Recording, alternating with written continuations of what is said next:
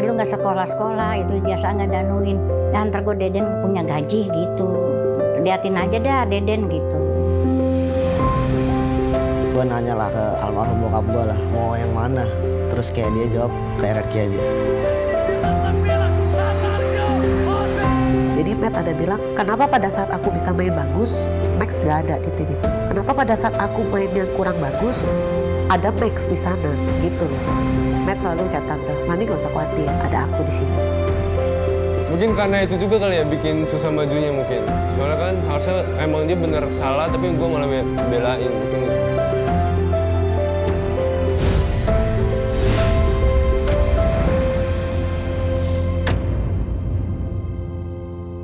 Get Galaxy A33 5G.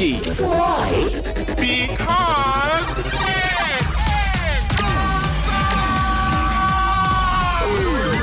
Galaxy A33 5G with awesome processor. Buy now.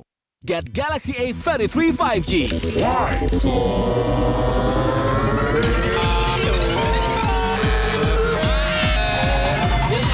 Galaxy A33 5G with awesome battery. Buy now. Get Galaxy A53 5G. Why? Because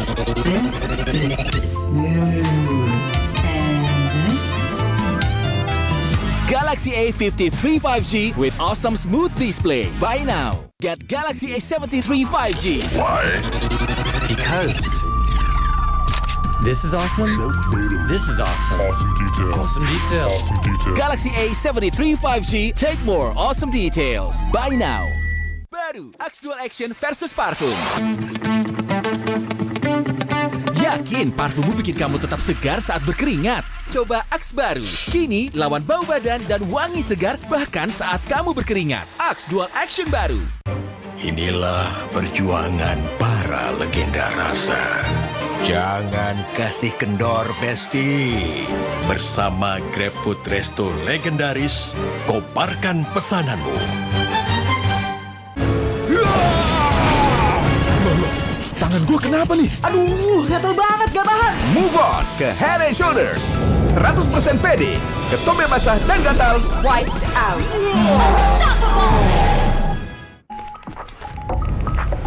Beli-beli, Beli. beli-beli pasti ori. Beli. Pasti ori. Beli-beli, download sekarang. Pasti puas, pasti beli-beli. Beli-beli. Gratis ongkir. Beli. Gratis ongkir. Beli-beli, download sekarang. Pasti puas, pasti beli-beli. Cowok pasti tahu alat yang pas. Habis aktivitas, muka jadi kotor dan berminyak. Terjerawatan loh. Mana sabun? Bro, buat muka, pilih yang pas juga. Guardian Man Acno 5 dengan salisilik asid dan herba repair. Lawan 99% kuman penyebab jerawat dalam 10 detik. Ini cara gue lawan jerawat. Buktiin sendiri. Guardian Man Acno 5 dari Guardian Man.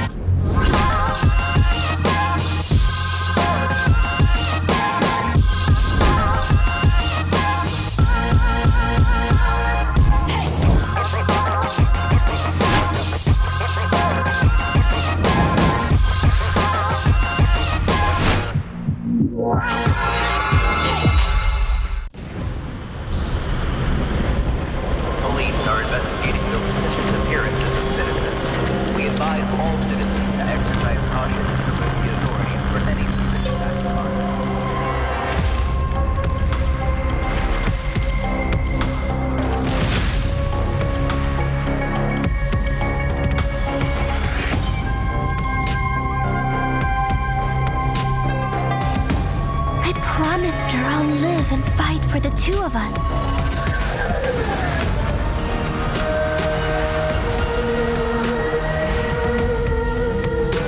I won't fall before killing you, Key.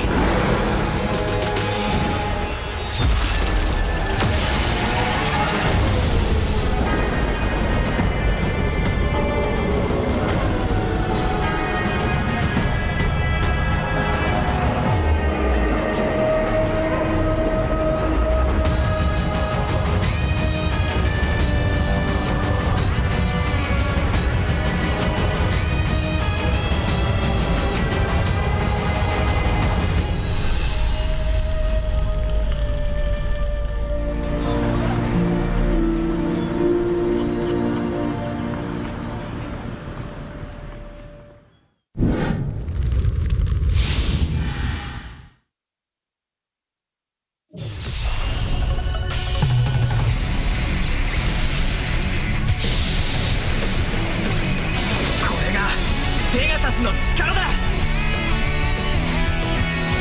セイントみんな、行くぞ。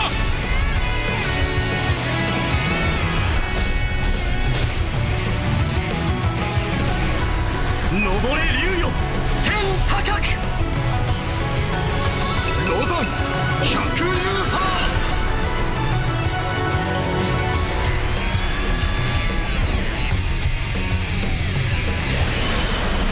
俺は不死身のフェニックス一騎。世界は俺たちに任された。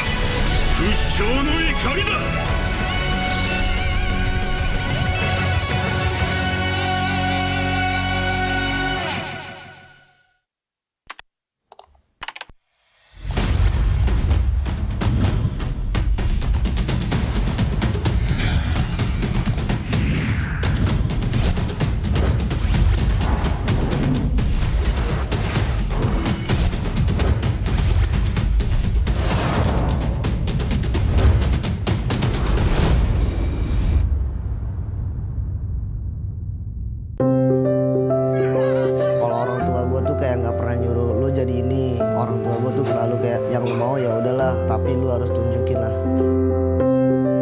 Kata saya, lu nggak sekolah-sekolah, itu biasa nggak danuin. Dan ntar gue Deden punya gaji gitu. Liatin aja dah Deden gitu. Gue nanya lah ke almarhum bokap gue lah, mau yang mana? Terus kayak dia jawab kayak Redki aja. Jadi Matt ada bilang, kenapa pada saat aku bisa main bagus, Max gak ada di tim itu? Kenapa pada saat aku main yang kurang bagus, ada Max di sana, gitu loh. Matt selalu ucap tante, Mami gak usah khawatir, ada aku di sini. Mungkin karena itu juga kali ya bikin susah majunya mungkin. Soalnya kan harusnya emang dia bener salah, tapi gue malah belain gitu.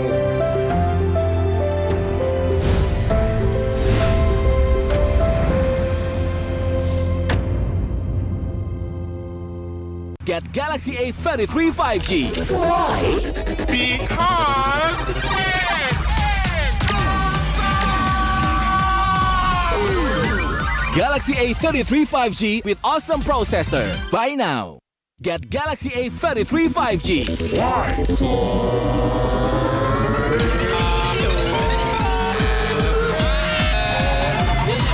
Galaxy A33 5G with awesome battery. Buy now. Get Galaxy A53 5G. Why? Because this is smooth. And this? Galaxy A53 5G with awesome smooth display. Buy now. Get Galaxy A73 5G. Why?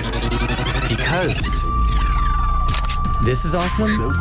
This is awesome. Awesome detail. Awesome detail. Awesome detail. Galaxy A73 5G. Take more awesome details. Buy now. Baru Axe Dual Action versus parfum. Yakin parfummu bikin kamu tetap segar saat berkeringat? Coba Axe baru. Kini lawan bau badan dan wangi segar bahkan saat kamu berkeringat. Axe Dual Action baru.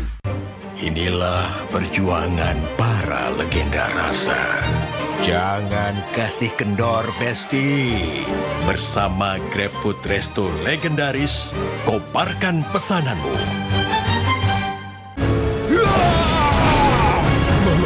Tangan gue kenapa nih? Aduh, gatel banget, gak tahan. Move on! ke Head and Shoulders.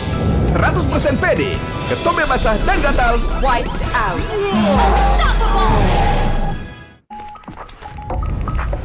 Beli beli hihi. Beli beli beli beli. Beli beli pasti ori. Beli beli pasti ori. Beli beli. Download sekarang. Pasti puas, pasti beli beli. Beli beli. Beli beli. Beli beli beli. Gratis ongkir. Beli beli. Gratis ongkir. Beli beli. Download sekarang. Pasti puas, pasti beli beli. Cowok pasti tahu alat yang pas. Habis aktivitas, muka jadi kotor dan berminyak. Terjerawatan loh. Mana sabun? Bro, buat muka, pilih yang pas juga. Guardian Man Acno 5 dengan salisilik asid dan herba repair. Lawan 99% kuman penyebab jerawat dalam 10 detik. Ini cara gue lawan jerawat. Buktiin sendiri. Guardian Man Acno 5 dari Guardian Man.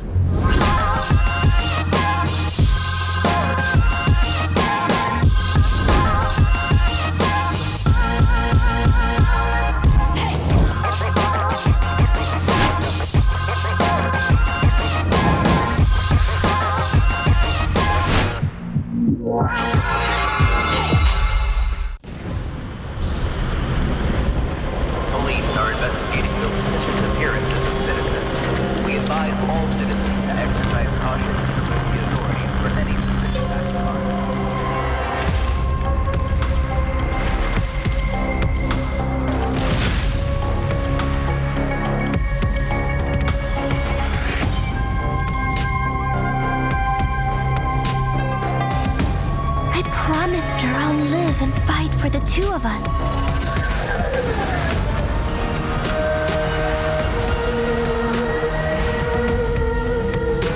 I won't fall before killing you, Key.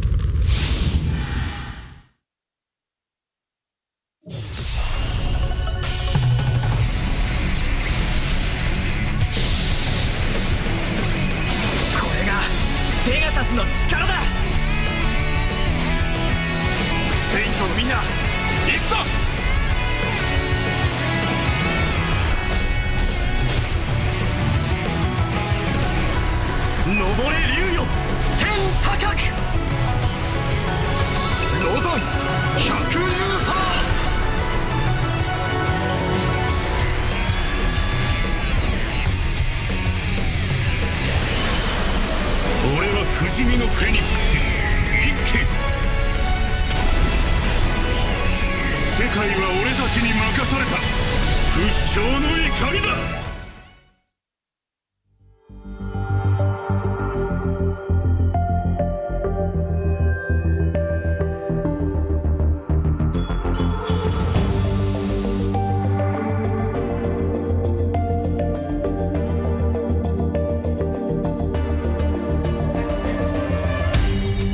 Aku kan berdiri dan terus berlari, terus ke arah puncak tertinggi.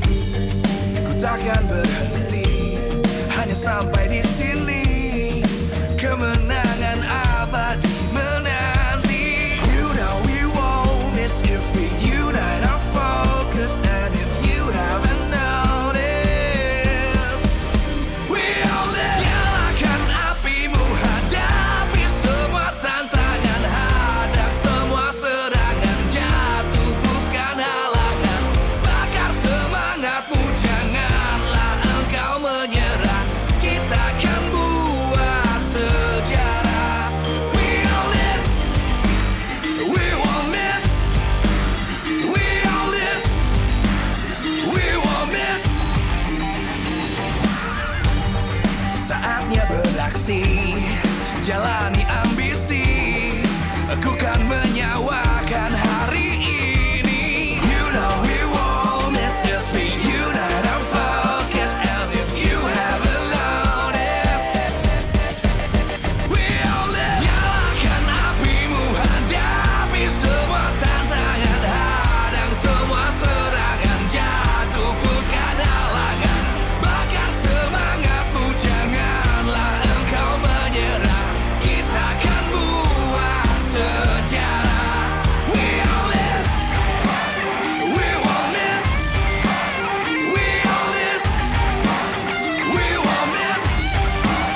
We all this.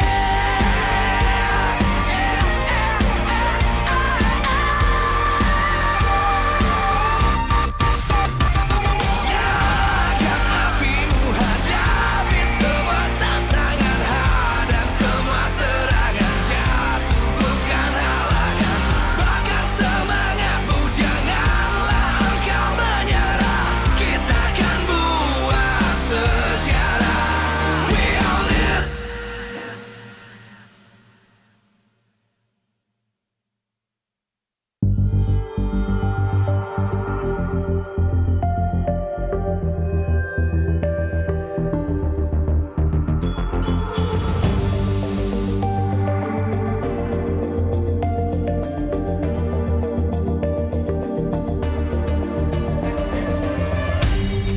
Aku kan berdiri dan terus berlari, terus ke arah puncak tertinggi. Ku takkan berhenti, hanya sampai di sini. Kemenangan abadi menanti. You know we won't miss if we unite our focus. And if you haven't noticed, we all live. Nyalakan apimu, hadapi semua tantangan, hadang semua serangan, jatuh bukan halangan. Bakar semangatmu, janganlah engkau menyerah. Kita akan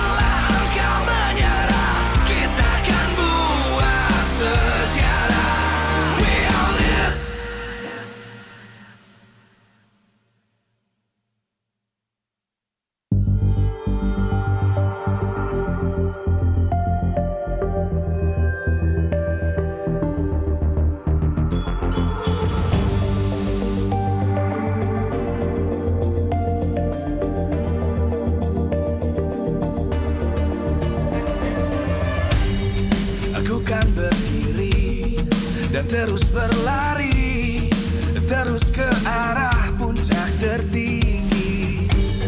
Ku takkan berhenti, hanya sampai di sini. Kemenangan abadi menanti. You know we won't miss if we unite our focus. And if you haven't noticed, we all live. Nyalakan apimu, hadapi semua tantangan, hadang semua serangan, jatuh bukan halangan. Bakar semangatmu, janganlah engkau menyerah. Kita akan buat sejarah. We all this, we won't miss. We all this, we won't miss. Saatnya beraksi, jalani ambisi. Aku kan menyawakan hari ini. You know we won't miss if we unite our focus. And if you haven't noticed, we all live. Nyalakan apimu, hadapi semua tantangan, hadang semua serangan, jatuh bukan halangan. Bakar semangatmu, janganlah engkau menyerah. Kita akan buat sejarah. We all this, we won't miss. We all this, we won't miss. We all this.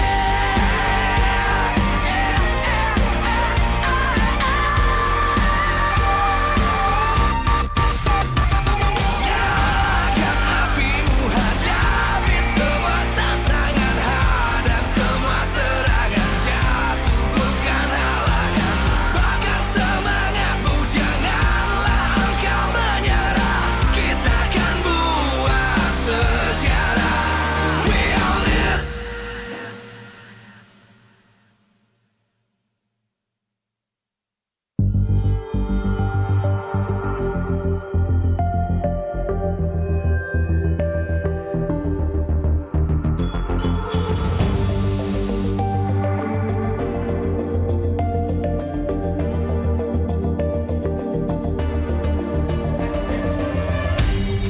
Aku kan berdiri dan terus berlari, terus ke arah puncak tertinggi. Ku takkan berhenti, hanya sampai di sini. Kemenangan abadi menanti. You know we won't miss if we unite our focus. And if you haven't noticed, we all live. Nyalakan apimu, hadapi semua tantangan, hadang semua serangan, jatuh bukan halangan. Bakar semangatmu, janganlah engkau menyerah. Kita akan buat sejarah. We all this, we won't miss. We all this, we won't miss. Saatnya beraksi, jalani ambisi. Aku kan menyawakan hari ini. You know we won't miss if we unite our focus. And if you haven't noticed, we all live. Nyalakan apimu, hadapi semua tantangan, hadang semua serangan, jatuh bukan halangan. Bakar semangatmu, janganlah engkau menyerah. Kita akan buat sejarah.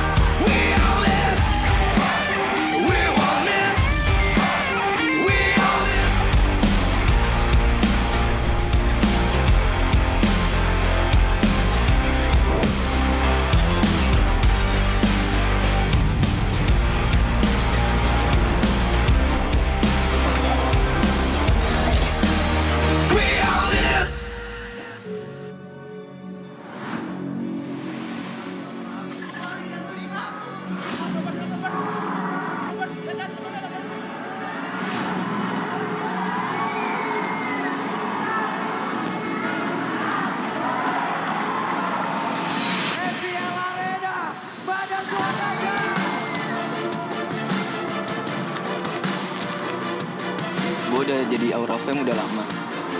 Dan loyalitas gue ini adalah bentuk dukungan gue untuk Aura di playoff nanti.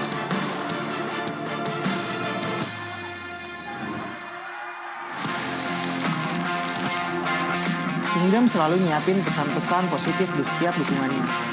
Prakarya dari anak-anak Kingdom ini jadi salah satu cara kita buat ngerayain kemenangan RRQ Hoshi di playoff nanti. Kami selalu menyempatkan untuk nonton Bigetron dimanapun sih. Karena dukungan bisa berjarak, namun doa tak kenal jarak.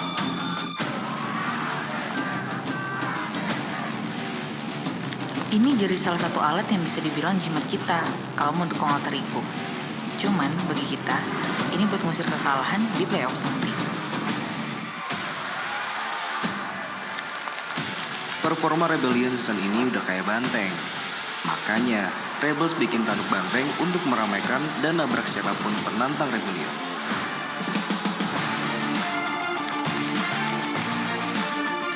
Kita selalu bikin nyanyian baru buat Oni. Kita juga harus siap membela Oni kapanpun. Dan kami siap menguningkan MPL Playoffs.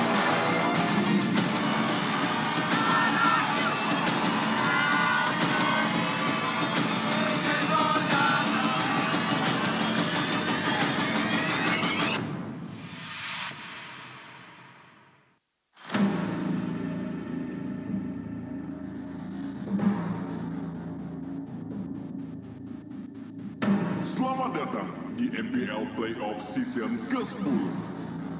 We own this.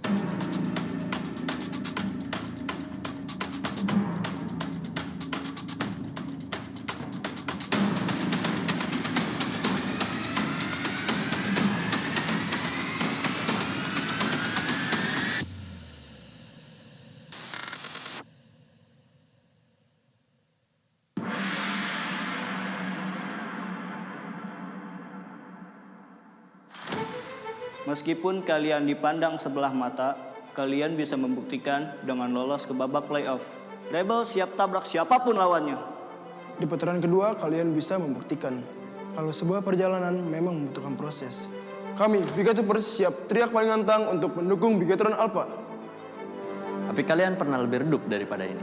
Tapi kami, Aura Fams, akan selalu ada di belakang kalian hingga kalian bangkit dengan api yang lebih membara. Kebersamaan kalian jadi pengingat bagi kami.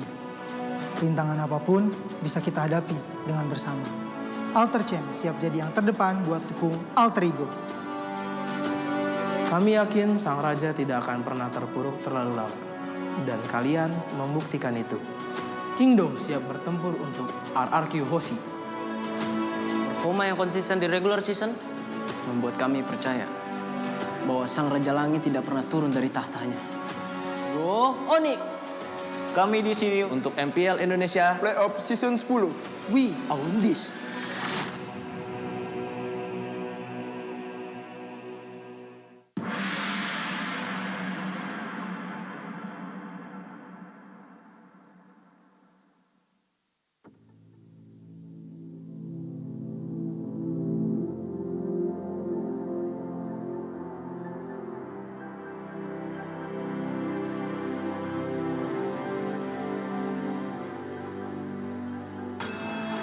Welcome to Mobile Legends!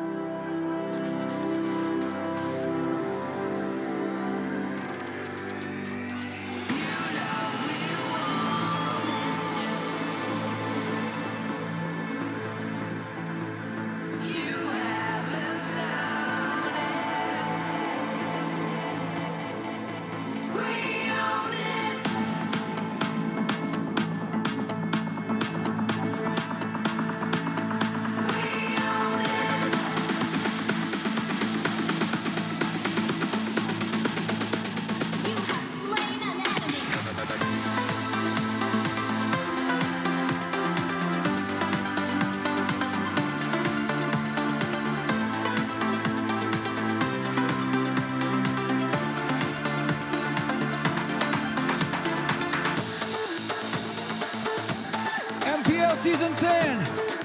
Mana suaranya? We are officially back. Yeah. Penuh terisi dan makin berisi. Siapa punya prediksi mana yang akan tersisih? Ada yang keras cuma di atas kertas, tapi di arena dia langsung lemah. Status OP hilang tak berbekas, kena mental kita beda kelas. Tempat terbatas, 6 teratas. Siapa yang pantas? Tangan ke atas. Scream! Super fans, let's go! G-Expo, history in the making. It's good to be back. Boleh sama-sama? You know the song? Yeah.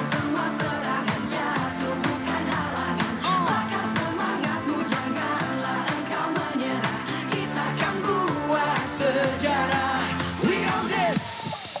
We won't miss. No. We own this. History in the making. We won't miss. We back. We own this. You ready? Yeah. Let's go. Satu langkah lagi ambisi makin berapi. Sang raja galaksi dunia kan ku hadapi.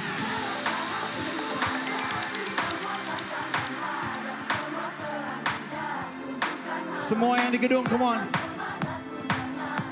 Feel the beat.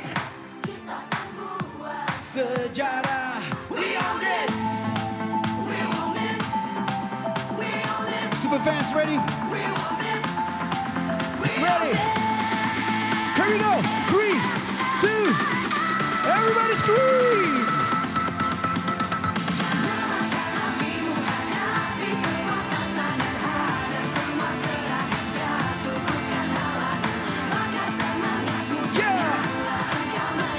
Yang di atas sejarah, say.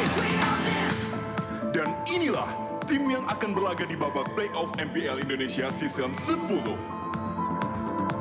Onyx Esports.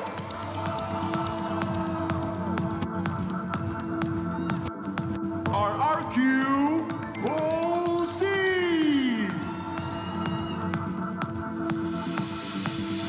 Alter Ego.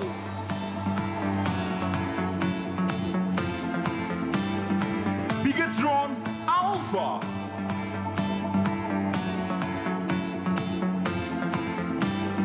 Rebellion Zion. Dan yang terakhir, Aura Fire.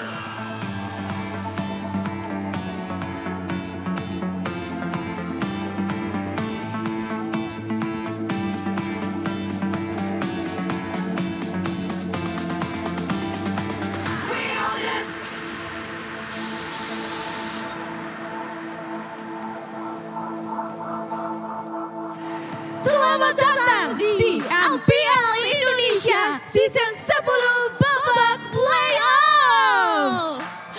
6 tim terbaik Indonesia akan bertanding dan memperebutkan siapakah yang akan menjadi the next Raja Galaksi.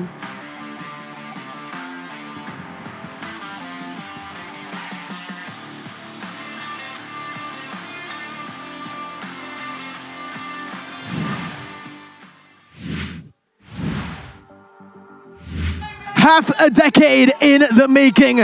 Welcome, ladies and gentlemen, to the first day of the Season 10 Playoffs, live from Jakarta, G-Expo Theater. Today, you're going to be accompanied on the caster desk with me, Mirko, Eterna, and Arashi.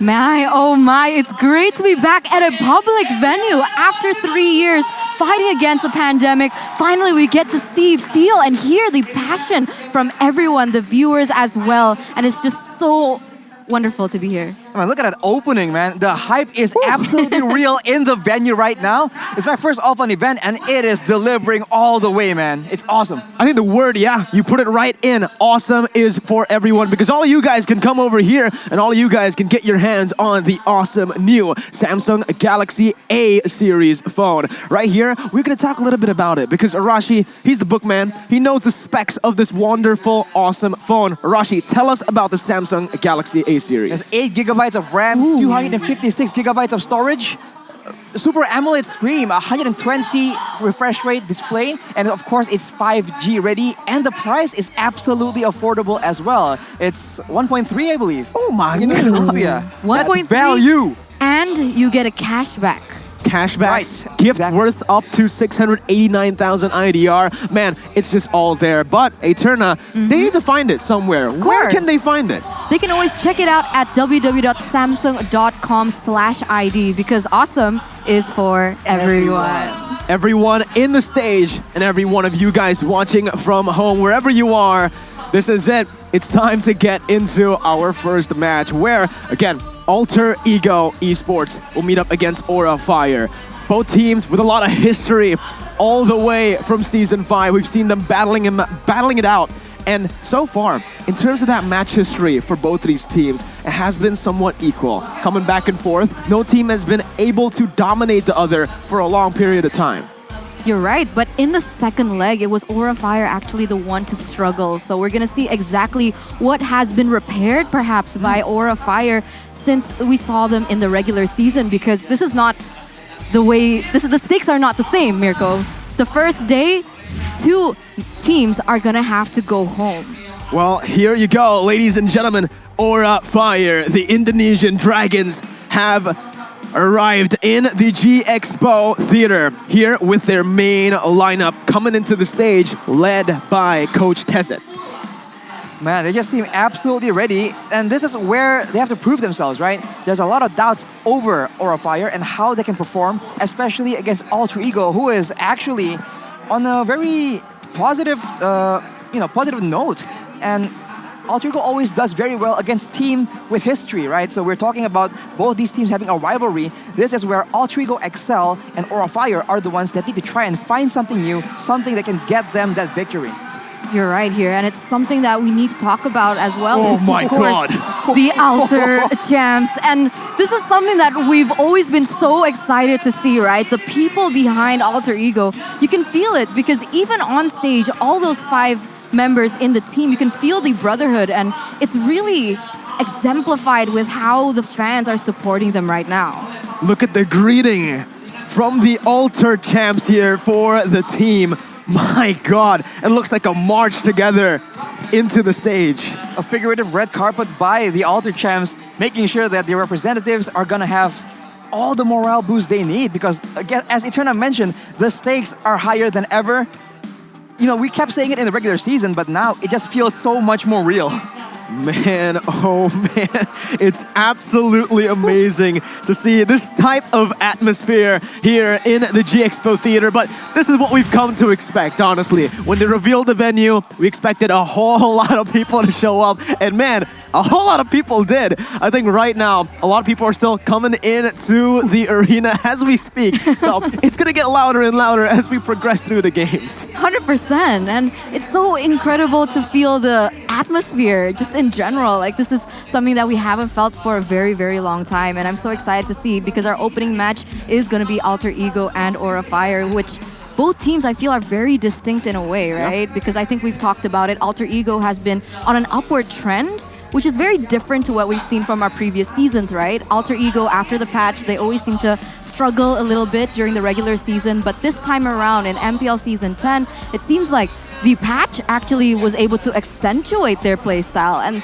this is something that was very contradicting to what we see from Aura Fire. Well, it's time to dive deep at the performance history here as we take a look at the team statistics, Arashi. Aura Fire, with the longest average game duration, shows that they have changed, right? They're usually the very aggressive, very fast-paced team, but now the average game is 18 minutes and 15 seconds. Whereas if compared to Onyx, the team that usually takes it slow, they're barely below 17 minutes, so they're having a very good performance this season.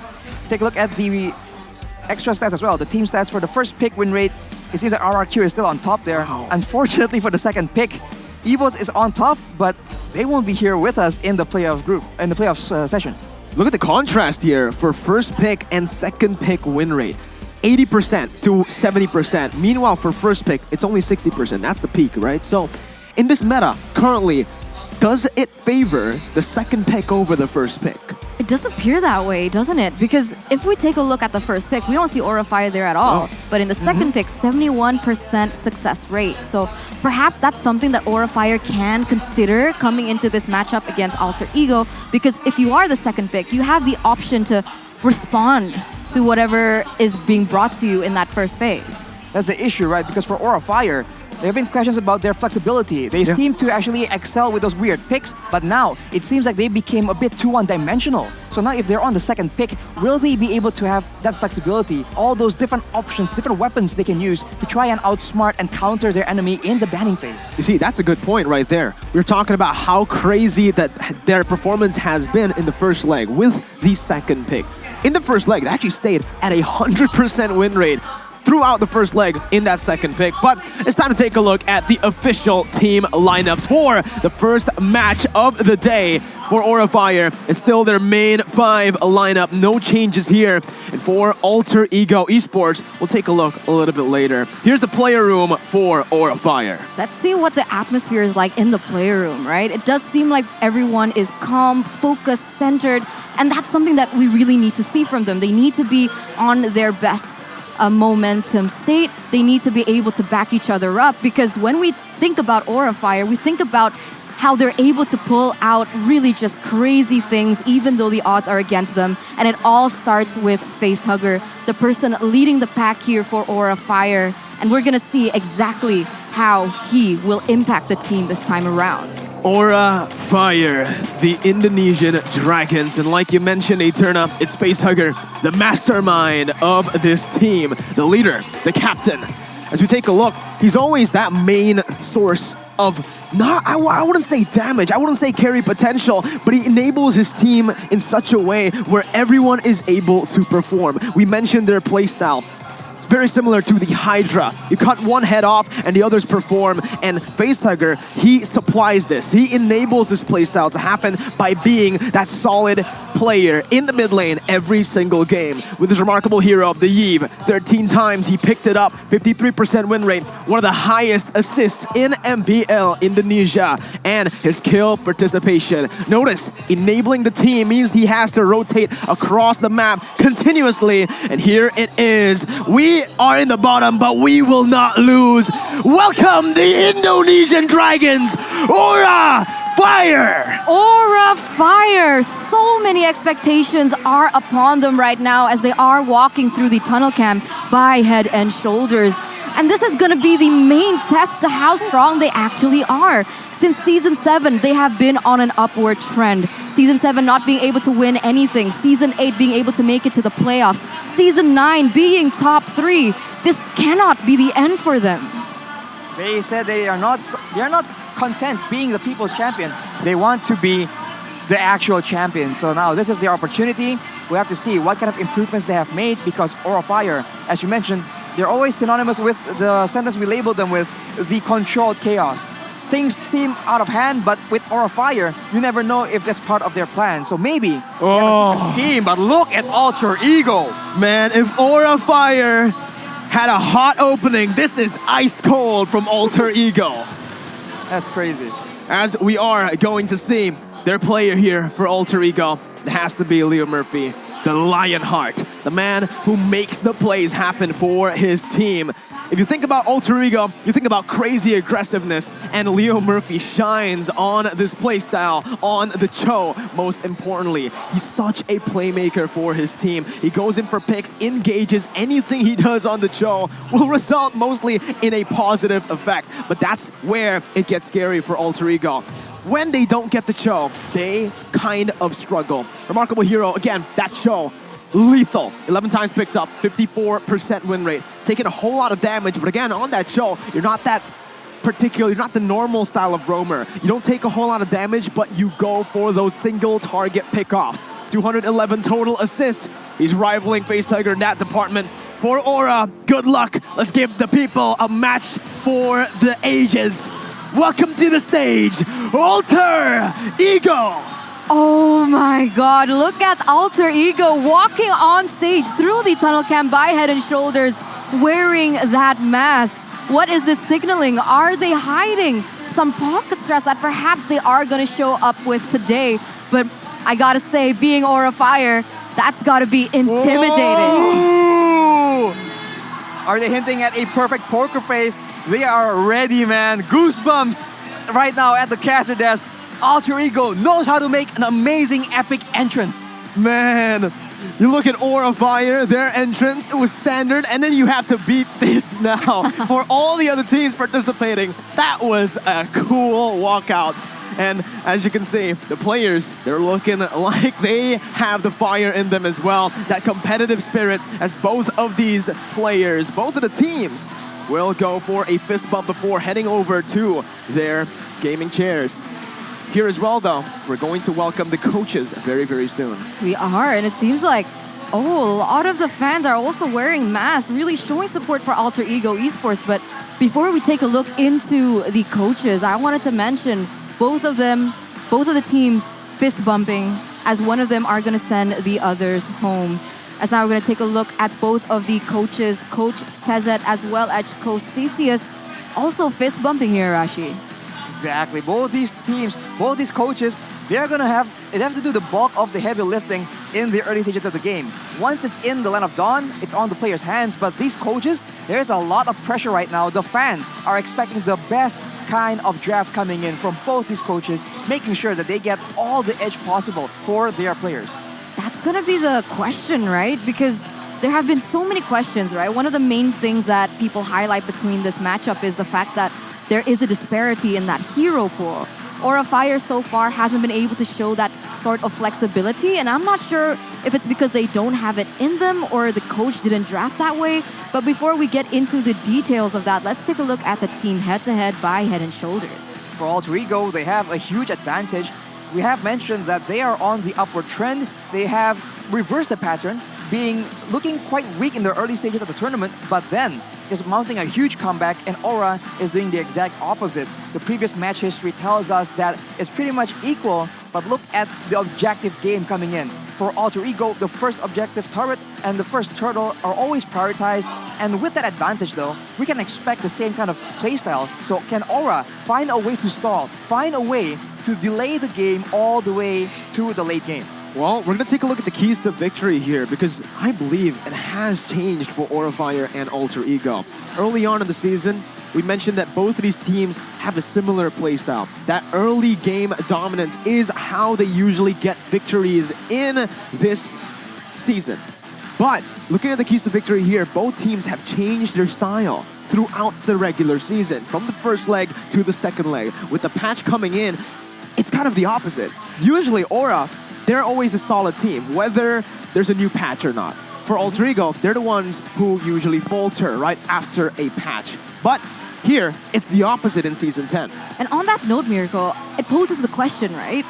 Was the last patch great for Aura Fire because it accentuated their playstyle? And if that's the case, is that the only reason that they have become stronger as a team, right? Because with the next differentiation in patch, if Aura Fire can't seem to be as strong as we usually see them to be, then it might just be the reason for the way that they're so strong. Well, we spoke a lot about Aura Fire being a lot more complete, a lot more composed, especially going into those late game stages where we usually say they start losing their discipline. But of course for Alter Ego, in that second leg, man, they are the ones looking very strong in the early game as well as that late game. But of course, I think when you talk about both these teams, they will ideally want to get control in the early game, right? Get that snowball going, because of course, as I always mention, if you're playing for the aggressive playstyle, if you don't make any mistakes, you're going to come out on top by default. And I think both these teams have the ability to try and make that happen. Default's a good word to use, right? Because for both of these teams, they never take the default route. They always go for the crazy fights. And here you go, ladies and gentlemen. We're going to dive straight into the draft of game number 1. Aura Fire and Alter Ego Esports in a best of 5. Usually, they can use game 1 as just a game to test the limits, just to read out their opponents. But in the bans, it does seem like Alter Ego are going for that respect instantly, or Fire as well. Yeah, it does seem like the Kadita is going to be banned away from Godiva here in the first match, as well as Julian taken away from Udil. And we've known that the percentage win that both of these players have when they are on their respective heroes is just a little too much for both of these teams to handle. So now, Alter Ego Esports, with the second ban, they are going to be taking away the Fanny this time. So it's going to be a Kadita and a Fanny, so Alter Ego already limiting the potential for Aura Fire to actually get ahead. We mentioned again, it's not that Aura Fire are flexible, they just have very weird picks, and they seem to actually default to that. They're just very comfortable using those select heroes right now. So Alter Ego are making sure that they won't be able to abuse that as much as possible. Whereas for Aura, the bans are looking pretty standard. 1-1, Julian, and of course that Valentina, just in case Udil wants to try and show a bit of his mechanical prowess. One thing to note though is, usually we see the utility junglers being banned out in the first phase, but for both of these teams, like we mentioned, they do not go for the default play. They don't go for those utility junglers like the Akai, like the Bauman, Hai, and Sully Boy. They have their own unique hero picks, and that's why you're not seeing it at all. All the heroes that we mentioned, Akai, Bauman, those utility jungles left open. Paquito is going to be the final ban from Alter Ego towards Aura Fire. We take a look at the keys to victory by Axe here for Aura Fire, respecting Udil for sure, because Udil is one of the main tips of the spear for Alter Ego. If they can get him under control and in the same stride, get Facehugger ahead, Aura Fire can try and take advantage of the situation and get full control in that mid lane, which of course will translate to pressure all over the rest of the map. This is interesting though. Aura Fire have opted with a Faramis first pick, and last time around when they met on Esports, it didn't really help them at all. And Alter Ego, because of this first pick, they are going to be able to respond with a Grok and a Farsa. And so far, Udil on this Farsa has been a monster. Like we mentioned, for Alter Ego, getting Udil his signature picks is definitely one of their win conditions here, or their keys to victory. You know, winning the laning phase against Kabuki is also going to be so important here, because both these players have shown that given the right resources, they can absolutely carry a game on their backs. And for Alter Ego, they really need to be aware of Aura Fire's roamer, right? Godiva making the plays is one of the main things that Aura Fire likes to take advantage of. And so far, with the Grok ban the Grok pick that can be put into the roaming position, it seems to be pretty solid. Yeah, this is strange though for Aura Fire. Like we mentioned, we've never seen Hai play the Akai before. How is this? Is this a pocket strat? Is this something perhaps that they've been hiding in the regular season and they're pulling it off here? Matilda, Faramis, Akai. A very strange composition, not for any other team, for Aura Fire. True, because on any other team, this composition with these three heroes, they're going for a very aggressive early game, trying to look and have the momentum on the jungle. And that's going to be something that we're going to have to expect. And Alter Ego Esports, because they like to play aggressive from that early game, perhaps this is exactly what Aura Fire has been planning all along, with a double roamer strat, with the Faramis as well as the Matilda. Right now though, for Aura Fire, they have a decent amount of burst, but later on, especially against a Grok and an Esmeralda, they really seem to be lacking a bit of DPS, right? Their mid laner is going to be a Faramis most likely, because the Matilda will be in the roaming position, and Akai in the jungle. Not a lot of damage that Alter Ego needs to be aware about. So maybe this will mean that Alter Ego will get that early game dominance. Maybe, you know, looking at their draft as well, they kind of stopped. Well, they denied their own flex pick. The Grok usually used in that first phase to create just a curveball towards the enemy team, so that you don't know where the Grok's going. Roam or XP, but because they picked up the Esmeralda, this gives them the chance to go for the counters instantly. The Dairoth already. Aura going for a different route. They're trying to just target ban Nino right here. We haven't seen his hero. Last time he played in the MPL, he played the Kimi when the Irithel, Claude, and Wanwan was banned out. That's definitely an option that they actually can pull up here for Alter Ego Esports. I mean, considering that Aura Fire, they're very melee-centric, they don't have a lot of range so far, and that just might be exactly what Alter Ego needs to be able to kite them down from far and not allowing Aura Fire to close that gap. With the current meta though, Alter Ego have a lot more options to play around with. if they ban one more gold laner, there's still so many available for Nino to pick up. The Claude is still open, as well as the Beatrix if Nino wants to explore that option. The Beatrix no longer operates the same way, but it is still a very strong hero in the right hands with the right situation and composition to support it.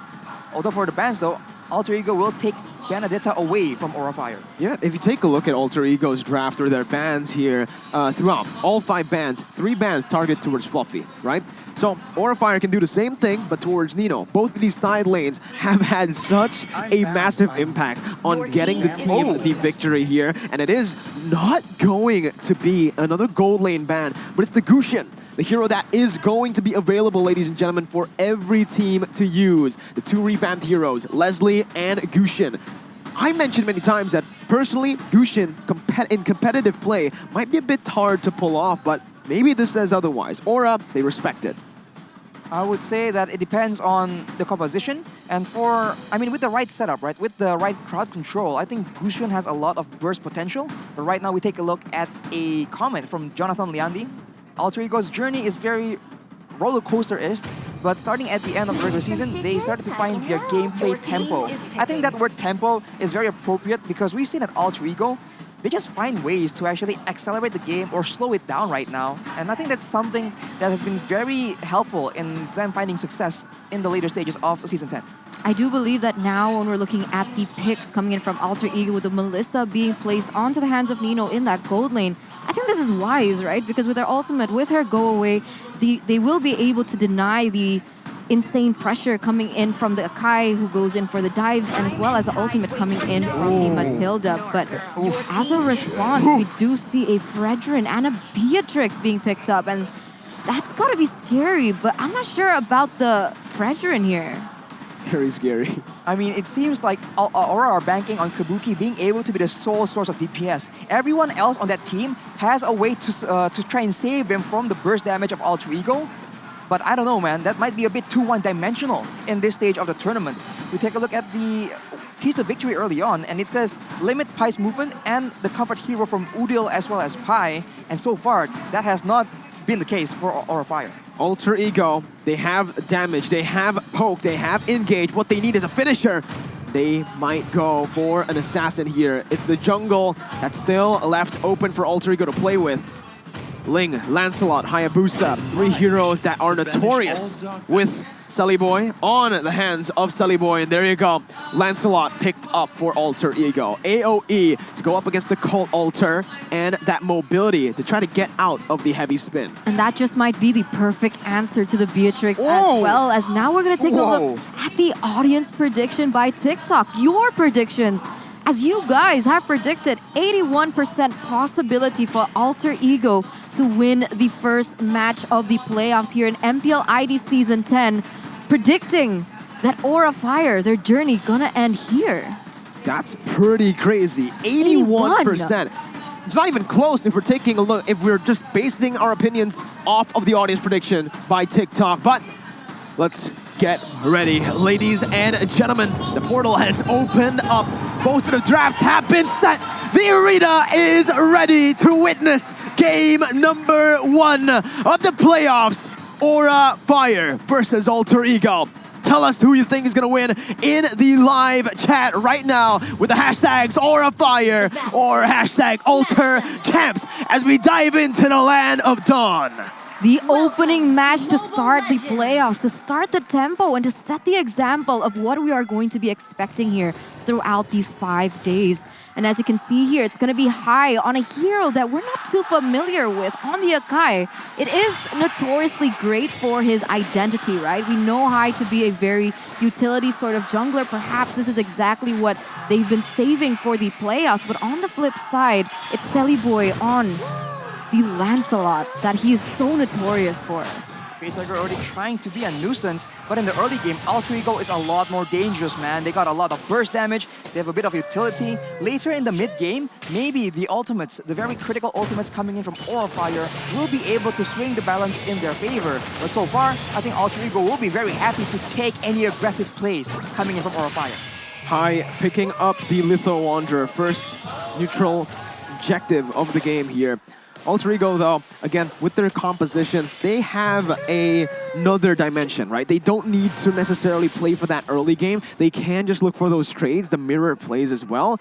Aura Fire have a weak side gold laner at this point. Beatrix has been nerfed to a point where Melissa will definitely have an upper edge against this Beatrix. And this is where we're going to see most of the action happen, I think, for Alter Ego. I agree with you. I think her range has really reduced God. here. But Talent's prediction by Axe. Both the Indonesian as well as the English Des have opted for Alter Ego in this upcoming game. I do believe that Alter Ego Esports has a more solid draft. They have a lot to play with and they don't have to really rely on anything in particular. Well, Aura Fire, they have a clear-cut keys to victory, right? They need to be able to be aggressive in that early game. In that late game, they're gonna fall off and they can only rely on the possible split push from Kabuki. Pi looking for the play. Heavy spin comes in. Pi secures the turtle as High jumps in with a heavy spin. Once again, looking for the damage. Called Ultra Place. Leo Murphy caught in. Wild charge onto 4. No more damage from the rest of the Aura members. Leo Murphy gets out. Godiva looking for a little bit of damage, but Pi actually was the one who secured the turtle again. See, and this isn't great, right? Because we just mentioned about the compositions, the differences in composition. For Aura Fire, they need to be able to get all these trades in the beginning of the game, but now Alter Ego Esports, they're able to contest here. We do see that Aura Fire looking for a trade, but unfortunately it doesn't happen for them here in the 3rd minute. Seems like for Aura Fire, the only real clear-cut way to victory is to try and shut down Nino and get Kabuki ahead, but even then, will that be enough? As Eternal was mentioning, the early game is keeping Aura Fire, but once that late game comes around and everyone has items, it's going to be very difficult for them to keep Kabuki alive and active in those fights, dealing enough damage. If you look at the emblems, he does have weapon mastery, but ooh, right now Steady Boy becomes a target. Oh, he's going to get caught there. Even the Thorn Rose isn't able to help him out. First blood picked up by Aura Fire here in Game 1. Turtle for kill. That's a kill on the jungler. So Steady Boy will be falling behind, but of course, it's still within reasonable terms for the side of Alter Ego. And Aura Fire, though, trying to get a bit more with the pressure they have on the map right now. And Godiva, you know, he's trying to rival Leo Murphy with the Toss as well. Nino going to be caught. Go away, placed in. Face Hugger. Look at the sandwich as the minions comes in over under the turret. Ibir's Passion just used up by Kabuki, trying to dish out a little bit more damage onto the Alter Ego members. Even the shot from the Renner. Not something that we were expecting here. Aura Fire still able to stay in the game here, trying to contest, looking for those trades, and it's actually working for them here. But now the question is, 6 seconds left on the clock here for the next objective, and it does seem like Aura Fire, they're going to be the first ones to set up.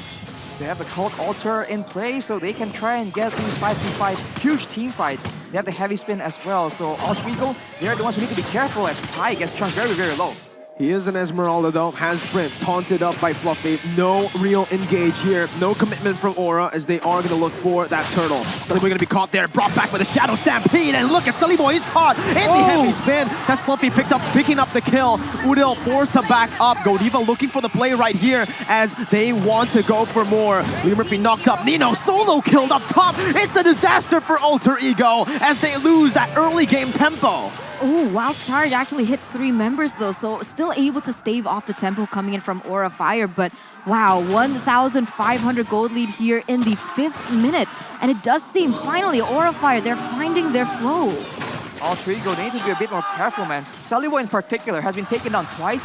He needs to start respecting the potential for Aura Fire to keep taking him off, because he is one of the key members on the side of Alter Ego to try and ensure that victory. Right now, Aura Fire is trying to push the tempo, and we see again, Kabuki on that Beatrix is just something else, man. How did he get solo killed? Exactly. It's not easy though, being Sally Boy going against a jungler like the Akai, who is going to be able to use that heavy spin if at that perfect minute. And we saw that time and time again being able to be the winning condition. And this was one of the things that, oh, here we go, heavy spin onto the bottom side, and another pick for Aura Fire. And it's on the hands of Kabuki again. They're trying to funnel as much gold onto Kabuki, who is going to be able to secure another turret. Godiva going to go in for Circling Eagles. Kelly Boy still able to dodge it with the Thorn Rose. Alter Ego need to find their footing in the game. Aura Fire are absolutely dictating the pace and the tempo right now. I think right now the key victory chance for the side of Alter Ego is for Udil to get ahead. But right now, you can see that Aura Fire is not letting that happen. They go for Nino under the tower, but fortunately he's able to back away. If Alter Ego can clear waves using Udil and later on deny Kabuki any teamfight participation with that Feather Airstrike, there's a chance that Alter Ego can still get an advantage. As we take a look at a bit of the item here, only Clock of Destiny completed for Udil. Let's take a look here. Honestly, in terms of the items with 3,000 gold lead, Kabuki is able to use this so well. He's already building towards a BOD, but no, Sully Boy gonna get caught again. Shadow Stampede and the Circling Eagle combo womboed in. Sully Boy able to dash out. Buffy jumps in with a taunt, goes in for the Brazer's Wrath, and he picks up the kill onto Sully Boy. Meanwhile, on the back line, Nino trying to cut away, but the damage comes through from the side of Facehugger, picking up the kill once again. It's another 2-0. Alter Ego still at 0 kills in 7 minutes. Leo Murphy trying to clear out the mid lane. Pi trying to run away, but Kabuki guns him down. Slowly but surely, as Facehugger picks up a killing spree 7 minutes in. Wow, that instinct coming in from Fluffy in that last moment is able to secure Sally Boy. He's already been taken down 3 times. 0-3-0 for the moment. Level 9 with High being a level ahead of him, even though he is on a utility jungler. It does seem Alter Ego Esports, if Sally Boy does not perform, if they can't allow Sally Boy to snowball from that early game, in that mid, in towards that late game stage, they're grasping for any solution here in this rage against Aura Fire. Alter Ego are losing control right now. They have to try and make sure that they go into damage control mode, because right now, Aura Fire, this is where they are comfortable. They know exactly how to close that game if they are ahead. And for now, Alter Ego, they are on the back foot, and High is looking to try and increase that gap. Another kill gonna go onto the hands of either Fluffy or High. Sally Boy, 0-4-0. My goodness, Aura Fire are grabbing him everywhere on the map, and you guys can grab food right now with the grb.to/MPL promo code to get yourselves 90% off of your order.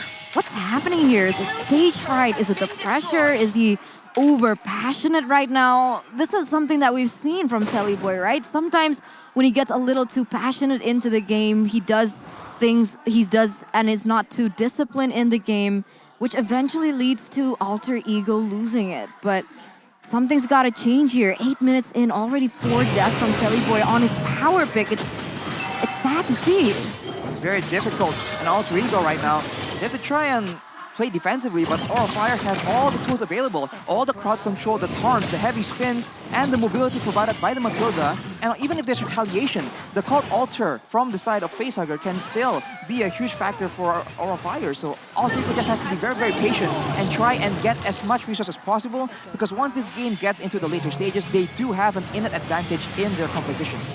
And Alter Ego right now, they can't really do anything on the map. No trades happening. Pi is trying his best to go for the cut onto that bottom or top side, but High is coming in with a heavy spin, pinning him down, and that's going to damage coming in from the rest of the Aura members. Pi pops in that sprint, trying to buy some time, but he will be taken down, and there are no trades for Alter Ego. They pick up a turret up top, but that's about it. I mean, they do give the Melissa a little bit of space to farm, because I guess that's the only thing that they can hope for. They need to be able to let Nino get his power spike as soon as possible, get his items, find the damage, because all they can do right now is try and outrange Aura Fire. But because they are so far behind, 5,000 in gold, it might be a little difficult to do.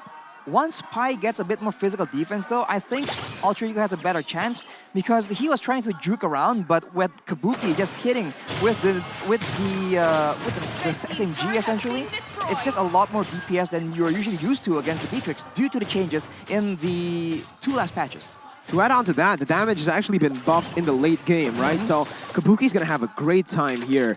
He's practically in the late game just himself, because he has so much gold in his pockets. I think he already has a BOD, maybe even a Melphic Roar at this point. And it's going to be Aura looking for the siege down below. Alter Ego response. Feather Airstrike popped in, clearing out the waves. Once again, trying to zone the Aura members away. But Aura, they're just going to go on to the mid lane tier 2, picking it up. Nino dishing out some damage, but it's still value for Aura, who are able to secure all tier 2s. They do have a better high ground, so they are going to be able to defend a lot better than Aura Fire on the invade. And you can see Pi in the bottom side trying to find an opening, but I don't know. He might be taken down here. Circling Eagle popped in. Shadow Stampede as well. Pi cannot get out from this. Or maybe he can. He's able to juke away. That's going to be the render shot, not connecting. And Pi with the style, with the class. As the MPL arena absolutely erupts. Pi still trying to whoa, whoa, whoa. They're going to go onto it. Committing fully onto Pi. That's a flicker, and Pi is still able to survive for now. Jumping out again. Buying so much time in the end for Nino to farm below. These little things that they're doing can actually be the way they can win later on in the late game. But Aura still have a massive grasp onto this game. 6K gold lead. Yeah, and you can see the players gold by UBS. Even though they're so far behind, Nino is still number 2 on that list. So that's exactly what Pi has been trying to do. He's trying to buy Nino a little bit more time to try and catch up to the level that Kabuki has already obtained up until this point. That is the less celebrated job of an EXP laner, right? Making sure that there's pressure on the map, making sure that you distract people enough so that your core members can actually farm in relative safety. Right now, Aura Fire, though, they might be learning from that mistake, so Alter Ego need to be even more careful as right now Fluffy makes the play happen. Oh, he's gonna get chunked as well, though. But he is on a Fredrin, very tanky, very sustainable. Can just get back up to full HP as Aura Fire look to go for the Enhanced Lord in the 12th minute of the game. Alter Ego cannot respond to this play. They cannot contest it. The only thing they can do is clear up waves and funnel some gold into Nino's pockets. Yeah, they're trying to look for compensation on the board. They can't go in for the 5v5, so you can see that Nino trying to push in the waves in that top side. And this is exactly what Alter Ego Esports can do. They can try and manipulate the waves with the side lane prowess that they have with Pi, especially on the Esmeralda, as that Lord is going to be marching down in that bottom side. I do think a silver lining for Alter Ego is the fact that if they do send Pi to the side lane, no one can really 1v1 him per se, so Aura Fire, they're locked down to try and get a 5v5 team fight if they want to have a decisive win against Alter Ego right now. But with the Lord in play, we'll see if the macro case coming from Aura will be enough. Lord coming in, bottom side, base turret taken down. Feather Airstrike, taking a whole lot of Pi's HP bar. Top side though, look at the Lancelot going in for a split push right now. As the call Alter will be placed, they're gonna go for the base right away. They do not give Alter Ego any chance to actually respond to this. They're gonna go for the clear down below as well. It's a base raise that does not end up to anything for Alter Ego. Aura Strike with game number 1. At that point, it was a 50-50 toss-up, right? Anyway, Aura Fire might have been able to close that, and Selly Boy took the risk.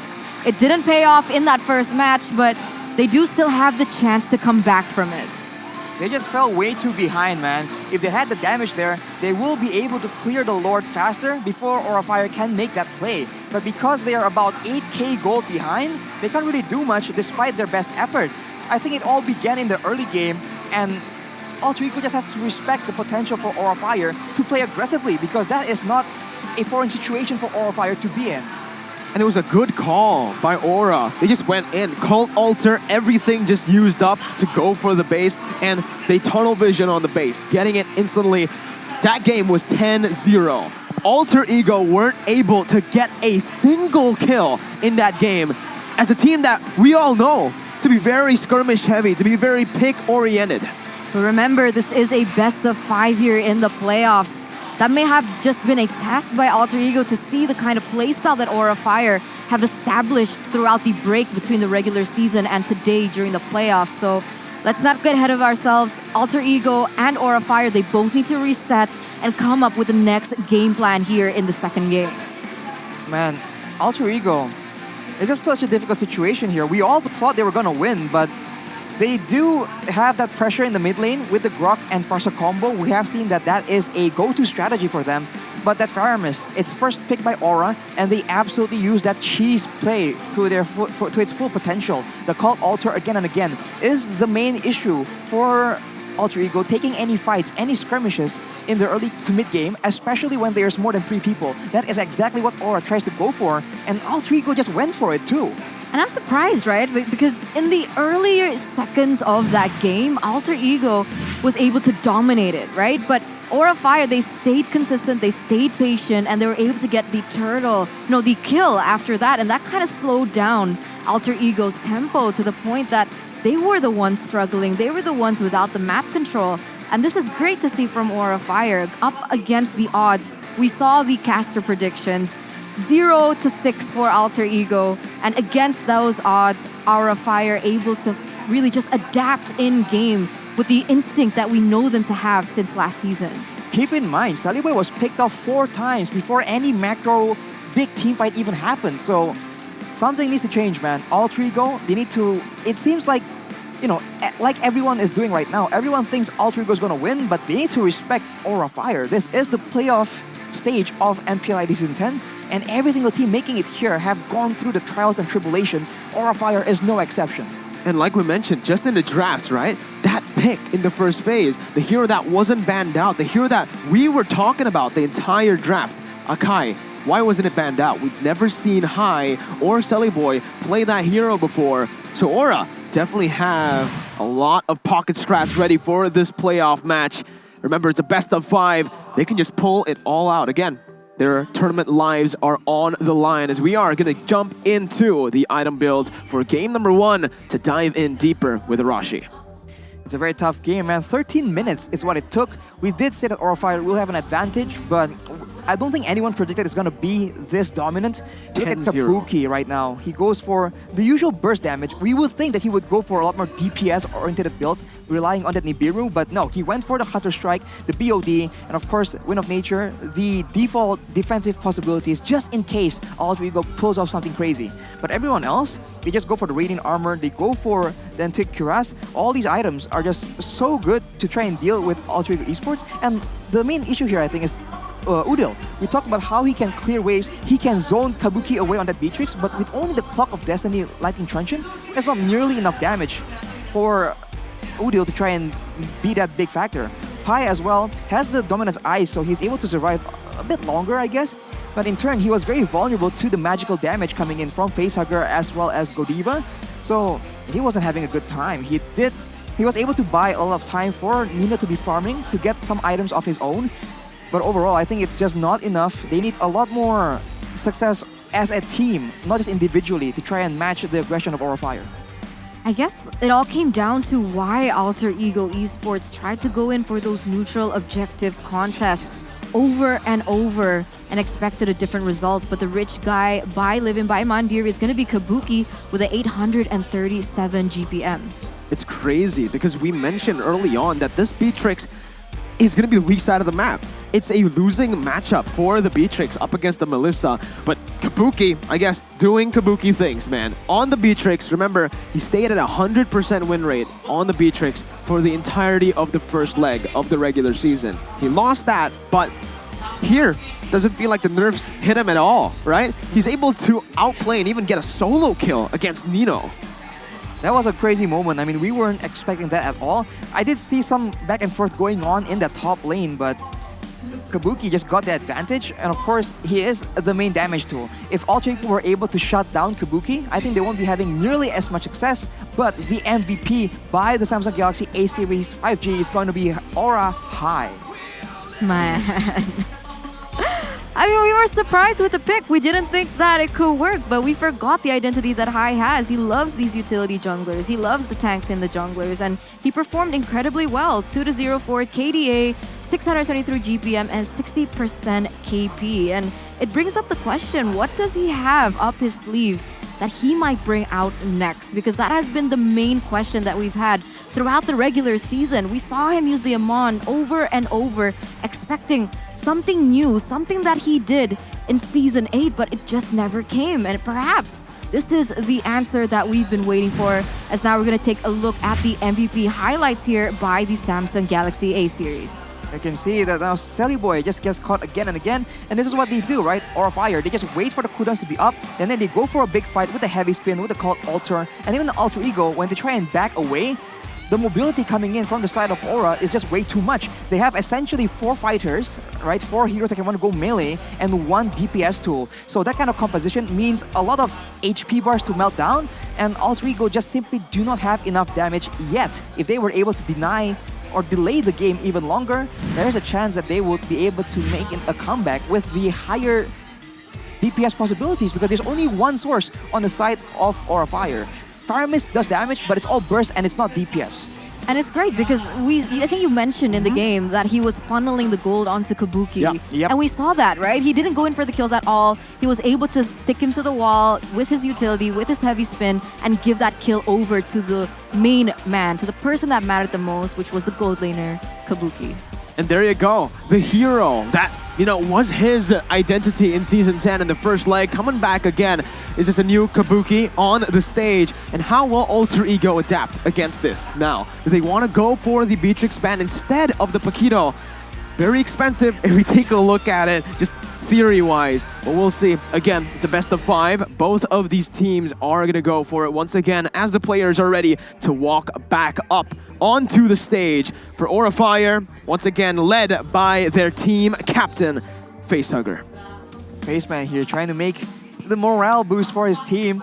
But honestly, I really thought that composition-wise, we all agreed that Alter Ego has the better one. Yeah. I think it all came down to execution, right? Alter Ego too confident in the wave clear, in the mobility advantage of the Grok Farsa combo. But of course, the dual action coming in from the side of Aura Fire, right? Facehugger as well as Kabuki, a very deadly duo.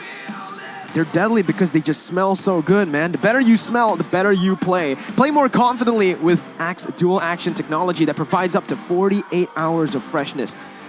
The Aura members didn't even need to go for a shower. They're focused on training, sprayed out Axe, and boom, bang, bada bing. Well, buy Axe right now, you can get prizes up to several million rupiahs, so don't miss out on that.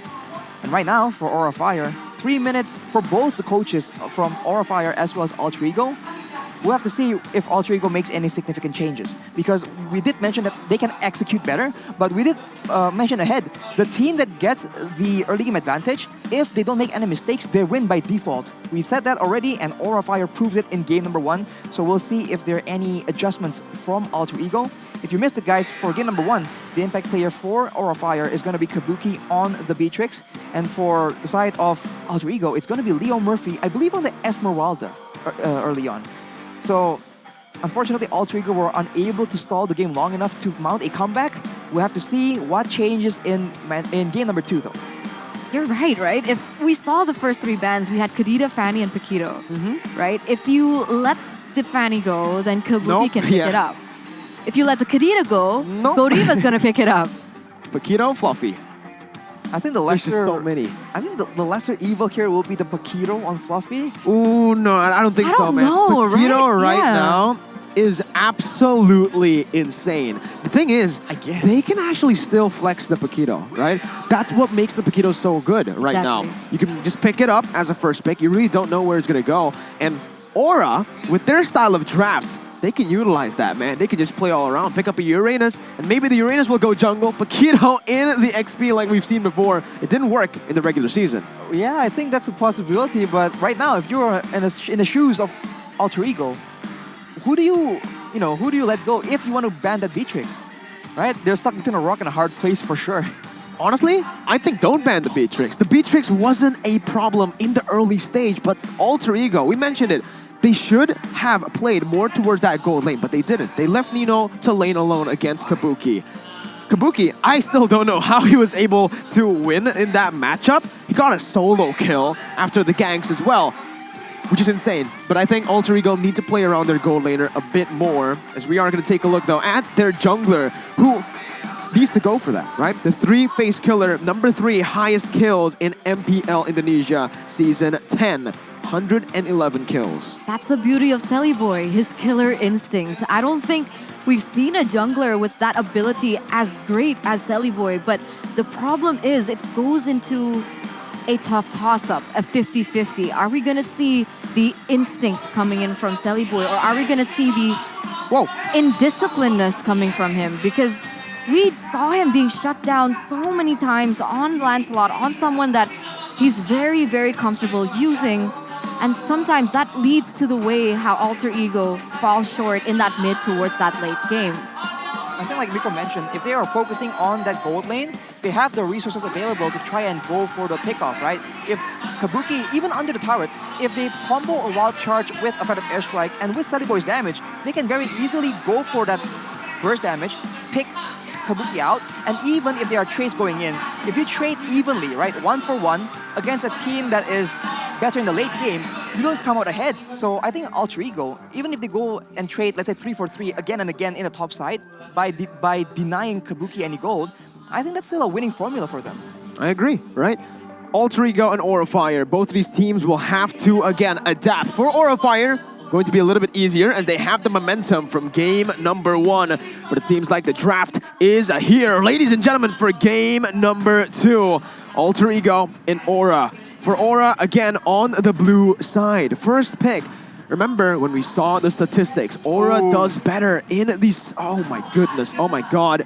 The Paquito has been banned, has been picked up. The Faramis was banned out by Alter Ego, so they traded in that Faramis. Again though, Alter Ego, oh, okay, they go for the Matilda and the Farsa, so they don't go for the Grok, and this actually just creates more space for Aura to play with that. They can go for the Grok as well, and you still don't know where the Paquito and Grok are gonna go.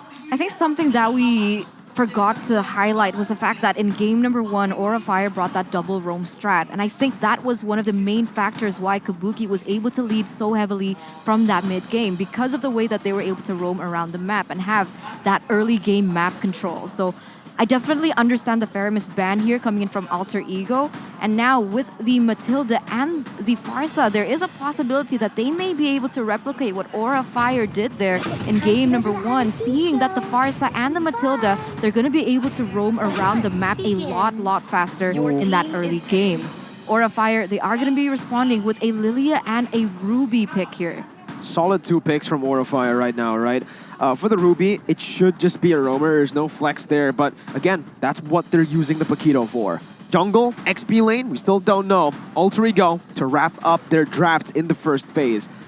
They always usually go for Pai's hero, right? But I think now they need to go back to the regular season. Pick Pai's heroes last, all right? Pick his heroes last. Because you know he's the most dynamic member on this team. He is very fluid when it comes down to the hero picks. So go and secure a hero for... Whoa! Sally Boy on the Akai. Now this, I don't really like. We've talked again and again about Sally Boy being on... having the killer instinct, being on a comfort pick. Now Akai is definitely not it. Right now, Alter Ego, it's funny how we have different heroes on the table right now, but for the most part, it's the same kind of idea. Alter Ego will try and roam early on, get more pickoffs, and Aura will try and outlast and survive that. Early on in the game number 1, they use the Faramis, they use the Matilda, and now they have the Black Shoes and they have Ruby to try and deny that aggression. So I think Alter Ego, the plan makes sense, but in the hands of Sally Boy though, I think that's the main concern, right? If Sally Boy can play this Akai to its maximum potential, I think Alter Ego are onto something here as they ban out that Barats, trying to get an advantage in the jungle. I think Sally Boy was kind of forced onto the Akai pick, no? Because if they let it go, Aura Fire could pick it up because of the Paquito being so flex. Alter Ego now with the ban against the Barats, gonna take it away as an option for High. And in return, Aura Fire's opted with the Phoveus ban. Yeah, I expected Alter Ego to actually go for the Phoveus there instead of the Akai. They could have just picked up the Phoveus, banned out the Esme, and both Ruby and Paquito are very easily countered by that Phoveus. Here though, fun fact, ladies and gentlemen, we have a special comment, from a certain somebody. Oh, who's that? I don't know, we'll see. Oh, it's my the Queen! Venus. The Queen. The opponent we want to face first is Aura. Second is Alter Ego, where you can't face both in the M4 World Championships because one of these teams are going to go home, unfortunately.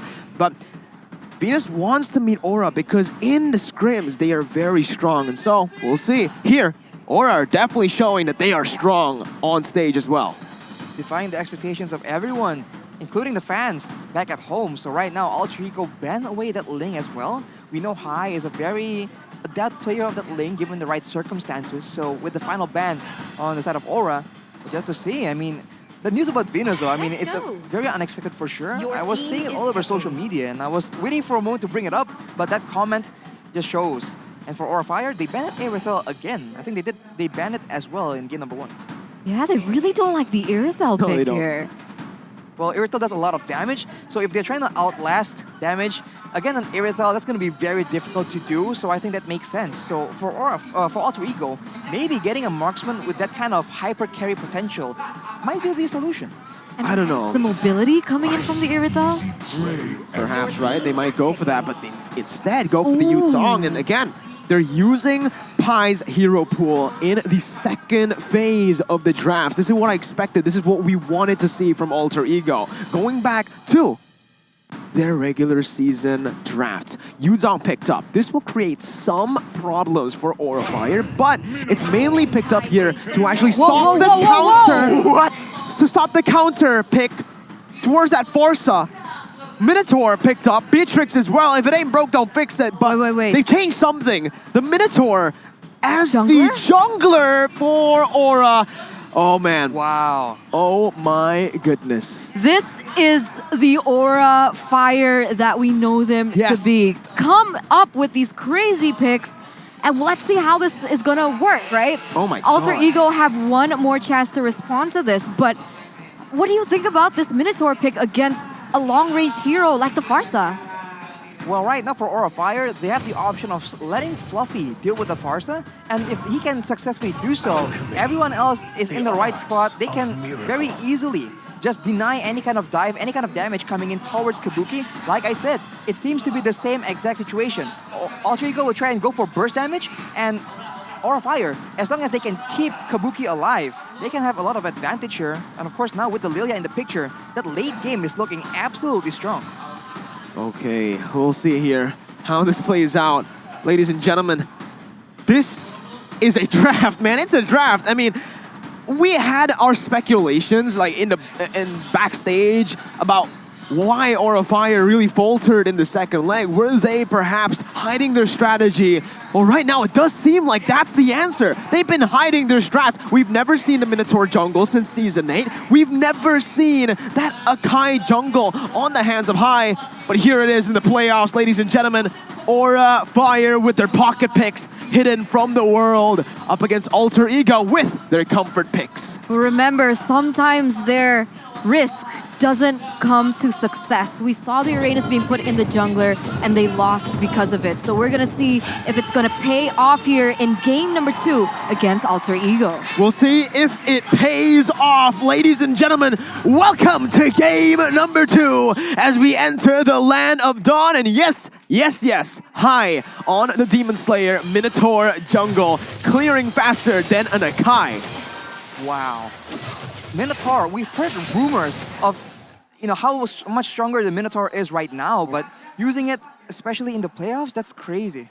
He used the Retribution instantly, right? So that's why he was able to clear faster. I was asking myself, I was like, wait, Minotaur shouldn't actually clear faster there, but here you go.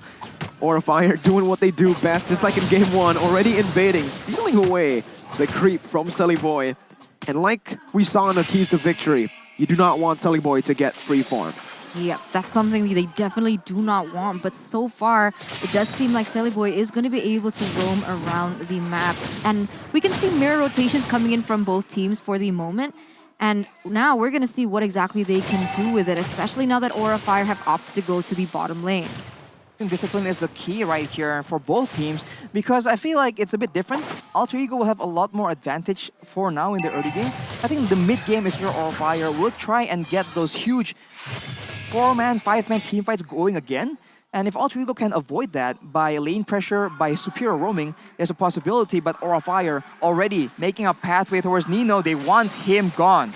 Alter Ego, Nino gonna be caught there, and everything is popped up. Nino able to flicker away. That's the guiding win as well. Nino taken down, first blood.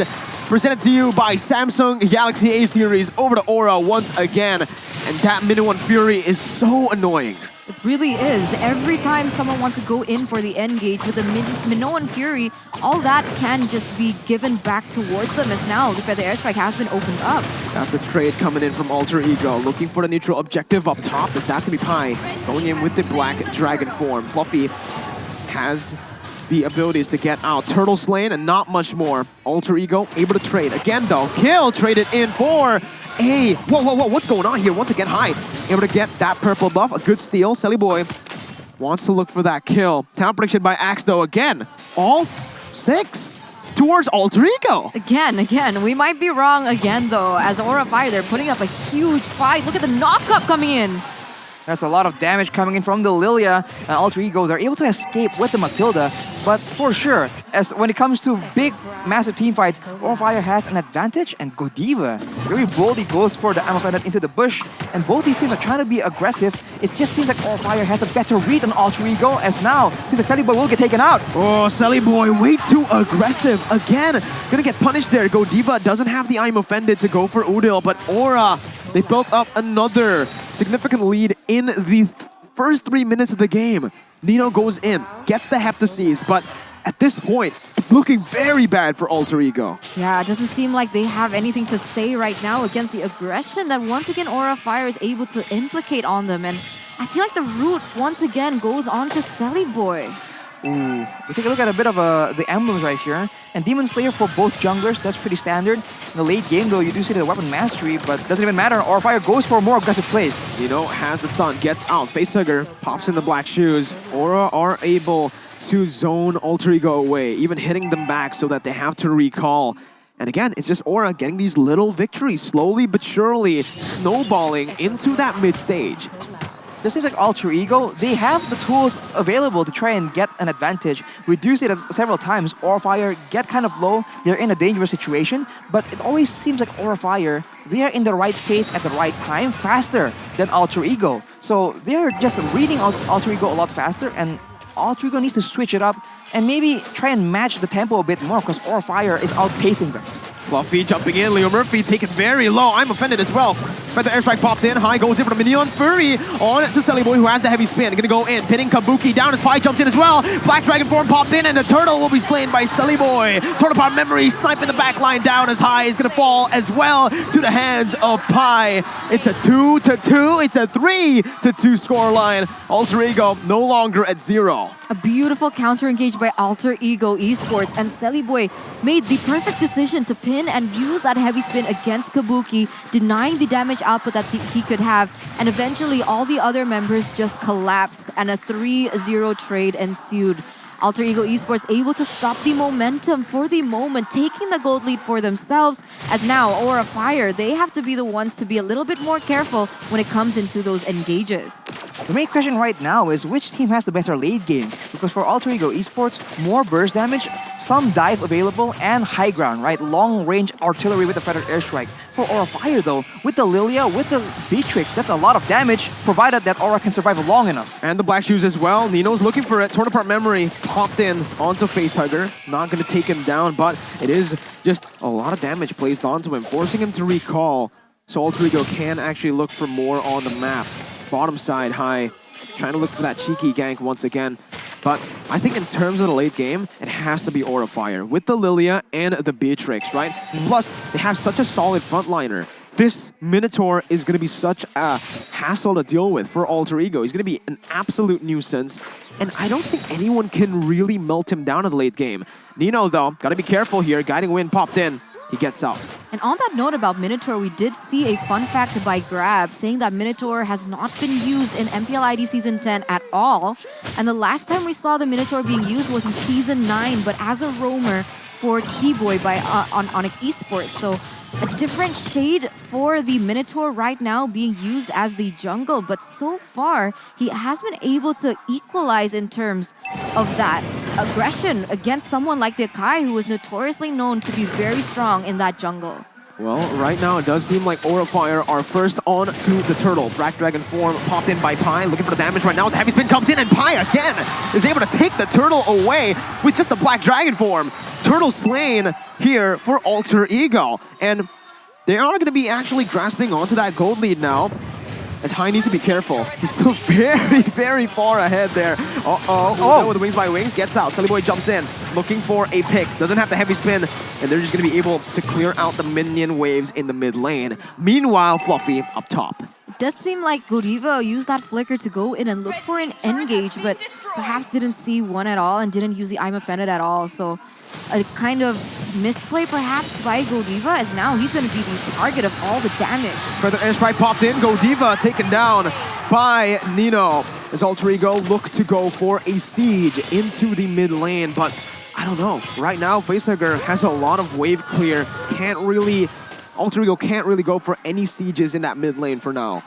You have to try and get more pickoffs right here because you can see it from the items, right? Udil and Pai particularly have a lot of burst damage to ensure that later on, Kabuki and Facehugger will get absolutely bursted down if they miss position. But look at Sally Boy getting chunked by the shotgun from Kabuki. That is insane damage, and it's only 8 minutes into the game. It's pretty crazy, right? The fact that he can do that much damage as a Beatrix that has, well, actually the Wesker damage has been buffed as well, right? It's just if you're closer, the hitbox that's been nerfed. You can't really hit that many people anymore. You can't go for that AoE. It's more single target at this point.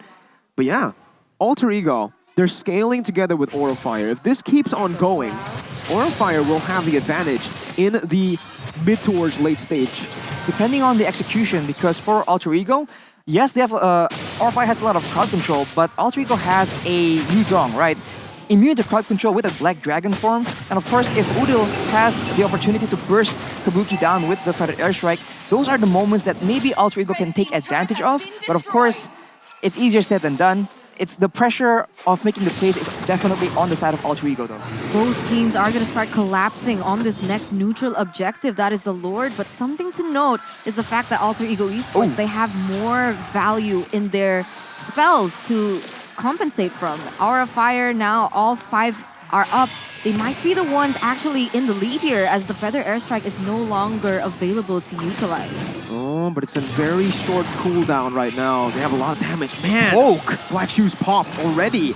Nino gonna get chunked by the render shot. Sally Boy finds an amazing pick onto Kabuki, bringing high back. Pai jumps into Black Dragon form onto the back line right now as the damage comes through. In the midst of it all, Kabuki gonna be soloed by Pai in that back line. As High now is caught, forced to back up. Alter Ego have taken the dub in this team fight with another Feathered Airstrike to zone Facehugger and Godiva. It does seem like Alter Ego will have more control in this Lord. Pai once again jumping in with a Furious Dive. Fluffy still able to dodge away. Looking for an opening right here. High, he wants to go for the steal. Minuan Fury is still up. He wants to go for that combo. He jumps in, gonna be CC'd down, but look at the retry. Sally Boy wins it. High taken down in the Lord Pit as Alter Ego push their gold lead into a 2,000 gold lead. Beautiful, beautiful setup from Alter Ego Esports. They understood exactly why Aura Fire were strong enough to contest for the Lord. The answer was Kabuki, and we saw Pai being able to zone him out and make him useless even before the fight ensued. The poke damage coming in from Udil is just so critical as well. For the bulk of that fight, the poke damage was coming in purely with the Clock of Destiny without the Lightning Truncheon. So that extra bit of burst coming in from the max mana that the Lightning Truncheon gives you, Udil didn't have that. So now the Squisher members from Aura Fire needs to be even more careful, and with Alter Ego getting more map control, getting more vision, going into the jungles of Aura Fire is going to get even more difficult as time goes on. And now this is just the big question for Aura Fire. How do they protect their back line? Where's Kabuki gonna go? You can have the best positioning in the world, but if a Black Dragon is looking at you, is hunting you down, what can you do? You can't CC him. He's unstoppable.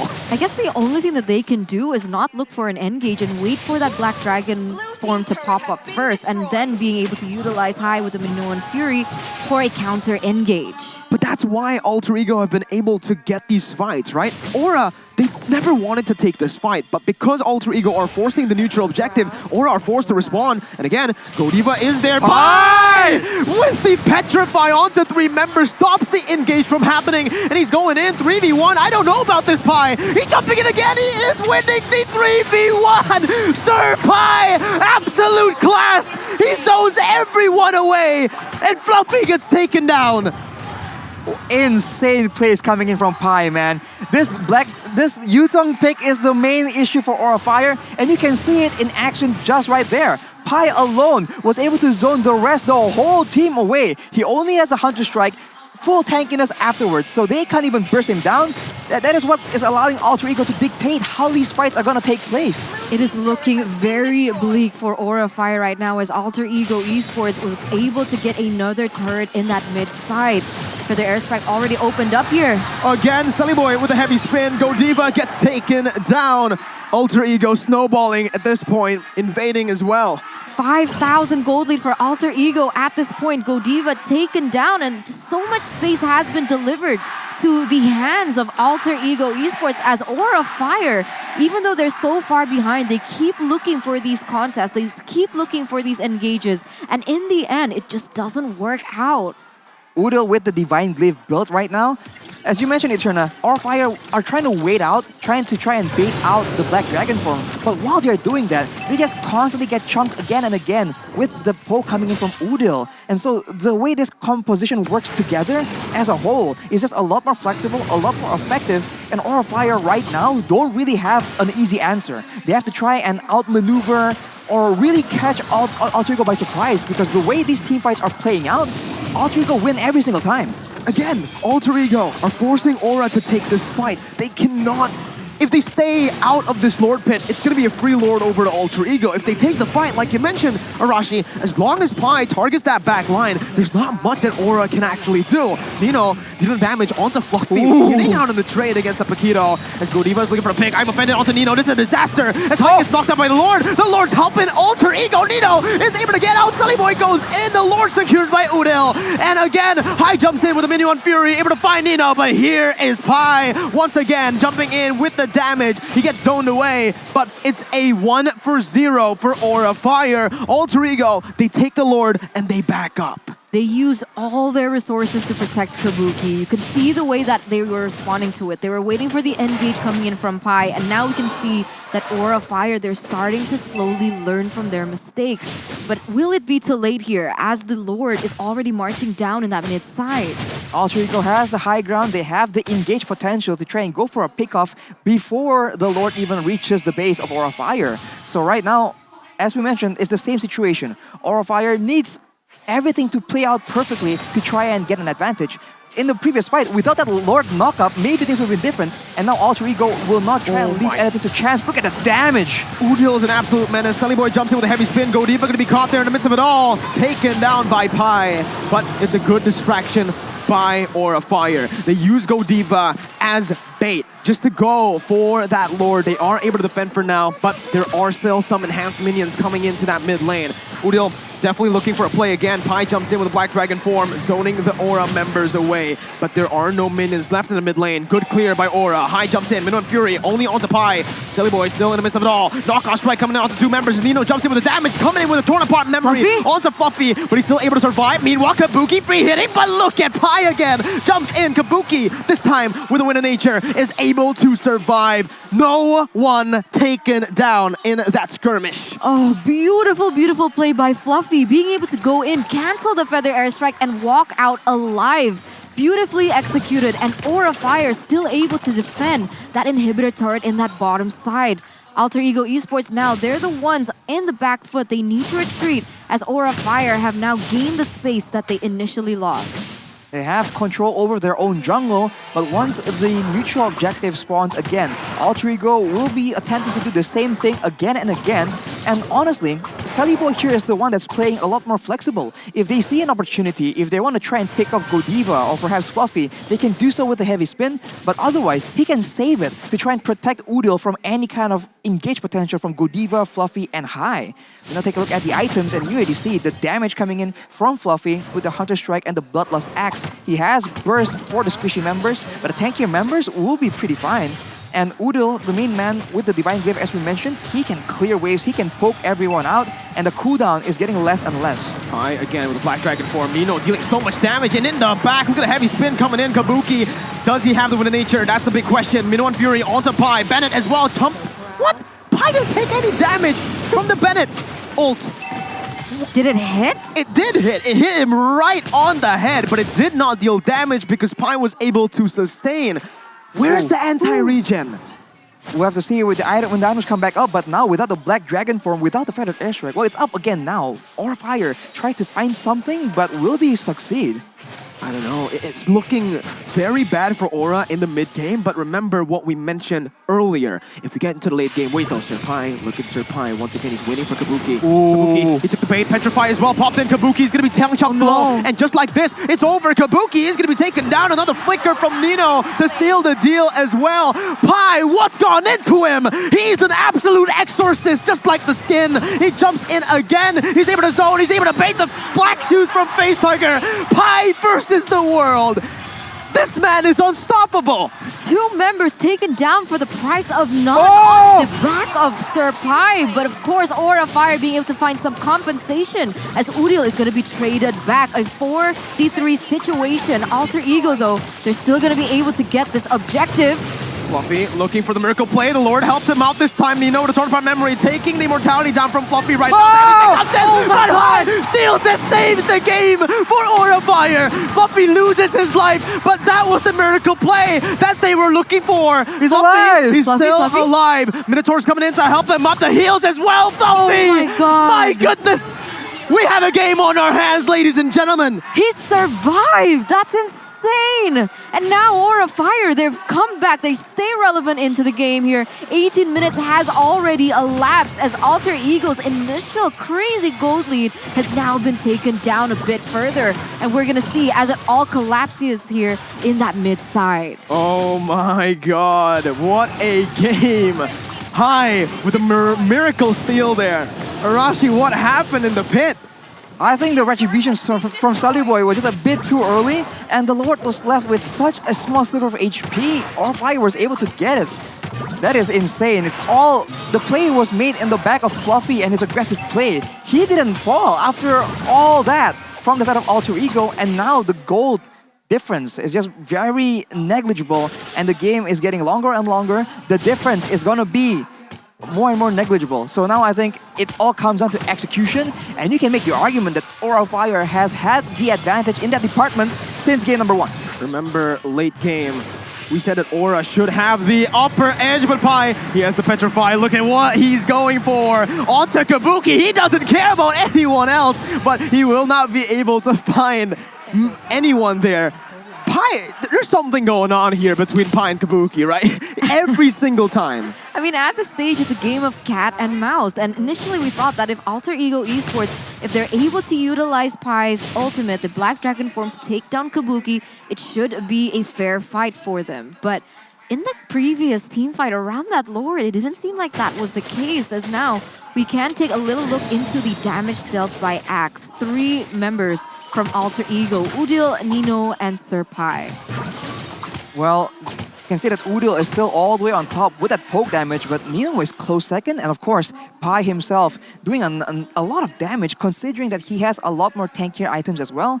But the longer the game goes, the more difficult it's going to be, because Pi has had a huge advantage, but now Pi is the main target. He gets a chance to halve HP, but both teams will still be waiting without a mutual objective at hand. There's no reason for both teams to try and commit to a crazy fight. You can see how irrelevant Kabuki was as well, being even beneath Lilia, Facehugger. So you can see just how shut down Kabuki is in this particular game with a 1-3-1 KDA. Very different and distinct to Nino, who's sitting at 5-2-4 as well with the killing spree, as the BOD has also been unlocked for him. You're right, but take a look at the timers. We're no longer in that mid stage. Sure, Kabuki didn't have a good early game, didn't have a good mid game, but as we enter the late game, Kabuki's definitely going to have more damage output than Nino, and just as I say that, Sully Boy is caught low. Further airstrike popped in onto Kabuki. That's circling Ego as well, and Pi again comes in with a Black Dragon form, with a Petrify, is able to find the immortality of Kabuki, who's still able to run away for now, and that's again Pi, who is unstoppable. 1v3, knocks up, feeling, taking everything, and is still surviving. Torn apart memory, Nino! Jumps in, and Sully Boy as well will be able to pin them down with a heavy spin. Fluffy loses his immortality. Pi times the Furious Die perfectly for Nino to pick up the double kill. Circling Eagle onto High. High does not have the Minuan Fury. He's gonna be taken down, but Nino's there in the midst again. Torn apart memory popped in. High taken down, shutting down Pi though, finally. 4-4-1. Alter Ego have done it. They're gonna go for the end now. Facehugger, will he be be able to make the miracle happen again. You can see that the mid side is going to be crashing as Udil goes in, going aggressive onto Facehugger, and it's not going to be enough because Immortal gets taken away, and this is it, the moment we've been waiting for. Wiped out for Alter Ego. It's an equalizer. 1-1 in the first playoff match. That is insane. What a game we have on our hands. Proactiveness pays off, and Alter Ego shows it right here. If they just played by default, Aura Fire has a chance to come back, but with Pi, with Udil, with everyone just looking aggressively for the opportunities, Alter Ego is able to equalize. It's 1-1 in match number 1. Can we just wait a minute, take a deep breath and just appreciate Pi for all it was worth, right? Because give him the MVP. Oh my God, that couldn't have been possible with the way that Pi was playing. He came out of nowhere, being able to go into that backside, take down Kabuki, render him irrelevant up until the 21st minute of the game. And that was all just so beautifully done by Alter Ego. And in the end, it only took 1 minute for Alter Ego to just really knock that final nail in that coffin. Just give the MVP over to Pi. Holy, what a performance. Even when they were losing in the first game, Arashi, who was the standout? Pi. Buying the time, cutting the wave, stopping Aura Fire in their siege. He's, oh my God, what a player. In a sentence, you can say that Pi understood the assignment. Whatever he needs to do to guarantee victory, he does, and he does it in absolute style, man. That is insane. Credit as well to Coach Casius for going with that pick, man. That pick was absolutely critical. Any other hero, I think Aura Fire was solid. As you mentioned, Mirko, hiding Pi's pick for the second phase and the drafting phase, that is absolutely the way to go. That's why he's called Sir Pi. Sir Pi. Man. Man, I'm still just so speechless. You got a feel for Kabuki, man. Yeah, I mean, dude, I've never met a Yuzong that determined, right? Like, oh my God. He literally, every single time when he was waiting in the bush, who was he waiting for? Fluffy walks in? No, it's fine. We're not going to go for it. Facehugger? No. I'm waiting for the man, the myth, the legend, Kabuki on the Beatrix. The target as well. You mentioned he was shut down in the early game. Pi did it. Pi did that to him. He did. And that kind of answered our question. Was it worth a Beatrix ban? It turns out it wasn't. Alter Ego Esports, they had an answer to it. They needed someone to be able to dive into the back line unhindered, not being able to get poked down as well by perhaps the Wesker coming in from Beatrix, and the Black Dragon form was just the perfect answer to that. And keep in mind, Alter Ego, aside from getting solutions like the Yuzong, they also deny all the saving tools, right? They deny the Akai, they deny the Matilda, and they deny the Fire Mist in the ban as well. So there's no real good option for Aura Fire. They go for the Ruby, they go for the Minotaur, but of course, against the Yuzong, the crowd control is just shrugged off by Pi. Man, here you go, the winning moment for game number 2, ladies and gentlemen. Aura Fire had the chance to go for to get the match point, but here, Pi's Yuzong split, Aura Fire setup. Will Aura's fire be extinguished? Whew, that's the question. 1-1. Back to 1-1, still Reset. a best of 5, a reset once again. As we're gonna see, will Aura Fire finally opt for the second pick perhaps? Might they want to be the ones to respond to the gameplay that Alter Ego will set up here in game number 3? I think the main concern right now is Aura Fire that locked in, that one-dimensional, because we did say that they have been looking less flexible, and this is exactly where they require that flexibility. Alter Ego has made their adjustments. It's now on the hands of Aura to try and come up with a different result for game number 3. But before that, we'll take a look at the item builds for game number 2 between Alter Ego and Aura Fire.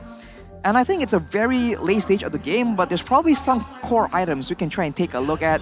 I think mainly from the side of Udil and Pi, these are the two main members that ensure that Kabuki does not get to play the game, because even we saw earlier when Kabuki is able to maneuver around Pi, Udil is still able to do a lot of damage.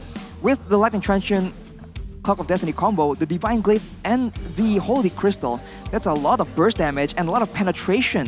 For the side of Kabuki, the only magic defense he has is the boots, and the Wind of Nature saved him several times against Pi, but overall, I think it just wasn't enough, and it's just a difficult situation. Will he try and survive the damage? Because ideally, he shouldn't even be in range. He tries his best to kite away from it, but it just wasn't good enough. Facehugger on the Lilia does a lot of damage, but I dare say here, he might just want to... I would go for a glowing one here as well, considering that there are beefy members on the side of Alter Ego. Yuzong, Akai, and Mathilda, these are all very tanky members that will get harmed a lot more with the unique passive coming in from the glowing wand, the maximum HP damage. And considering Lilia has a very spammable kit, I think it will be a lot more beneficial. But of course, that is not the option he went for, because there's just a lot more problems just to worry about. Crowd controlling Alter Ego to try and protect Kabuki, making sure he has the Winter Truncheon in case Pi just does a 90-degree turn and goes for him instead of Kabuki. So it's a difficult situation for Facehugger to be in for sure. He has 100% kill participation though. But the rich guy by Living by Mandiri, it will be Nino on that Brody. Well, and we can see here from the stats as well that even though Facehugger wasn't able to use the item that you mentioned before, he does still have a 100% kill participation. But even despite that, he was able to melt the members from Alter Ego Esports, perhaps because he didn't have that glowing wand here, Rashi. Right. I mean, it all comes down to preference for sure. These are pro players after all. They absolutely know what they're doing.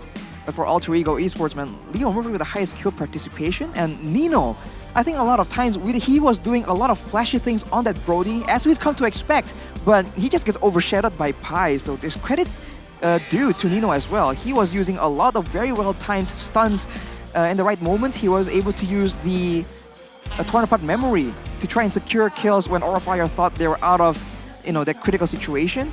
I think overall, it's just a very great team effort, and whoever gets the MVP, I think it's well-deserved. Oh man, no. You gotta give it to Sir Pi. Come on, man. Your MVP presented to you by Samsung Galaxy A Series 5G. No doubt in my head that this man gets it. 5-1 and 6. Sure, the KDA, the damage, the GPM, not in the leaderboards there, not in the rich guy or the departments there, but still, all around, this man carried the game. That's absolute case as we take a look at some MVP highlights for Pi. And here we go. Early on in the stages of the game, you do see that Aura has a bit of success, but overall, right? Overall, I think Alter Ego just has a lot more tools, a lot more ways to try and engage fights. They can kite back away, they can go for the dive, they can go for proper front-to-back team fights as well. And I think they just figure out, if we can get Kabuki, the fight really swings in our favor. And you can see that Pi, along with Nino as well, they were always looking for Kabuki. Of course, occasionally, Kabuki will be able to escape with his life. But again, even if he's able to survive, he won't be in the fight, he won't be doing that damage, and that is, in the end, what was just too crucial for the side of Aura to deal with. And of course, with all the options available, we talked about the late game, a lot more DPS on the side of Aura Fire, but with the tools available to Alter Ego, I think they're just able to actually feint out and just make sure that Aura doesn't know what they're doing again and again. Wow. Again, like we mentioned, you mentioned actually, that Kabuki and Aura Fire in general need to play around Kabuki. They need to stop taking these fights, but Alter Ego, the way that they're forcing fights isn't out of the blue. They're forcing the neutral objective take and thus forcing the fight, right?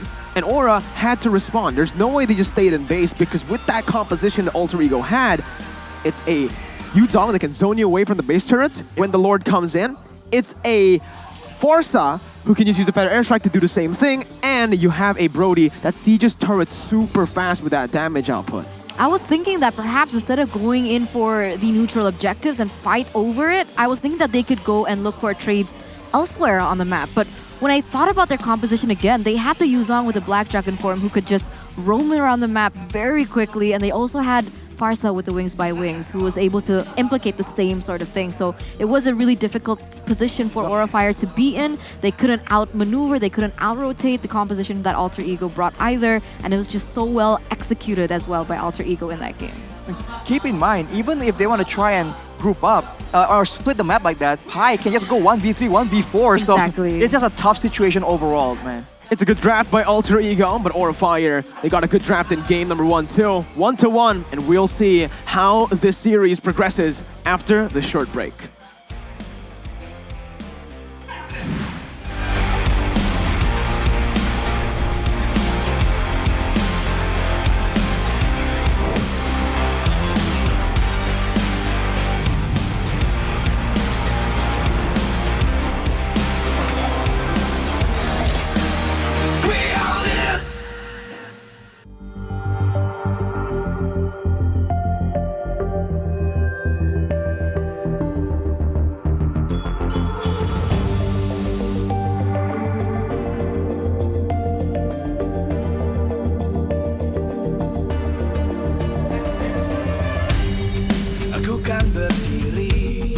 dan terus berlari, terus ke arah puncak tertinggi. Ku takkan berhenti, hanya sampai di sini.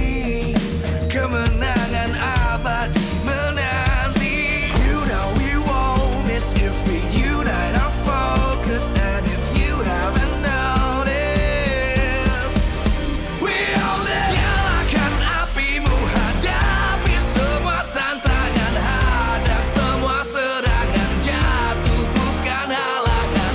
Bakar semangatmu, janganlah engkau menyerah. Kita akan buat sejarah. We all this, we won't miss.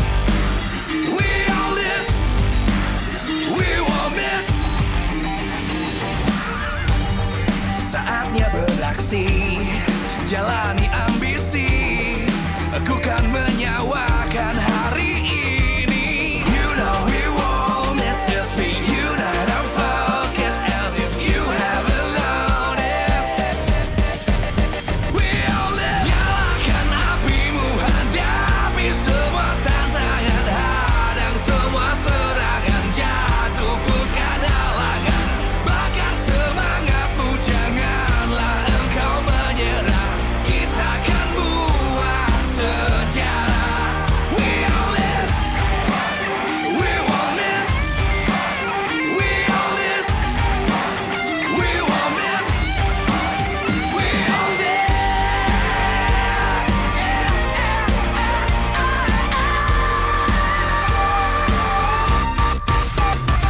Nyalakan apimu, hadapi semua tantangan, hadang semua serangan, jatuh bukan halangan. Bakar semangatmu, janganlah engkau menyerah. Kita akan buat sejarah. We all this.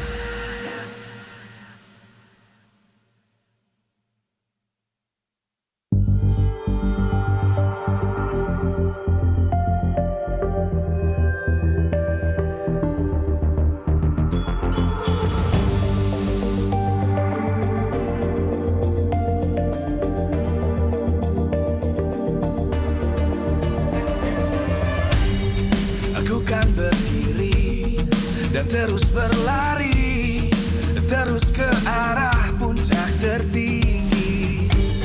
Ku takkan berhenti, hanya sampai di sini. Kemenangan abadi menanti. You know we won't miss if we unite our focus. And if you haven't noticed, we all live. Nyalakan apimu, hadapi semua tantangan, hadang semua serangan, jatuh bukan halangan. Bakar semangatmu, janganlah engkau menyerah. Kita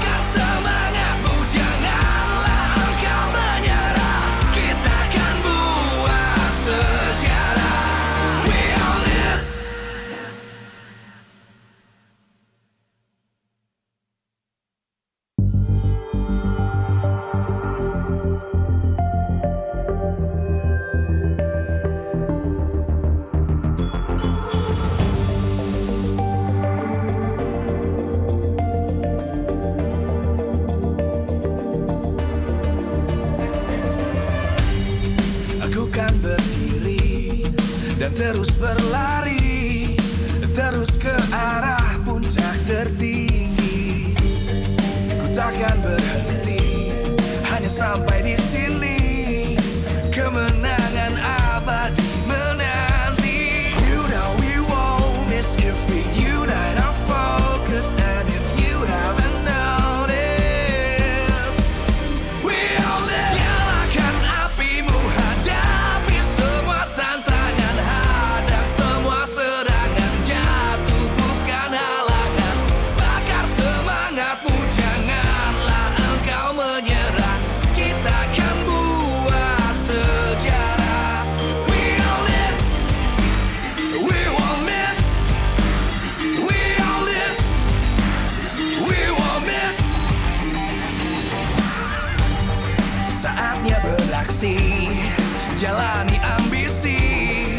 Aku kan menyawakan hari ini. You know we won't miss if we unite our focus. And if you haven't noticed, we all live. Nyalakan apimu, hadapi semua tantangan, hadang semua serangan, jatuh bukan halangan. Bakar semangatmu, janganlah engkau menyerah. Kita akan buat sejarah. We all this, we won't miss. We all this, we won't miss.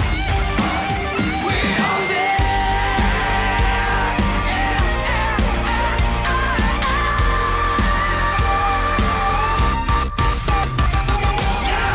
Nyalakan apimu, hadapi semua tantangan, hadang semua serangan, jatuh bukan halangan.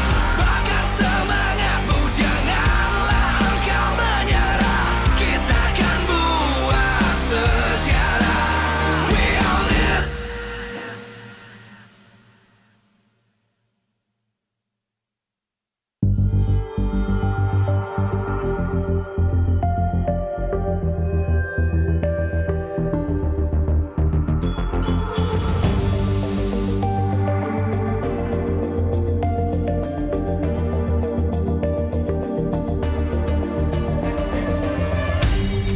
Aku kan berdiri dan terus berlari, terus ke arah puncak tertinggi.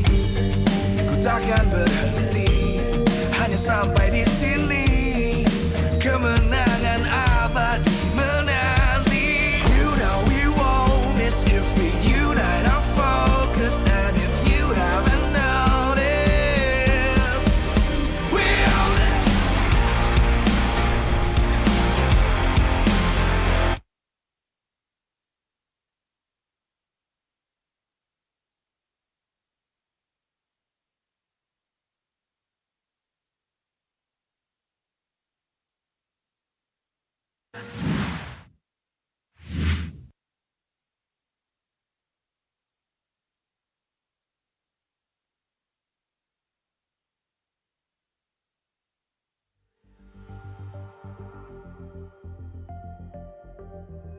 To remind you guys at home and even in the venue that remember both Alter Ego and Aura Fire, they're going to be fighting for their tournament lives here today. As the person to lose this match, they're going to get eliminated from the playoffs of MPL ID Season 10. Their run, their journey is going to come to an end today, and the stakes are just ever so high. Which is the sad part about having a tournament. Someone needs to lose in order for someone else to win. But if in case you missed it, in game number 2, impact player for Aura is going to be Fluffy on the Bigetron. And for Alter Ego, you can say it's Nino, you can say it's Pi. Both were playing so good, and Aura Fire were unable to deal with how flexible, with how many options that Alter Ego has. So now the shoe is on the other foot. It all comes down back to execution, back to the drafts to see which team can be more flexible, can make the necessary adjustments to come out on top. And you know, if we're talking just about the draft, I think I can speak for every single one of the casters because our talent prediction has been for Alter Ego both games in a row, like 2 games in a row, right? I think all the casters agree that we liked Alter Ego's draft even in game 1 better than Aura Fire's draft, right? Before that, though, Fluffy, the Dragon Guardian right here, #1 highest damage taken per minute. My God, he doesn't even play like the Uranus, right? He plays a Paquito, and he still takes that much damage. I'm seeing Fluffy as the Dragon Guardian after seeing Pi on the Youth song. That's pretty funny. But yes, even in that game, you can see that Fluffy was so proactive, trying to find ways to flank around, and that's why he was taking so much damage. Udil was constantly wasting spells, using it again and again to ensure that he cannot get close. But I have a question now, right? Back again to the point that I was talking about before the Dragon Guardian interrupted us, right? Draft-wise, game #1, all of us, every single caster from both desks, English and Indo, we went for Alter Ego. Eterna, why did you go for Alter Ego instead of Aura Fire? I think, honestly, just like the surprise value, because Aura bringing up the Faramis, the Matilda, and the Akai, it seemed like it never worked for them in the past, but it turns out that was exactly the answer that they needed to go against the composition that Alter Ego brought. Because I thought with the Farsa, they'd have a lot of mobility in that mid lane, they'd have a lot of control, and we talked about the winning lanes with the Melissa against the Beatrix, and also Lancelot as well as the Akai. I mean, we haven't seen high on the Akai, we didn't know how well he could perform on it, and we knew exactly what Sally Boy could do with the Lancelot. So that was kind of what I based my judgment on, especially with the power spikes that were going on. But like we mentioned earlier, like Aura Fire, even against all odds, they're able to pull things out that we don't even see, as now we're going to take a look into the next game. And once again, for the 3rd time in a row, both teams are staying in their pick positions, not swapping at all. Aura on the blue side, Alter Ego on the red side.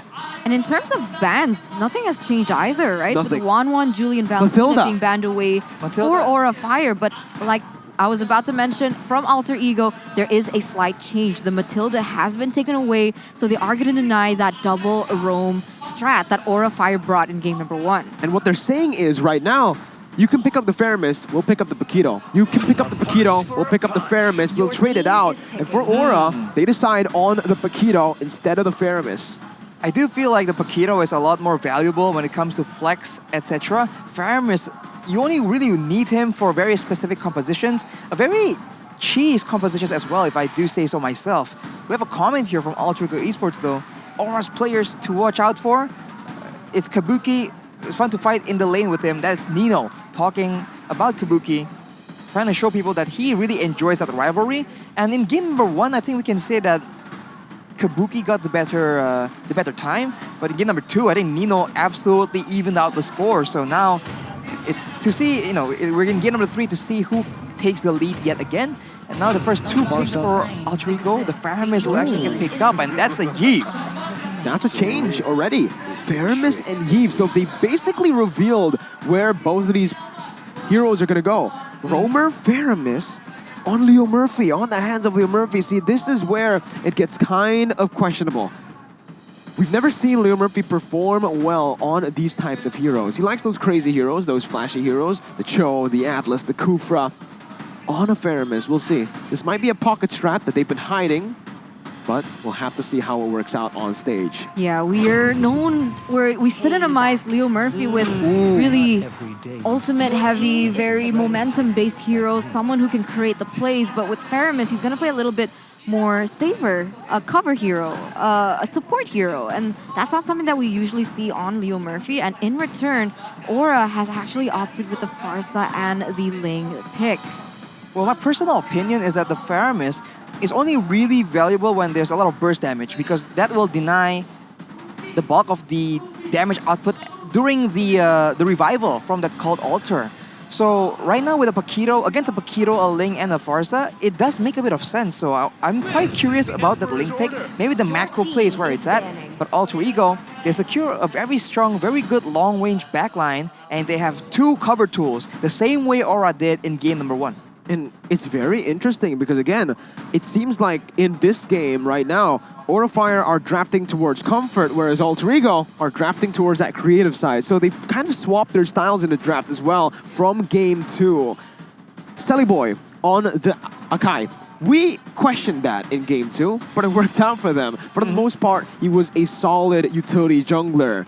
Now, they've added another dimension towards that. Faramis on Leo Murphy. We'll see how this plays out, as Alter Ego will go for the ban here. Honestly, at this point, if they only have something like a Cult Alter, if they leave the Beatrix open here, it's going to be massive, actually, for Aura Fire. And I don't think Kabuki is going to change, right? With the Bennett, with Nibiru's Passion, with most of your ultimates on the Beatrix, you can actually take the Cult Alter out instantly.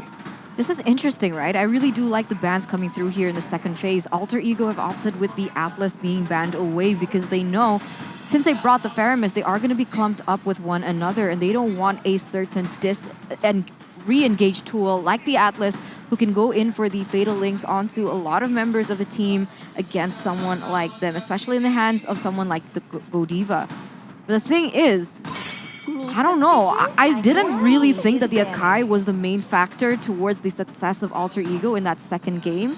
I think it did okay. And the problem is the Akai is usually picked up to be able to counter those neutral objectives. And Sally Boy wasn't really able to do that.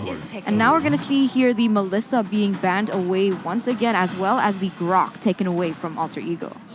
Interesting options explored by both these teams. Melissa, so I guess Alter Ego is trying to go for a bit more of a dive situation. They do have a lot more fighters right now. And as we mentioned for Aura in game number 1, they can use a Cult Alter to just force out dives. The easy prediction would be Yuzong. But I have a feeling we might get a Lapu here. Up against the Farsa, remember, this is a very solid hero as well, but they do go for the Yuzong. A bit more reliable, I agree, right? Easy prediction, it has to be Yuzong. More efficient, and man, he just performed out of his... He had a crazy performance, literally, the game before. So the momentum is going to carry on towards this one. Another Yuzong, and this is a big question mark now for Kabuki. Exactly. Do I want to go for the Beatrix pick again up against this Yuzong that now has the Cult Alter? The Iritel actually is still open, so you're right. Will that be the option that Aura goes for to try and quote-unquote counter this Yuzong? More damage, more mobility, harder to catch? It might just be, but I think it's still risky all the same. Oh, this is hard. This is tough. Game 3, this is crazy. They could pick up someone like... Okay.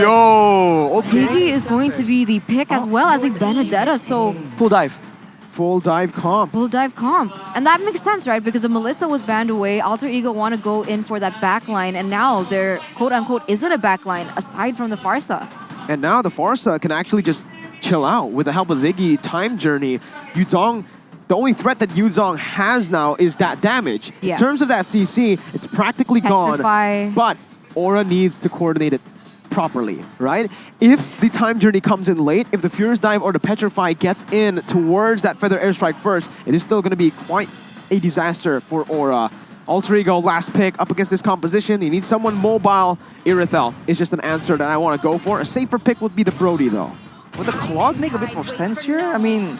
Oh, wow. No. Whoa, what? None of it makes sense. They go for the Beatrix up against the dive comp. They're saying, hey, we'll try to do that. We'll try to pick up a Beatrix. Yeah, Kabuki couldn't do it. Let's see if Nino can. I mean, Nino has said again and again, this is what he likes doing, right? Proving the other goal in a wrong, showing them how it's done. And Nino is so good at that kiting game, right? He's able to go in a 1v4 situation and come out alive. I think if anyone has the skills to achieve that, it's going to be Nino in this sense. And Aura Fire, sure, they do have a really good disengage with the Diggy, but Alter Ego, on the other hand, has so much crowd control, right, that they have to think about. Man, and we need to ask the question, who's going to the gold lane? Is it a Paquito or is it the Benedetta? I personally think, wow, okay, so Paquito's going to go to the XP lane and Kabuki's going to be on the Benedetta. Funnily enough, the Benedetta was Nino's signature pick back in Season 8 the gold lane. So, Beatrix, Kabuki's signature pick. They're trading here, and they want to show who is the better gold laner. It's a battle of the gold lane. Ladies and gentlemen, as we get into the Land of Dawn for the battle for match points in the first match of the playoffs. How will this actually pan out? This is something that we haven't seen in quite a while as well. And Kabuki on Benedetta, will he be able to lane well against someone like the Beatrix with better range? Oof. I mean, range is a big factor, especially in the laning phase, right? So how it plays out, it will depend, because Benedetta, I think, has a lot more flexibility in how he wants to approach the laning phase. But as far as the aggression in the early game, with the Paquito, with the Benedetta, and the Ling, right? I think Aura Fire will have a lot more ways to try and go aggressive. But Alter Ego later on, they have the advantage of having a proper front line. So without the Diggy, if they can bait out the time journey somehow, I think Alter Ego has it. Is this the first time that Godiva's picked up someone like the Diggy? Yeah, I mean... I think it is. From what I can remember, I've never seen Godiva on a Diggy. So, again, both teams are stepping out of their comfort zone. High already going to go for the invade. Leo Murphy with a Stampede, looking for a play here. Retribution is available for Sully Boy, and High is actually the one who gets it. 10 of the Blaze popped in. Leo Murphy forced to flicker out. High gets out. Alarm Bomb almost taking Leo Murphy down. But just like in Game 1 and 2, it's Aura Fire with the early aggression. Man, we saw that this pick, right, this strategy with a Diggy, we have seen that it can be countered by an Estes, but unfortunately for Alter Ego, they have already put in their Roamer pick, so it's an option they can't really explore. Right now, they're just forced to deal with the mobility, the burst coming in from the fighters and the assassins. This is similar to game number 1, having a lot more fighters and fighters generally allows you to be a lot more aggressive, and if Alter Ego fall behind, that will mean a lot of dives coming in from Aura Fire, I think. You're right. I mean, right now, Aura Fire, you can see that they are ahead a little bit in terms of that gold. They're able to maneuver around the waves a lot better right now, as we can see there in the top side as well. But talent creation by Axe, it seems like it's a flip. Papulong is the only person who opted for the Alter Ego here this time around, but Pai. Oh, gonna get chunked low. Called Alter already placed in with the Black Dragon form, so this is gonna be a massive advantage as Fluffy cancels out the real world manipulation. Petrify popped in, but that's gonna be the Tempest of Blades with the time journey to actually disengage. High jumping in with the Blades, looking for some damage. That's gonna be the reverse time, bringing it back. Stellar Boy comes in with the heavy spin. He's able to survive. That's a kill over towards Facehugger. Pai jumps in onto High, looking for a trade back once again. Only a 1-for-1 XP for Jungler. Who wins that out in the end, Arashi? I think all things considered, we were talking about how the early game is favoring Aura Fire, so I think Alter Ego comes out on top, but of course, Kabuki comes down to join the party, and overall, I really think that given the context, given the circumstances, Alter Ego came out on top in that engagement. The problem is Teleboy was taken down, so neither of them actually wanted to commit onto the turtle. Aura Fire was so low that they didn't want to overcommit either. Both teams playing it very, very safely, as once again, Aura Fire already on the turtle. High has the Blades. Feather Airstrike popped in. Stelly Boy does not want to go for this. A bit too risky. They're just going to give it over to Aura Fire. That's the turtle taken by Aura. Presented to you by Samsung Galaxy A series. As in this gold lane, this is what you're going to see. Kabuki is going to constantly shove the waves in so that he can rotate around the map with the Benedetta mobility. But here, we're also going to take a look at the emblems, Arashi. Free Festival of Blood, so they're aiming to make it a very bloody game. Demon Slayer for both junglers, but I think we already agreed that having a more utility jungler usually, right, ends up with more of those objectives secured. In the poke department though, the Yve gonna have a bit more damage coming in compared to that magic shop from the side of Facehugger, but now there's a lot of damage from Alter Ego. The time journey though is clutch, but now Aura Fire won't have it available for any aggressive plays. I mean, still 70 seconds left until that neutral objective hits, and Teleboy still being very aggressive here in game number 3. Luckily, he wasn't taken down, because that would have been a complete disaster for Alter Ego. Very similar to game 1 and game number 2. 50 seconds left on the clock as Kabuki caught in a 2v1 situation. Ooh, man, they sacrificed so much to actually go onto that top side, man. Yutong, Pai was in that top side, and the entirety of that turret shield has been taken away by Fluffy. He also has a gold lead here, and this is not really going to be good for the Yuzong. What is good about the Yuzong, though, is the new Exorcist skin. You guys can go ahead and check it out, because look, it's been amazing, right? Oh my god, look at the effects. When Pai got the triple kill when he was 1v4ing, Aura got scared because of the skin, man. But now, Feather Airstrike popped in up top. Kabuki has the damage to actually follow it through. But there's not going to be enough. Alter Ego are able to maneuver themselves out of that lane. And Kabuki's just going to go for a cheeky cut. 5 minutes has elapsed here in game number 3. And if we're talking about that mid-game, who do you think it favors? I think the mid-game absolutely favors Aura Fire, just because more burst damage, more mobility, right? Having 2 assassins essentially and 1 fighter, is going to have give them a lot more advantage when it comes to those weird skirmishes, which happens in the mid game. Later on though, with 2 fighters of their own, with the Yutong and the Akai, there's a lot of crowd control available. I think, like you mentioned in the beginning of the game, the main man here that decides how the fight goes is going to be Godiva on the digging. When that time journey gets popped up is going to be critical in deciding who comes out on top. I think it's a very good time to actually talk a little bit about why we went for Aura Fire. Most of us, except for Papulung, right? But on the bottom side, we're going to talk about this first. Black Dragon form popped in by Pi, but he's not going to be able to defend his bottom side tier 1. It's going to fall to the hands of Aura, top side again. So, why did we go for good snipe by Nino? Yikes. What a good read as well, man. He just grabbed that shot out of nowhere, just like you guys can grab food out of nowhere with the 90% discount code grb.to/MPL. You can also scan the QR code. But again, let's talk about why we predicted Aura.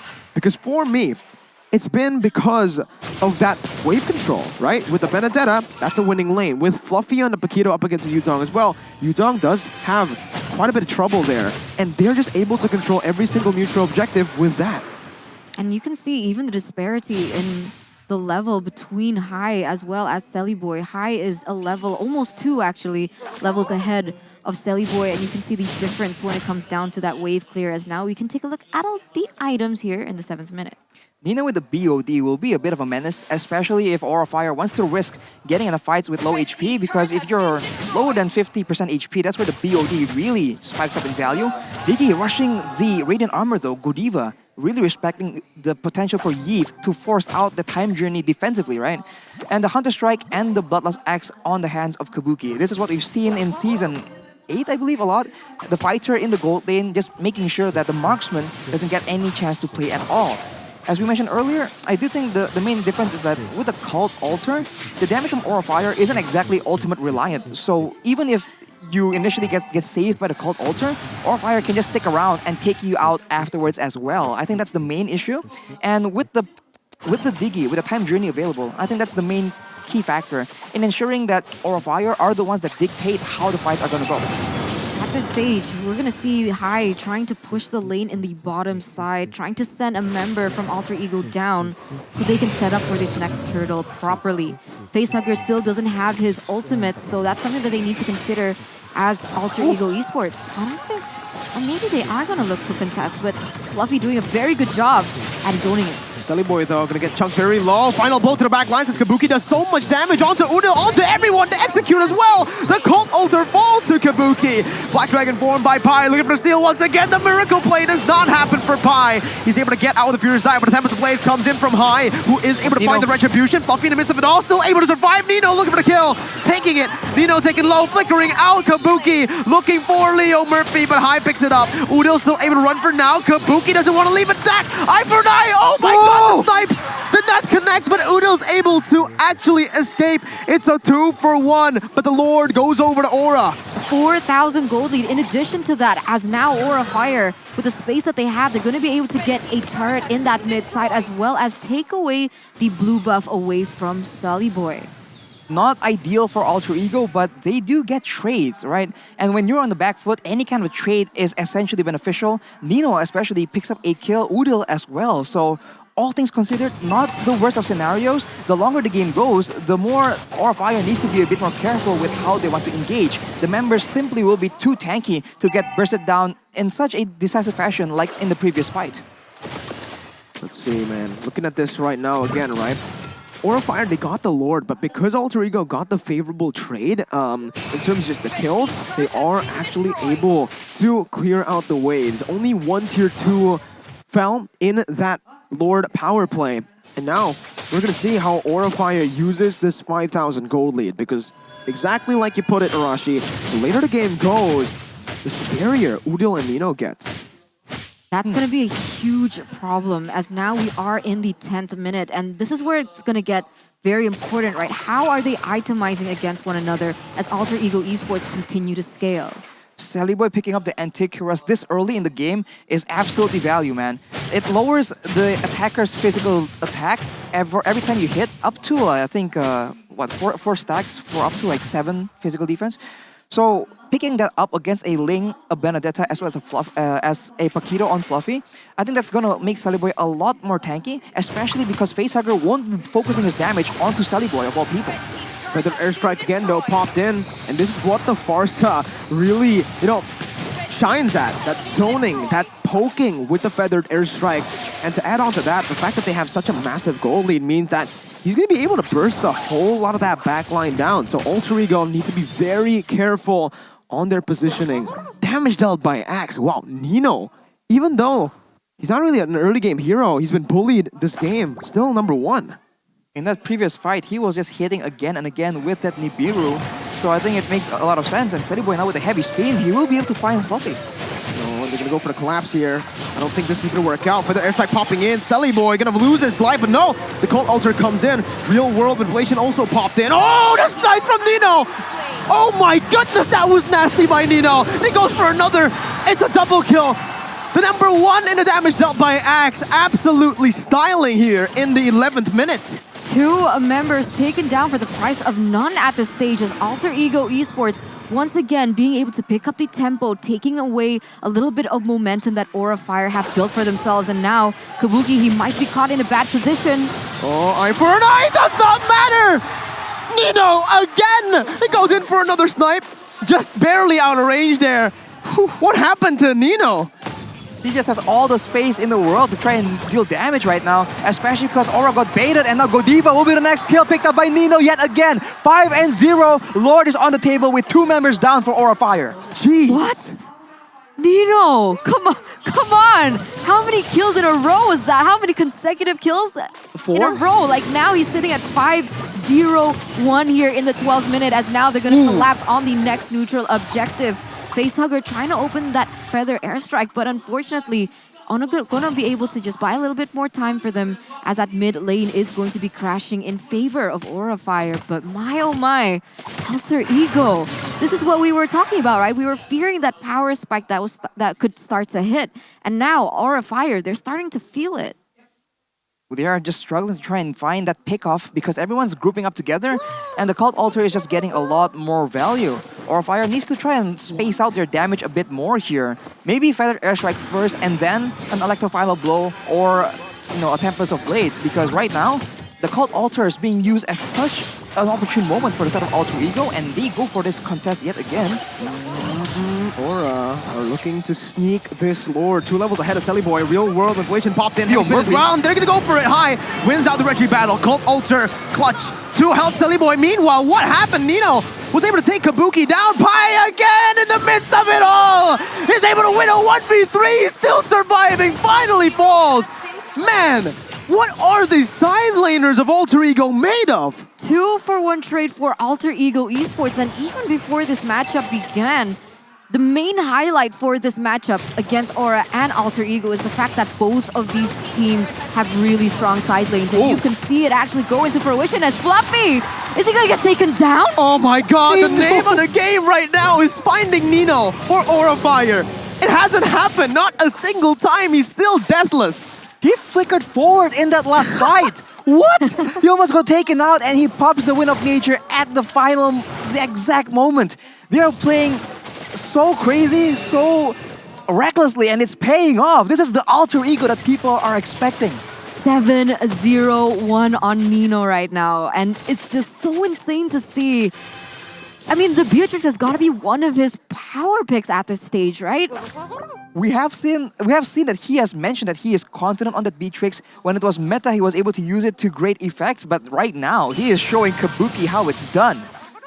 This is absolutely crazy, right? Because again, we went for Aura Fire in the draft. We predicted Aura Fire because of how well they were able to play around the neutral objectives early on. And usually for Aura, when they get such a massive goal lead in the start, they're not a team that lets go of it that easily. So it's super impressive by Alter Ego right now. The fact that they are able to turn it around. Right, I mean, we saw it in game number 1, right? They have the advantage. They don't let Alter Ego get any moments at all. It was a 0-kill game for Alter Ego, I believe. So we thought that was going to be the same story, but right now, look at the items. Nino is on a full inventory slot.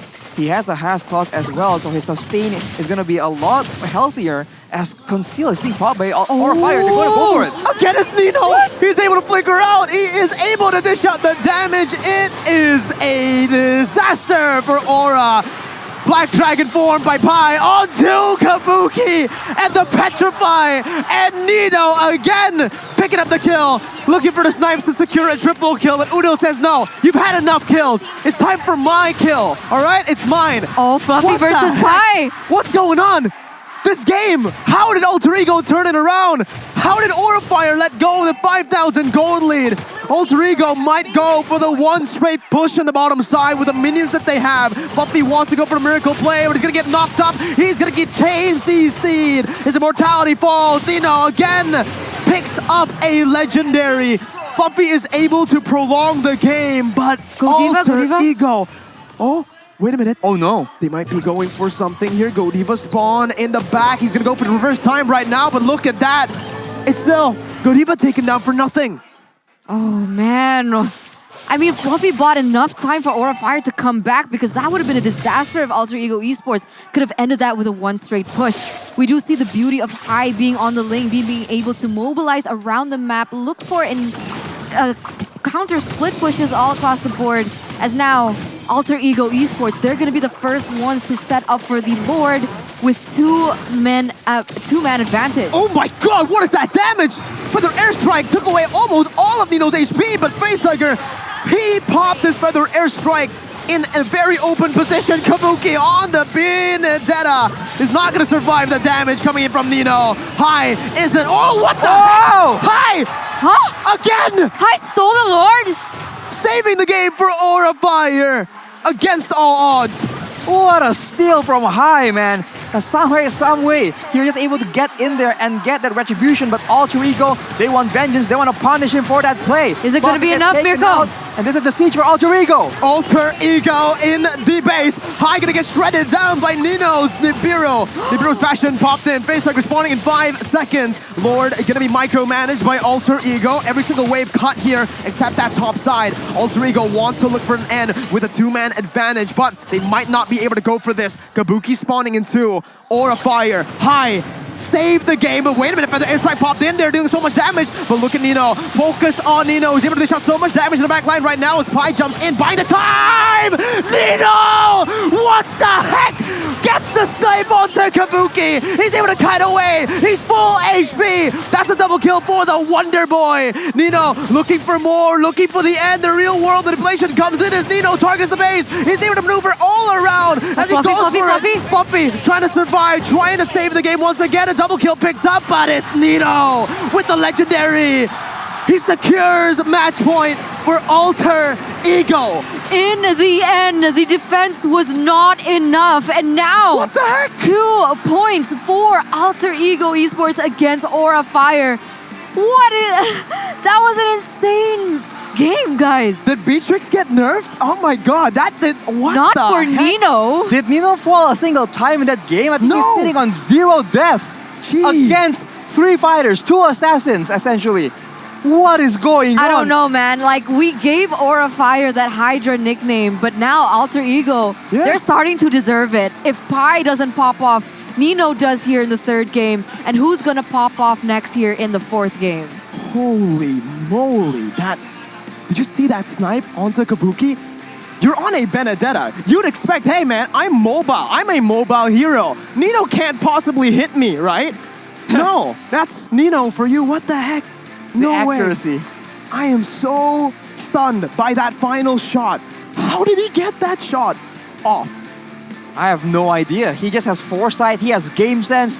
Whatever you want to call it, Nino has it, man. He is that X factor every single time. Alter Ego is in a tough situation. Nino comes through. It's so... I don't know what to say. It's impressive. It's crazy. It doesn't make any sense. You're right. Pi has been very consistent, right? He's just great. You can rely on him. You can depend on him. But Nino, when he performs, he is the game changer. And you could see Aura Fire struggling with how much damage, how much impact that he could have on the Beatrix.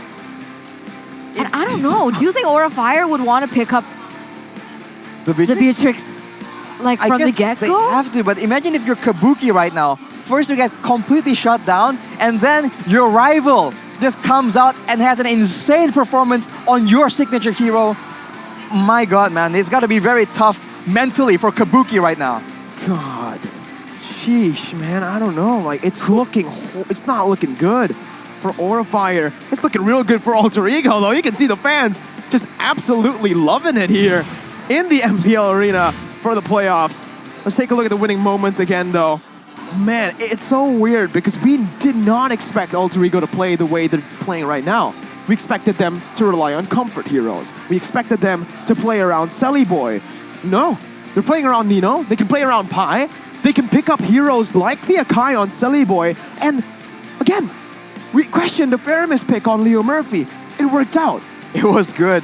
I mean, I stand corrected. I wasn't a fan. I didn't think it's gonna have that much significance. But in that late game, when everyone is so tanky, when the crowd controls are available, when Nino can just do so much damage if he's left unchecked, the split second that Cult Alter can provide is just so valuable. And Leo Murphy times it so well.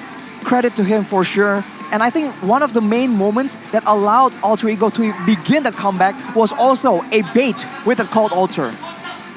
What a game. Nino's Beatrix very strong as Aura is in the edge of elimination. And that's very true. Strong. One more game for Alter Ego. That's going to seal the deal for Aura Fire here in MPL ID Season 10. Nah, I'm not taking that. Very strong is a understatement. What the gross heck? understatement, yes. No way. He was 16-0-3. 16 kills in MP. What? What? Whoa, what? If he's playing ranked, it's unfair. This is the MPL. You're not supposed to be able to do this. Keep in mind, all right, it's not only the fact that he is on a Beatrix and he can get 16 kills, 0 deaths. He has 0 deaths against a Paquito, against a Beta, a Farsa, a Link. Throw him out of here. He's cheating. He has to be on something. There's no way. He only has the Wind of Nature. We saw a single feather airstrike chunk him down below 50% HP. Doesn't matter. Doesn't matter at all. And of course, credit to Leo Murphy being one of the main tools that Alter Ego can use to save Nino. But still, all things considered, how is that even possible? I mean, I don't know. I mean, I guess itemization, right? Usually when we see the Beatrix, people either opt for the wand or the Has Claws. But in this particular situation, he's actually bought both. So that kind of explains why he's able to sustain along in those prolonged team fights, Arashi.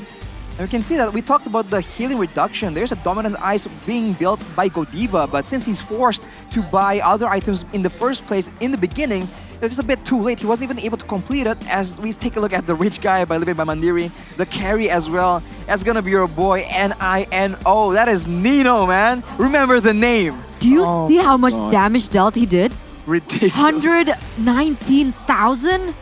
It doesn't make sense, right? Like, I mean, you're talking about MPL here. You're talking about the highest level of Mobile Legends. You're talking playoffs. In Indonesia, in the playoffs, in front of 2,000 people watching. And he does this. So he shows up in big games. 190. Okay, let's chill down a bit and let's talk about how. All right, because firstly, Aura Fire, they weren't behind from the early game. This wasn't a Beatrix that snowballed from the first minute. No. Yes. It was a Beatrix that was behind. It was a Beatrix that was constantly shoved in, and it was a Beatrix who was up against a full dive composition with a 6,000 gold lead at one point. How did he get 16 kills? Well, the MVP with the Samsung Galaxy A series, need we tell you? No. We don't even need to mention his name. Everyone knows him. You can find Nino right here. Right here, man. He always finds a way. He always plays safe. He always plays calculated. But the moment you let him find kills, find opportunities, he has no fear at all. He flickered forwards in against a composition as aggressive as Aura in game number 3 right here. He flickered forwards like what, 5 times? Why? How? It doesn't make sense. It's not supposed to work like that. No, it really doesn't. My God. Soon we'll take a look at a few highlights of this game, and you're gonna see a lot of oohs and ahs because these moments are insane. All right, let's take a look at the highlights here. Man, look, it has to be a Nino like reel, right? Right here, this is the first kill, and you can see he gets the kill, he backs away, and he knows that he can just pick away. Here, and this is that fight, man. Initially, they were all on the back foot, but with a cult alter, once Alter Ego felt like they have some tempo, they just went back, and right there, Nino with the damage, with everyone getting tanky enough to withstand the burst of the members of Aura. The late game was just a difficult situation completely. And look at, of course, Pi. Still, even though he's not the star of the show in game number 3, he just is an absolute issue for Aura Fire, and they have no solution, even still. Here. Right here, there we go again. They just go in aggressively, and Nino out damages everyone because remember, this is a quote-unquote reworked Beatrix, right? The DPS is a lot higher, even though the burst isn't as high. And with that advantage, they kind of risk everything, but right here, I guess it's all calculated, all down to the wire, and Alter Ego, they just made a huge statement, showed Aura Fire how it's supposed to be done. His reaction speed though. It really, man, but for Aura Fire, they're on the edge of elimination, ladies and gentlemen. One more game. If they lose this, they will be eliminated out of MPL ID Season 10. A team that went to the 3rd place in Season 9 all the way, almost getting the 2nd place position, just barely being beaten up by Onyx Esports in Season 9, lower bracket finals, now on the edge of elimination up against Alter Ego. The team that, I don't know, at this point, like it's so weird how they're playing. A team that's kind of unpredictable because none of us casters, none of our analysts predicted them to go with this draft. Oh, the draft, yeah. To go with this style of play, right? Yep. I mean, everyone predicted Aura. Pak Wulung on the Indonesian desk is the only person voting for Alter Ego. He knows something else. He has insider info of some sort. We have no idea. I don't know. Well, we're going to take a look at the player rooms right now, ladies and gentlemen, because for Aura, the dream isn't over yet. They can definitely still pull off a miracle here, equalizing once more and perhaps taking game number 5. But it's a very deep hole that they're in. Currently, Tezet, he's fired up still, you know? They don't care that they just lost the last game. Still in spirits. Don't look at it as being their last chance, but perhaps it could be the moment that they regain their fire, perhaps regain that confidence. That's something that perhaps that they need to go for here for game number 4. But in game number 3, a lot of people actually opted for Aura Fire's draft. We did. Exactly. Everyone on the English desk went for Aura. What can Aura Fire do this time around? If it's not the draft, then what is it? I think it's discipline. A bit of both. There's some discipline issues as well, but even in the draft, right? We said that they have all the mobility, all the dive, but they really lacked a bit of crowd control as well. And I think they really didn't abuse their composition as hard as they possibly could have. So I think small issues in the execution and in the drafts will be what's required. And I think they need a more solid game plan because with that composition, there is no way you plan on letting your opponents get into that late game because you saw that damage, you saw the tankiness. They just got wiped out in the late game. Just like you guys can wipe out the dandruff and the smelly hair, right? Because you guys can use Head and Shoulders right here to wash your hair, right? Arashi, his hair smells amazing because he uses Head and Shoulders. I'm surprised you noticed, Miracle. Man, I can't not notice. Like literally, I'm sitting next to you and I can smell like it's just Head and Shoulders. I'm 2 meters away from you, Rash, and I can still smell how nice your hair smells. That is the effect that the Head and Shoulders gives you. But in case some of you are tuning in right now and you missed it, it was a very insane game in game number 3 between Aura and Alter Ego. The Impact player is going to be high on that link. Aura was able to get so much advantage in the early game, but somehow, some way, in the mid game, the Impact player for Alter Ego, Nino, on that Benedetta, just shows you how it's done. He just finds, out of nowhere, 2 kills, and from there on, the kills just keep rolling, keep coming in. This man is an absolute menace, man. He is not to be trifled with. Yeah. Don't test him. Just look at the charts. He's the only one. 19,000. Look at everyone. It's like, okay, we got 50,000 right here. 119,000, boom. Take it or leave it. It's unfair. It's crazy. Beatrix got nerfed. Take the hero out of the game. And he's focused by so many people because you saw that the Yu Zhong, there's a lot more freedom for them to make plays happen because everyone was trying to find Nino. Where is Nino? Finding Nemo, as you said, Mirko, finding Nino is the name of the game, and Aura was unable to do so. He's just so good. I mean, the cover coming in from Alter Ego was also really good. Leo Murphy. Leo Murphy. I mean, one of the main issues for Nino in the sense of that particular game was the feather airstrike, but every time Facehugger opened it up, it was immediately cancelled. So really just allowing Nino to dish out the damage that he could despite and without fear of being taken down, because we saw one hit from that feather airstrike nearly took Nino down. So that was the main issue. So communication definitely there. Alter Ego, we can feel the chemistry, the synergy, the support for one another. Aura Fire, they really need to go back to the drawing board and think about this, right? Because even if they're winning in drafts, it doesn't seem like they're implementing the game correctly. I'm not really sure if it's miscommunication, something wrong with the synergy, but something has got to change because this is their final chance to stay in the playoffs. They need to get a bit more creative, I think, because we've talked again and again about how Alter Ego, we expected them to play with their comfort heroes, not creative. I mean, but like how creative? Because Godiva stepped out of his comfort. He used Diggy and it didn't work. But if you look at their compositions, it always seems like they're going to target one thing, and if it doesn't work out, it's over.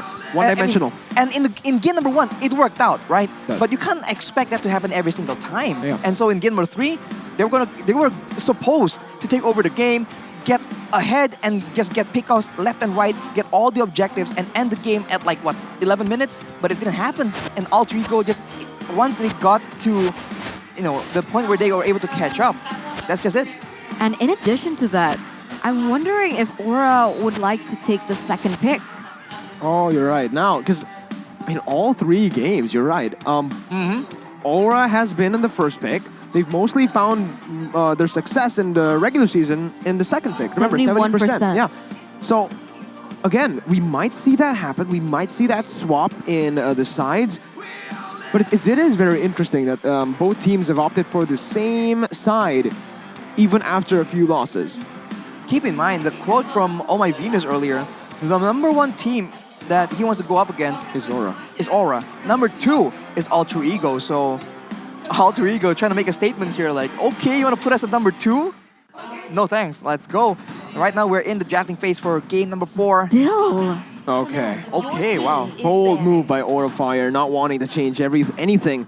When Alter Ego are at match point and in the bans, exactly the same. 1-1, Julian, Valentina, nothing has changed for Aura. Alter Ego, they can go for the Faramis ban or the Mathilda again. They go for the Mathilda and they're saying, you want to try the Faramis now? Go ahead. We'll go for the Paquito again. We can swap.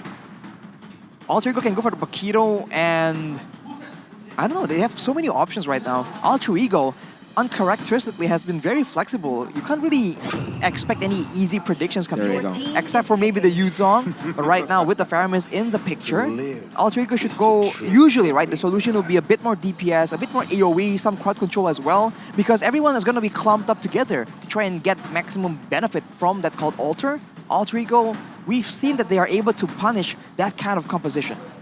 I always feel like Faramis is a hit or miss after the nerf, but the past 3 games, whoever picked up the Faramis was the one to win. So we're going to see exactly how this pans out. The Paquito is still up and available as well as the Farsa, but Alter Ego once again have opted for the Yve above the Farsa. More utility from the Yve, right? If you get the Ice Queen 1 as well, that slow is so annoying. But Alter Ego, I don't think they can go for the Grok. What? Whoa! What? Yu's first pick? That's how prio it is. How crazy would it be if right now, right, with Aura, with the image of Pai's Yu Zhong just fresh in their heads, they put this on Nino instead?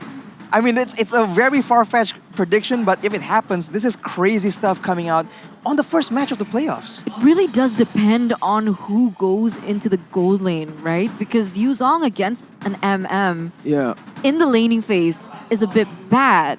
Depends on which, right? If you go against Layla, you're pretty good, but let's take a look again. The Aura, good response, honestly. Picking up the Akai. Alter Ego found 2 successful games with that Akai pick. So Aura picking it up right now, and the Paquito as well. 3 very, very prio heroes have been secured by Aura Fire. This time, Alter Ego, they're gonna have to go for something big here. Grok can be a good answer towards that Cult Alter with a Wild Charge. Even, I think, yeah, the Wild Charge actually can bypass the heavy spin. You can actually dive, you're unstoppable while you're in that Wild Charge. So, and it's a good flex, like you mentioned. They can put the Grok onto Pi and put the Yuzong into the gold lane, unless Alter Ego want to do something crazy and put the Yuzong in the jungle.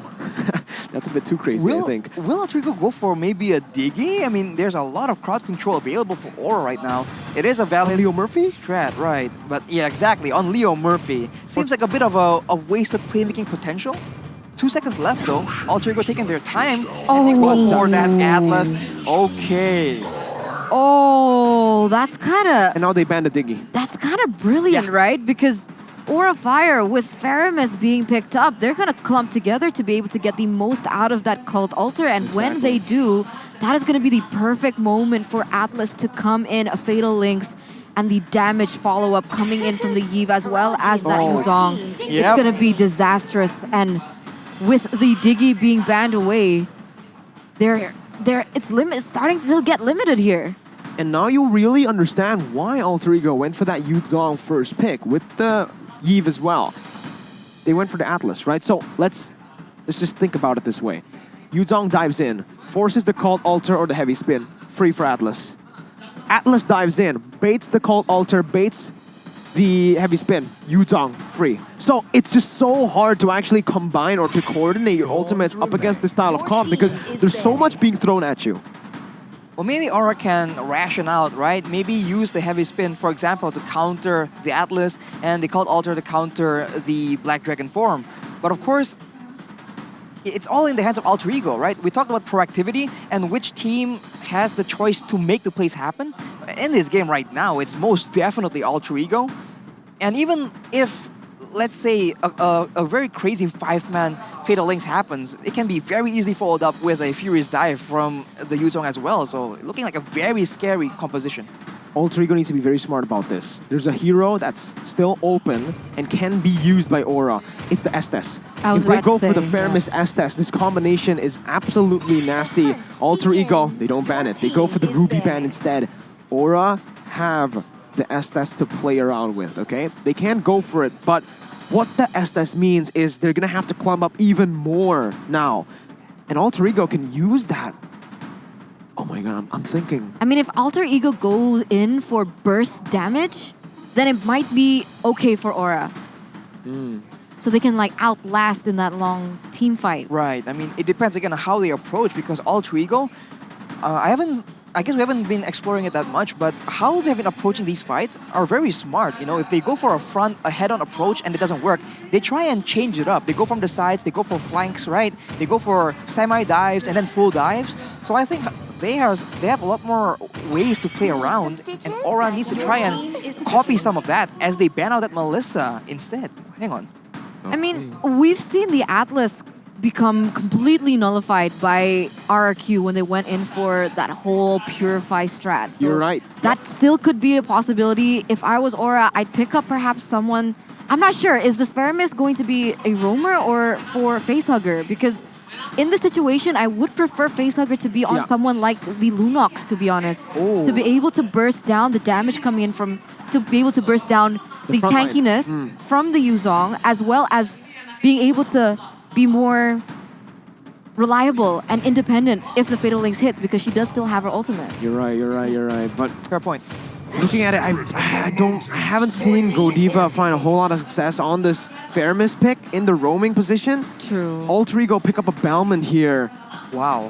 Which is going to be another, just a solid pick. But again, on the hands of Selly Boy, I gotta question it. Last time we saw Selly Boy on this Bellman, it was him going 0-3 and not really securing that many objectives, right? Because it just doesn't fit his playstyle.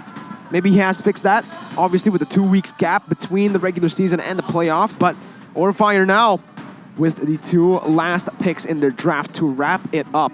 A gold laner and perhaps a roamer up against this comp, man.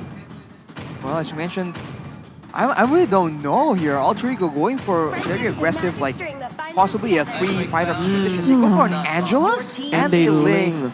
I'm not sure how I feel about that. Wait. They're lacking severely in DPS, in my opinion. I agree. Yeah, this is the burst comp from Aura. Yeah, they are looking for pickoffs, assassinations, isolating Alter Ego members, but who's gonna go to the gold lane? They might be trying to plan for a huge split push situation. Oh my god, it's Fluffy, XP, Akai with the arrival. Right. It's the composition we saw before, and it's gonna be should be the Paquito in the gold lane. That might be it, man. Having strong side lanes, having the arrival to play around, and having the mobility coming from the Ling. This might be a macro-heavy situation, but Alter Ego, they have a chance to try and counter this. Benedetta, go ahead, show it up, Nino. You're up against a melee composition. Yo! AoE can be the answer, but no. He says, you know what? We need a marksman. I'm not going to go for the Benedetta. I'm going to go for the Beatrix that won us Game 3. This is a crazy development here. Aura Fire going for a very, very unorthodox strategy when their back are up against the wall. I guess the idea is that they have nothing left to lose, right? They can just go and try the craziest things. It might just work out. Man, this is a difficult situation, though. I don't know how I feel about this. Yeah, neither do I. Like, I've been thinking about this, and I mean, face value, I feel like Alter Ego Esports, they have the better comp. They're going to be able to contest for those neutral objectives. They have better team fight. I guess Aura has better pickoff, and perhaps because of the Akai arrival, assuming that it's going to be on arrival, they are going to be able to clear a lot faster in those side lanes and try and work off on that. But in the end, we're just going to see how this pans out. Ladies and gentlemen, it lies here for Aura Fire. It can be the final game for Alter Ego. It can send Aura back home. Elimination is on the line for game number 4. Into the land of Dawn we go. Aura Fire with an all-or-nothing draft. A very risky draft. Will they be able to pull this off? Go big or go home is literally what's happening here for Aura Fire. So we're going to see how it actually unfolds here against Alter Ego. Very team fight heavy, very good control over those team fights as Aura Fire. They might be able to look for pickoffs on the board, but so far, Facehugger as well as Godiva just being such a nuisance here, even from that early game. I think the side lane matchups, right, are going to be so critical in ensuring how this game plays out. Because Aura Fire, they can play this very aggressive, high-pressure style only if they have lanes that are winning to try and get pressure.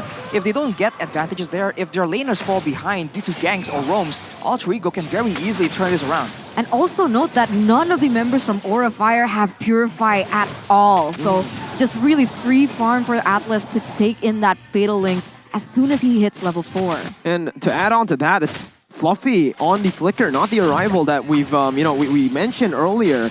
So we'll see how this plays out.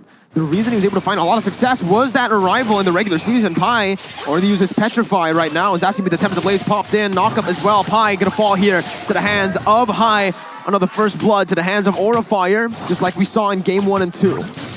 Very well-timed gank from Aura Fire, but now Alter Ego try and get some exchange here. Fluffy is able to stop the... Ooh, that's the lethal counter being used, but he will eventually fall as Hai pieces out. It's still a 1-for-1 right now, and you know, with how aggressive the composition is, Alter Ego, I think, it still comes out on top on that one. As we take a look at the talent prediction by Axe, only Wee on the Indonesian desk going for Aura.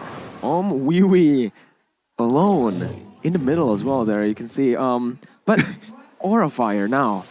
Thing is, what does he see in this Aura Fire composition? Because with no Purifies, no kind of like pocket synergies that we've seen before, like the arrival, and obviously just a melee comp. Fluffy though, jumping in with a heavy spin as well. Udil going to be able to sprint out of there, but he's going to be pinned down. Udil getting brought back, but it's actually miscalculated. Whoa, Facehugger flickers forward, goes in for Stampede, bringing Udil back, but that's going to be the Cold Ulcer popped in. Hai jumps in with the Tempest Blaze, looking for kill onto Udil right now. Udil still surviving for a bit, but will fall in the end to the hands of Hai. Meanwhile, Pi, in the midst of it all, once again, is able to survive. Leo Murphy was taken down as well. It was a 2-for-0 for Aura Fire. I would have thought when they get clumped up like that, it would have been Alter Ego Esports with a better time. Was the Atlas level 4 yet? I guess not here, but they are going to go for a re-engage, not stopping there. They just respawn and they just keep on going. Aura still leading. They secured a turtle here in the 3rd minute of the game. Oof, all things considered, it's still a very even game as we take a look at the emblems. Festival of Blood for Yutong and Takedo, so going for sustain, going for aggressive playmaking, and Demon Slayer for both junglers, but of course Boy will have an edge when it comes down to the securing of mutual objectives. Later on though, I think the range and poke advantage is for Alter Ego, and now they go for Kabuki, but hard guard. Hard guard comes in, Kabuki flickers forward there, looking for the damage. Boy gonna be stopped there in his tracks, immobilized, but he's still able to survive for a bit. Facehugger picks up the kill, Nino's 1 HP, High is here to pick up the kill. It's a killing spree over to High as he looks for a double kill. Aura Fire are in this to win it. What counter engage coming in from Aura Fire as that hard guard caused a huge miscalculation for Alter Ego Esports, and then the error just stacked like dominoes. Now Aura Fire with the space, they're going to be able to get a turret in that top side, a 2,800, almost 3,000 gold lead as they continue to push. And that is the beauty of having the Angela, right? Being able to roam around the map very easily, being able to support whoever needs it, and just being that extra +1 factor causing that immense distraction. Instant replay by the Samsung Galaxy A series here, and look at that. Every time Alter Ego thinks they can try and get an edge, they try and match the aggression of Aura. The hard guard comes in, the Cult Altar comes in, and they constantly get baited into these situations. This is looking like deja vu from game number 1. They need to try and chill out and maybe scale into the late game. That is where their composition has the definite advantage. 2,000, no, now 3,000 gold lead for Aura Fire as they are going to try and pressure Pi. I mean, at this stage, Aura Fire, they need to be thinking about this really properly, right? Because if they focus too much on Nino, there is going to be a possibility that Pi might be the one carrying in that mid towards that late game. And we mentioned something about this, about the Hydra situation that Alter Ego Esports has right now. So they've already been able to kind of shut down Nino a little bit, but now they need to focus on the other lanes as well. And looking at this composition again, right, that's another turtle slain for Aura, presented to you by Samsung Galaxy A series.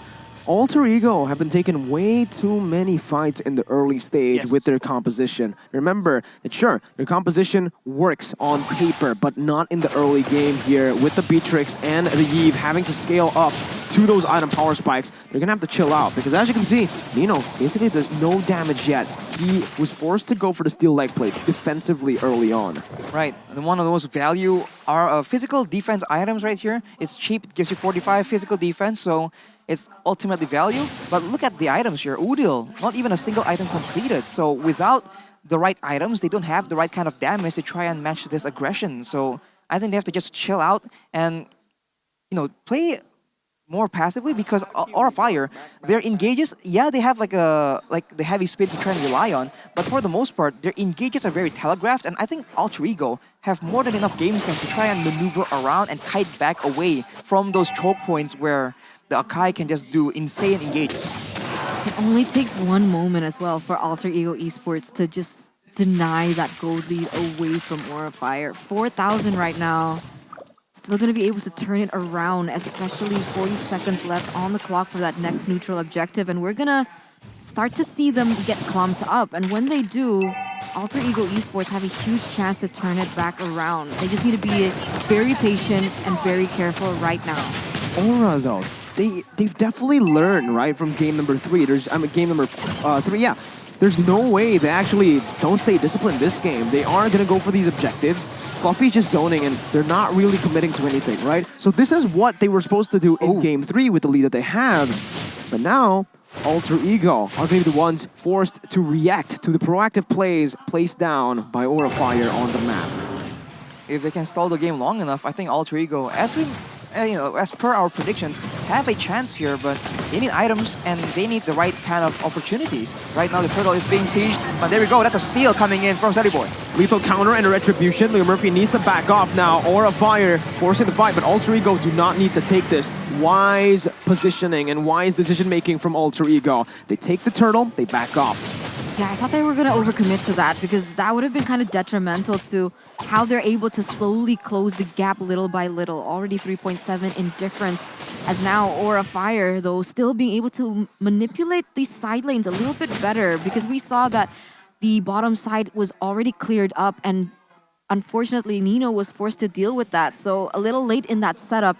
and that therefore Aura Fire being able to get the advantage in that neutral objective. I think the mindset that Alter Ego needs to be playing with right now is to ensure that their members survive, right? Because if their members survive, they can snipe, they can use the road manipulation from far away to do damage. But if they try and go for kills, if they get baited to try and secure the kill on High, on Godiva, on Facehugger, that is where they get baited, and they don't have the right composition to try and do that kind of playstyle. So the mindset, how they want to position and who they target needs to be on point right here if they want to get a comeback victory against Aura Fire right now, because Aura is doing amazing.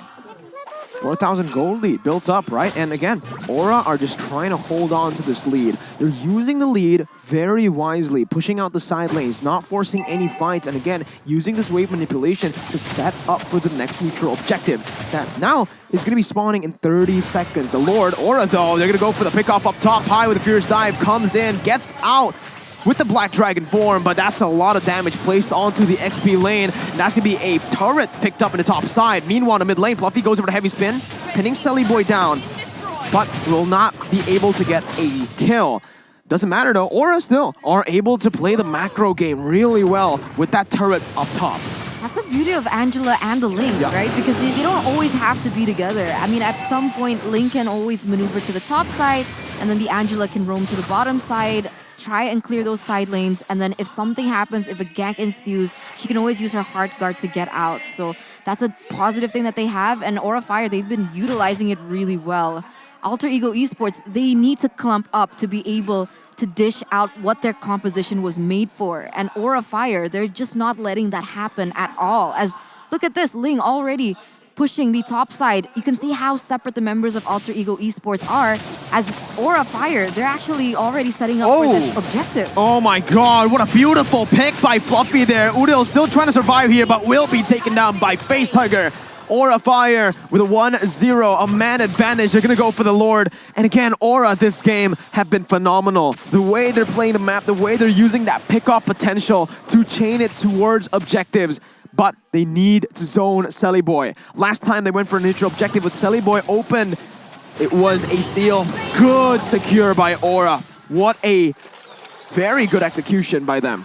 Absolutely clean from the side of Aura Fire. And now, they go aggressive, but Alter Ego, they are prepared. I mean, as long as Alter Ego really send the beefier members up front, I think they are still in a good spot, because without Udil getting picked off like that, there was a very good play by Fluffy that really ensured that they get the pick off and they get that free Lord.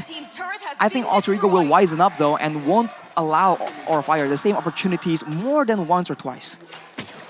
Here though, they're gonna have to give every single turret away. Fluffy though goes over the heavy spin, Selly Boy gonna be brought back, but he's still under the turret. Too risky for Aura Fire.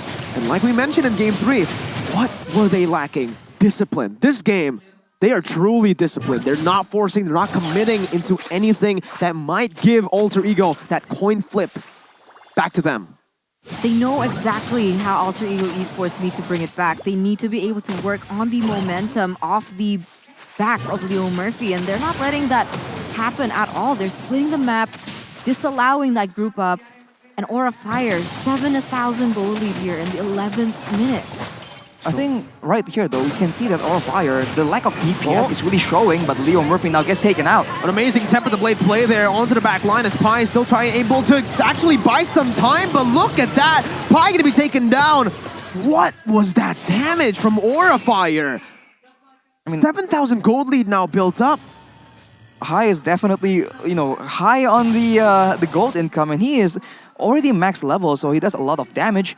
But now this is where it gets difficult for Aura Fire. They have to try and find a way to end the game, despite Alter Ego having a Yave and a Beatrix, because the longer the game goes, the more the gold difference won't matter. High has reached peak power spikes, and now it's urgent for Aura to try and end this game out. Especially Udil, Pi, and Nino, they're going to deal way more damage as time progresses.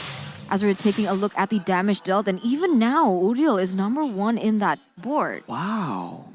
That's the Yi for you, man. And High. Wow. Very good decision there to actually go for the base turret. We mentioned many times, Arashi, that with the first Lord, if you're able to get just the tier 2s, it's already so value.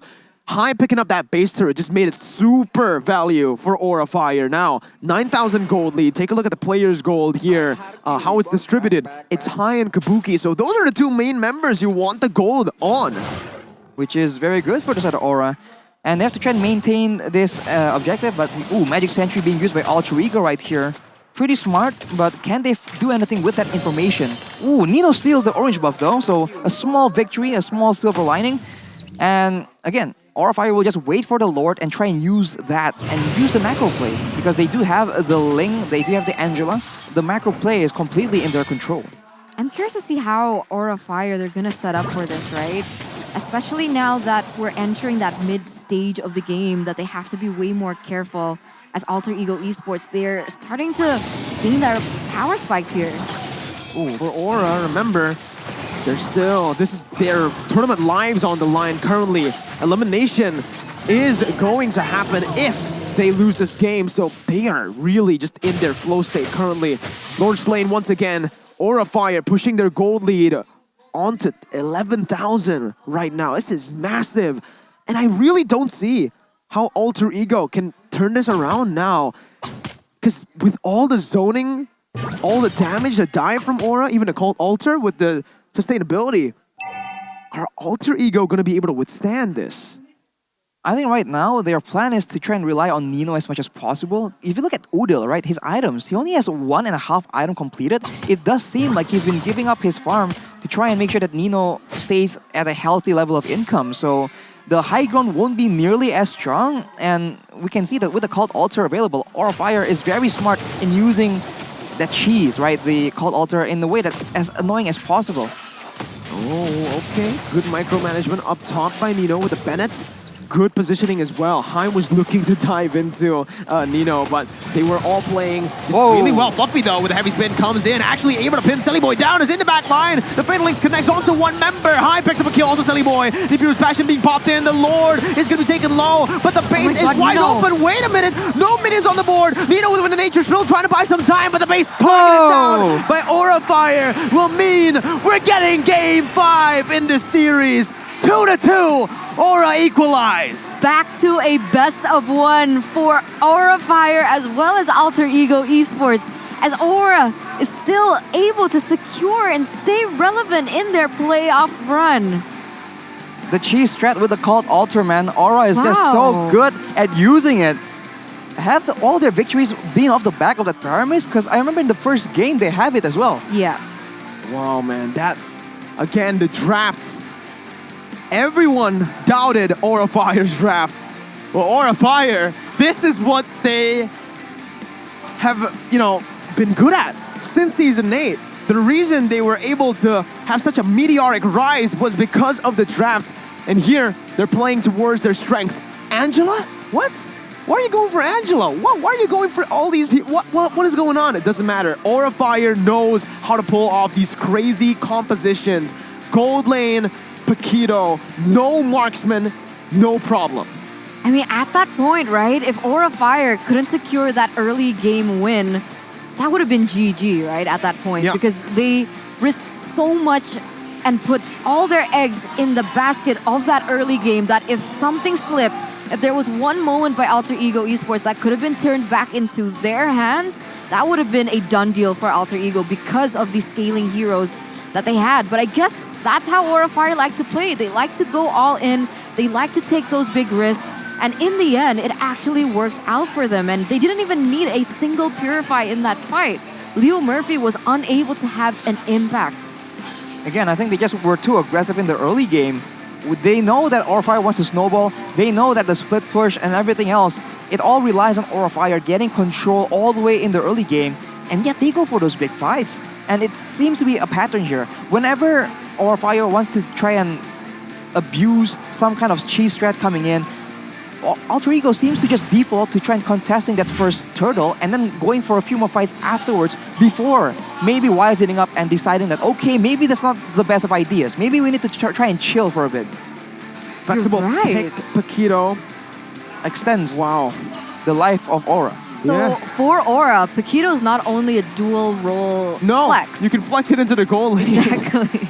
Whoa, okay, man. We have a lot to dissect here in the item builds and obviously the game recap, Arashi. You gotta get ready for this because I'm just still thinking about how they pulled that off because it was a super one-dimensional draft. If they get the snowball going in the early game, yeah, sure, they'll have the game in their hands. They'll be able to control the tempo, use that early game to actually translate it over to that mid-game. But the thing is, they were able to play that early game so well. From the invade early on, from how they played towards that bottom side, onto Pi, shutting both of the side lanes down. Super good performance. I think a huge weakness that I've noticed from Alter Ego Esports is when you don't play into the tempo that they like. They like to go for those aggressive team fights. They like to force team fights. They like to play aggressive. But if you take a step back, play the macro game, you can notice that Alter Ego Esports start to falter. Well, we take a look at the item builds right now. As we mentioned earlier, Udil, not even with the Enchanted Talisman, he was building towards it and he figures, okay, I need an NOD first and then the Ice Queen's wand. And that decision, well, I guess it reduces the healing, the shielding, but at the same time, it just means that Udil's Yve just wasn't doing a lot. The slow was there, but there was no extra bit of slow coming in from the Ice Queen's wand. And considering that in the end, Udil was still able to do one of the highest amounts of damage in the game, I feel like maybe a bit more of aggressive build would make a bit more sense. But for Aura Fire right now, as you can see, it's just pretty standard. Facehugger, full damage Fire Mist, and everyone going tank.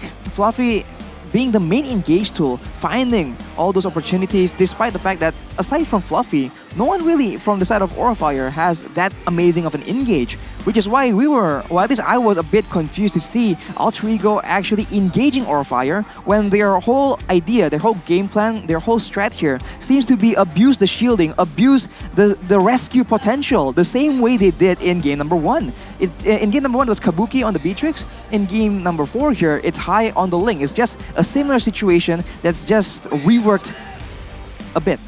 So the rich guy and the carry is going to be High on that Ling, living by Mandiri. And everyone else is from Aura as well, so it's a very one-sided performance. From 16-0 to 0-1-0, right? No kill participation at all for Nino. Aura Fire really just shut him down, and it has to be High, right? The MVP. His targeting has always just been stellar in this game. With the Ling, every single time, he's always able to zone Nino away. Even when he doesn't go in, doesn't commit onto Nino, he's always just jumping around the walls close to Nino. So that Nino can't really put out that damage that he wants to and can't really do anything in these team fights, right? Very similar to how Pi played the Yuzong up against Kabuki's Beatrix. But here you go, your MVP by Samsung Galaxy A Series 5G. It has to be the man himself, High on his signature Ling. Well, High on the Ling, this is a hero he is notorious in, and we saw the knowledge coming in, the mechanics as well. It's a great performance, but I think the rest of the team also did a great job ensuring that he has the best time possible. He was able to out-farm Sully Boy on the Balmond, right? And still was able to actually get opportunities and of course rescue him with the Hard Guard, with the Cult Altar. It all just worked in such a fluid fashion. But soon we'll take a look at the highlights of that previous game, and we can see all the way since the early game, it all began with this gank coming in from High, and it was just at the right opportune moment. It's almost like they got a read on how Alter Ego plays. And look at this is the first turtle, and they kept going for these fights. And of course, we know that Alter Ego can match Aura Fire in those skirmishes, but with the composition, right? When you think about the composition, it really isn't the best idea to just go for fights, and if you back away with low HP bars, High comes in to finish the deal. And if you engage on them first, the Cult Altar is just a great solution. So just with that advantage, with how much Aura was able to snowball and then translate that lead into map pressure, into neutral objectives. After they get a significant lead, they just go again with the Cult Altar cheese strat and just end that game. So maybe, right, Alter Ego will go back to their initial solution and ban out that Faramis instead of the Matilda. Maybe, that's what I expected. Again, leaving the Faramis open. The thing is, they left the Faramis open, and what did they do? They left the Paquito open as well. They went for a very, very interesting pick in the end there for Alter Ego. And Aura Fire, they top that off. They're like, you know what? If you want to go for crazy picks, we can top that. You know, we can definitely top that. We'll go for the Paquito in the gold lane. It's not the XP lane. We'll pick up an Akai, put it in the XP lane, and we pick up a Ling in the end, and an Angela.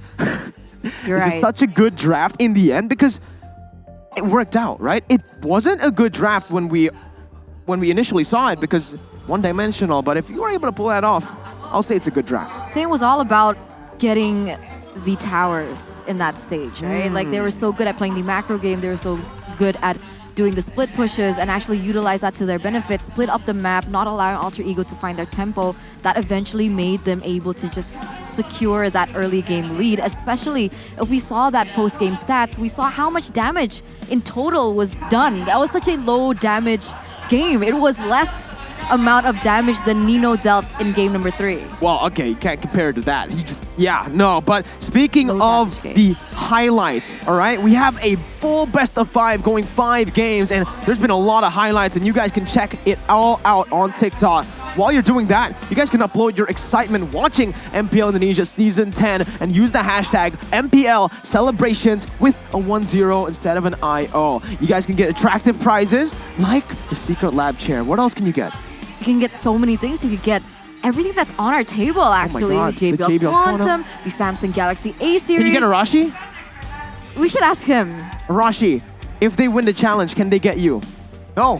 Maybe they can get a photo with Arashi. That's what you meant, right? Yeah, exactly. Photo with, of course, everyone can get a photo with Arashi. Come to the MPL venue, and you guys can just ask Arashi for a picture in real life. But Eterna, Aura Fire doing it 2-2 right now. How are you feeling? Great. One more chance. Super hyped to see the last game, and I'm so excited. Come on, Aura, let's do it. I mean, I love Alter Ego too. Hey, I love Alter Ego. I keep telling everyone that. Oh yeah. The brotherhood. All right, ladies and gentlemen, thank you so much for watching, but stay tuned because we are gonna have a small, short break before we head on over to the decider. Game number 5 on the way. We'll be back.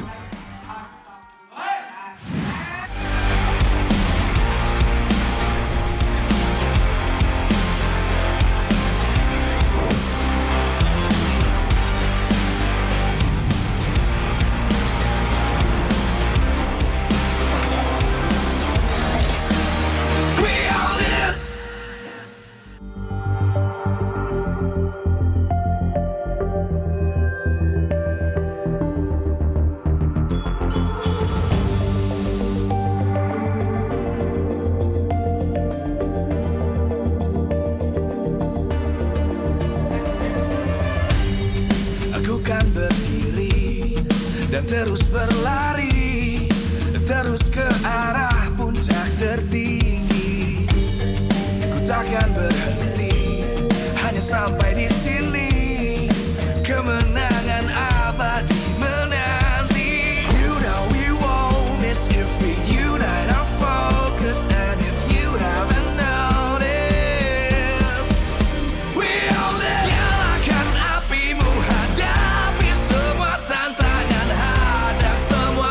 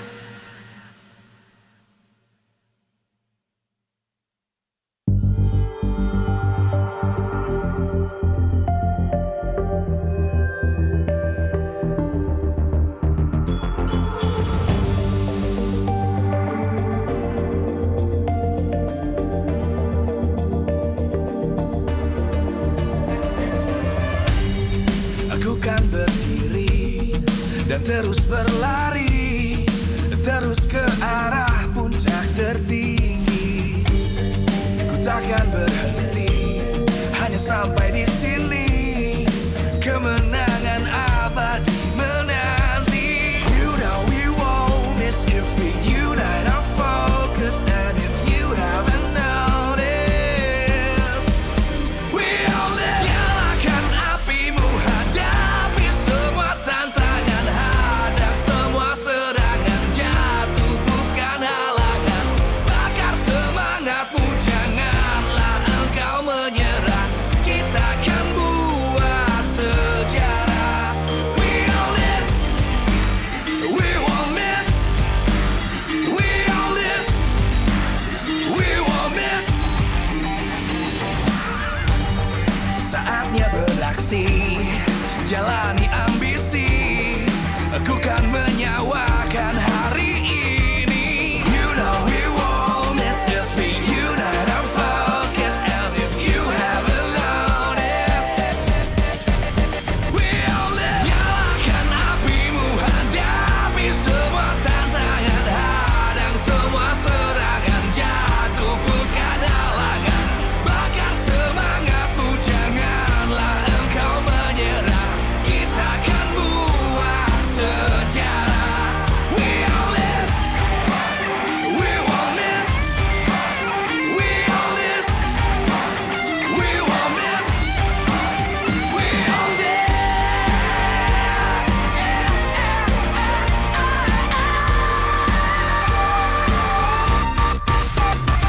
Nyalakan apimu, hadapi semua tantangan, hadang semua serangan, jatuh bukan halangan. Bakar semangatmu, janganlah engkau menyerah.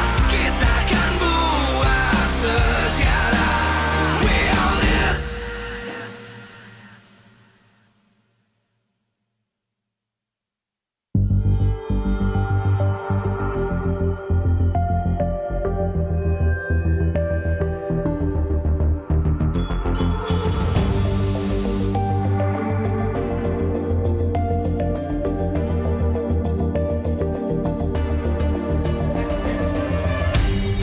Aku kan berdiri dan terus berlari, terus ke arah puncak tertinggi. Ku takkan berhenti, hanya sampai di sini.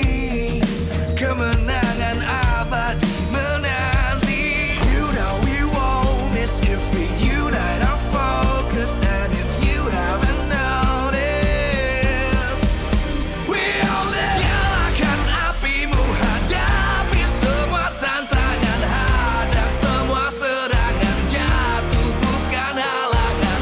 Bakar semangatmu, janganlah engkau menyerah. Kita akan buat sejarah. We all this, we won't miss. We all this, we won't miss. Saatnya beraksi, jalani ambisi. Aku kan menyawakan hari ini. You know we won't miss if we unite our focus. And if you haven't noticed, we all live. Nyalakan apimu, hadapi semua tantangan, hadang semua serangan, jatuh bukan halangan. Bakar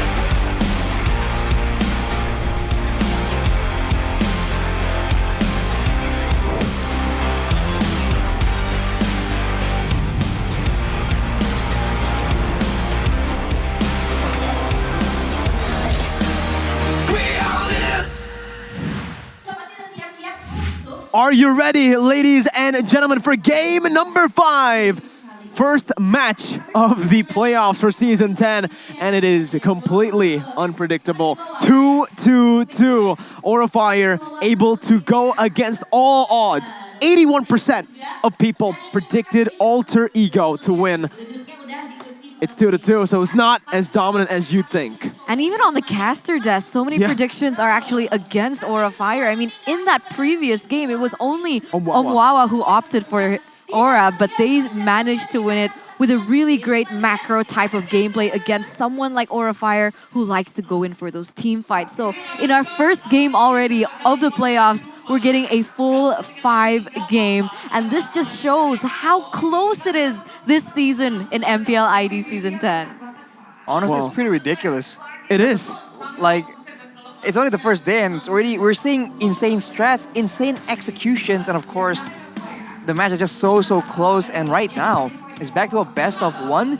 But I think in a way, right, Alter Ego, having seen the latest edition of like Aura's strategy, they have a chance to actually come out on top when it comes to countermeasures in that drafting phase. We'll have to see, right? Because again, for both of these teams, in the last 4 games, they've opted to stick with their sides. Alter Ego on the red side, Aura Fire on the blue side. So now it's time to take a look again. Will both of these teams go for the same route again? Just swap the drafts a little bit, or perhaps they might even go for the same drafts. You never know, man. There's a thin line between madness and genius. And both of these coaches, Coach Casius in Alter Ego Esports and Coach Tezet from Aura Fire, have been able to maximize that draft for their team, obviously on the JBL Quantum headset, feeding in the best sound quality towards their players. Crisp, clean communication has got to be the name of the game, and you're right, sound is survival. And man, both of these teams trying to survive with their last tournament lives here, both at a 2-2, both of them sitting at the last chance that they have to make it to the next stage of the playoffs. Wow. The stakes so high, it's only the first match, and usually, right, the expectation would be that things were going to be a bit more chill, but no, we're going full guns blazing, and finally, Aura saves the best for last. They go for second pick. A swap side? Oh, yeah. Aura, remember, 71% win rate on the second pick. Yikes. On the red side, this is where they find their comfort. Alter Ego on the blue. Same bands coming through so far. Kadena, 1-1, Fanny. If it's the exact same, Aura will go for the Valentina and the Julian. And even statistically, right, not just for Aura Fire, but a lot of teams have found way better success on the right side. So we're going to see if there are any changes in terms of the bans. So far, still the same. We see a respect ban coming in from Alter Ego on the Fanny, taking it away from Kabuki and Julian Udil as well. If it's going to stay the same, what are we going to see next here? Valentina and the Matilda. But Alter Ego, they do have the first pick here. So perhaps they might want to change things up. I think it'll be wise to ban the Faramis, right? I mean, sure, they can pick it up for themselves, but still, it leaves Aura open to go for that Paquito once again. And now you really don't know where the Paquito is going to go if Aura actually picks it up. Alter Ego with the final ban in the first phase. What are they going to go for? They can go for the Matilda. The Faramis is what I predicted, and they're going to go for that. The hero that so far I think is sitting at a 100% win rate in the series. Valentina, though, will be banned out from Aura Fire. So for Alter Ego, the Paquito can be an option unless they have a secret plan that we are not aware of, and they will be picking something that's completely out of the water. First pick. I'm just thinking Paquito right now, you know? Like, there's not... Grok? Yeah, we haven't seen a whole lot of Grok, actually. So far in the series, it was picked up once in game number 1, and it lost. Leo Murphy lost on the Grok, so maybe the Grok pick isn't as prio as we thought. And maybe, I don't know, I do like the Paquito better, but Alter Ego, they like to pick up the Farsa earlier on. It feels like it has become identical to the playstyle that they have, but no. Wow. Alter Ego with a completely different hero than we expected. They've actually opted to pick up the Matilda first. Aura, they do need to take away the Paquito. I'd say the Grok next. I'd say the Akai. The Akai. The Yves as well. I mean, there's a lot of options here. There you go. Take a look at a comment from Coleus. Aura has a lot to fix so that the Fire Dragon will wake up and fly again. We'll have to see. Will they, I don't know, wake up enough to try and get the final game? Akai has been picked up as well, so Aura, they have a lot more aggressive of picks, but they don't have the same security that they've preferred to use. The Matilda and the Faramis, both denied from Alter Ego, as I was kind of predicting earlier, but still, it's still a weird thing to see Matilda first picked. Very weird, right? Especially considering that, again, this Akai and this Paquito has been left open. Akai is still sitting at a 100% win rate throughout the series. So there's a whole lot of 100%. There's a whole lot of success. Alter Ego want to dive into that, picking up an Esmeralda. First, it was only picked up in game 1. And again, Pai lost on this Esmeralda, even though he had a stellar performance. Udil not going for the Farsa, not going for the Eve. He's opted to go for the Lilia up against this composition from Aura Fire. Way more versatile in a sense, and of course, really huge wave clear right now for Alter Ego in that mid side. So they're gonna be able to roam around the map very easily and perhaps try to counter the aggression that Aura Fire has, especially with the Akai taken. But remember, we still don't know who this Akai is going to be placed for, right? We've seen it in the hands of Fluffy as well. So now they have opted with Facehugger, picking up Farsa, one of his signature heroes since last season, as now we're going to go into the second phase of the draft ban and picks. With the Esmeralda already being picked up, do Aura Fire need to ban out the Yuzong? The Yuzong, if they want to go for that kind of like backline intensive strategy, that's an option. But from the looks of it, with the Akai and the Bakito, it seems like they want to be more aggressive instead. They've been very fond of this Aerithal ban though, ensuring that Nino won't be able to kite around or maybe output enough damage to just completely shred the front line of Aura Fire. For Alter Ego, this seems like a lot more sustainable, a lot more brawl-heavy of a composition. We'll see how this plays out, because there's a lot more DPS, a lot more ways for them to outplay and survive from the big engages coming in from Aura Fire. This is, again, right? It's so confusing if you're looking at Aura Fire's composition, because now you really don't know where the Bakito is going, where the Akai is going. No. We've seen it in the XP, we've seen it in the jungle. Same goes for the Bakito, XP jungle, and even gold lane for that Bakito. But Alter Ego, they're gonna say, you know what? We want to see the Akai or the Bakito go to the jungle. What we don't want to see is another Ling just disrupting our back line and destroying our front-to-back composition. Well, that will be the option they want to go for. And if that really is how they want to approach these team fights, they need a bit of crowd control. Or maybe someone with a lot more... maybe the marksman with a bit more crowd control and AoE as well, a bit more independence, right? The Brody is a possible option because right now, if they like that DPS, the Lilia can do a lot of damage with those blooms, but unfortunately, Aura saw through it, bans it out. Oh, the Brody being taken away. So a lot of reliable heroes that Alter Ego could potentially use have been taken away. I guess the only option they have is the Melissa, perhaps, being able to stave off the aggression coming in from the Bakito as well as the heavy spin from the Akai. But other than that, I'm not really sure what they can go for this time around. Alter Ego with the last ban here. Last ban for Alter Ego. I think it might be... I don't know, do you really want to go for a gold lane ban? Because I'm bound by nothing. Okay, so totally. In this series, we've seen the Gushin ban twice, yeah? But we haven't seen it picked up at all, even though it was left open in the last three. Oh my god, all right. Aura Fire, they pick up the Beatrix once again, because Alter Ego have picked up the Esmeralda. No more Yuzong threat. Unless the Esme goes to the gold lane. Oh, we might flash back to Season 8. The fighters, Yuzong in the gold lane. If you think about it, that's a weird season, man. Because Nino, very famous for his Yuzong. Or he might actually go for the Benedetta. Remember, we saw the Beatrix Benedetta matchup just now, but Kabuki was on the Benedetta and Nino was on the Beatrix. Does Alter Ego want to gamble it though? This is Game 5. For Aura, they're already leaning more towards their comfort picks in Game 5. They want to just use what works, what has worked in the past. Alter Ego, I think it'll be wise for them to go for the same route. Barat's pickup and the Claude. Whoa! This is looking deja vu to a certain team, doesn't it? Oh, you're absolutely right. Mathilda and the Barats. Yeah. I mean, it's a lot of tankiness, it's a lot of DPS, and for sure, it is not prone to any kind of early game aggressive play coming in from Aura Fire. So, they have a solid jungle mid lane combo, essentially, but they have very weak side lanes as Aura picked up a Rafaela.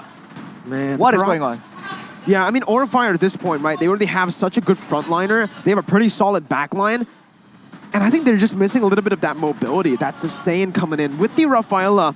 it does answer that question. It does fill in the hole in their composition that they don't have. And for Alter Ego, man, you're right. They need to really wait until those side laners get those power spikes, especially Claude, right? Yep. Golden Staff is when you get your first power spike, but here I don't think you're going to be able to get that fast up against Kabuki on the Beatrix. Especially Beatrix only needs one item to have that damage, right? So it is going to be difficult for him in lane. And when we're talking about Alter Ego and Aura Fire, the side lanes are the main carry, and this is what makes the composition that Alter Ego have brought to the table a little bit more difficult to succeed with. Ladies and gentlemen, the final game of the series. Who's going to be eliminated? Who's going to progress to the next stage of the playoffs? Will it be Alter Ego or Aura Fire?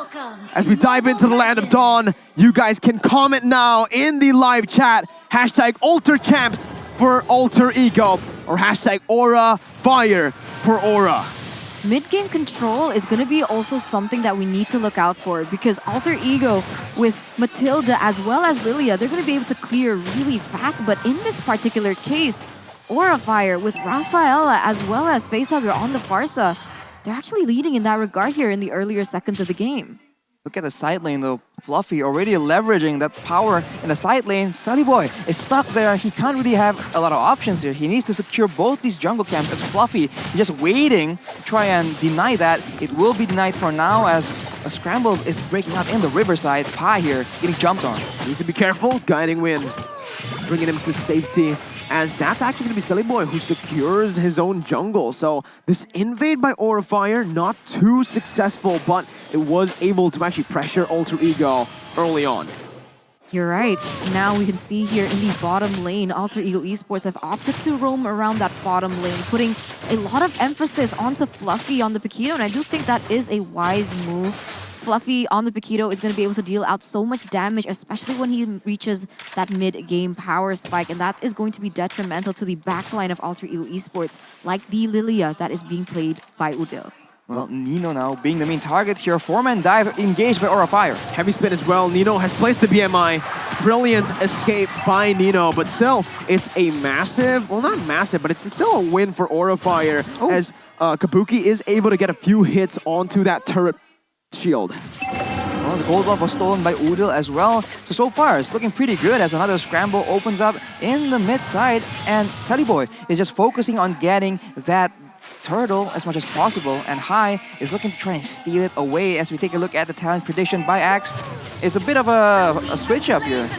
Yeah, I should just go to the Indo though. Yeah, we gotta swap, some of the casters here, but the feather airstrike will be popped in here. Fluffy goes into the back line. Very good zoning, but look at the damage coming through. Sully Boy is able. No, he's not. He didn't get the purple buff. It's actually Hai who picks it up with his own retribution.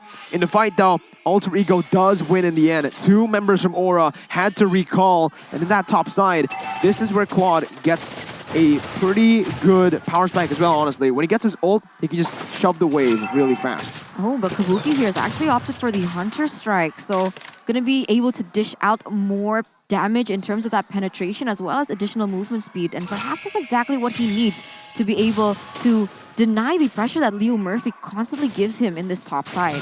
Look at the emblems though, 3 Avarice emblems for Alter Ego. They want to try and scale, man. Value is the name of the game as Godiva is taken out. That's first blood picked up by Udil. Alter Ego getting first blood, so there's already a change here in game number 5. All the way from game 1, it's always been Aura Fire with the early aggression with the first bloods, but Alter Ego are finally able to secure a first blood for themselves as Pi is able to chunk Fluffy, winning out of that trade on the bottom side, but both teams gonna play it very slow. If they play slow like this, Alter Ego have the advantage.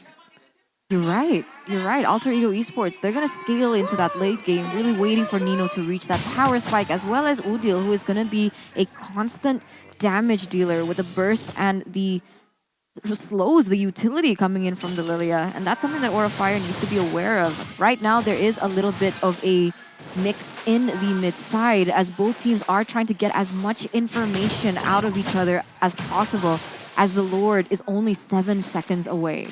then the big issue for Aura Fire here is the lack of engage. Yeah, they can send Fluffy to do something like this, whoa! But overall, it's still not a great engage as Fluffy is forced to flicker away. Oh man, that was scary.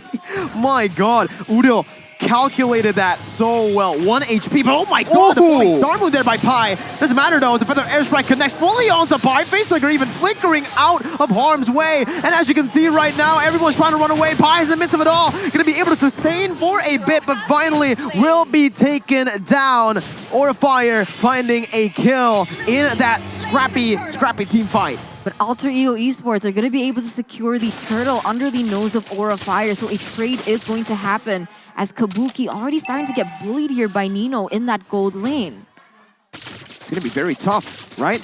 Alter Ego, 300 gold lead right now as Nino goes in for the Blazing Duet. Onto Kabuki, going to be cancelled out. Has the battle mirror image in the back, so he's going to be able to get out of that one. He's popped into sprint as well. Meanwhile, on the bottom side, Fluffy.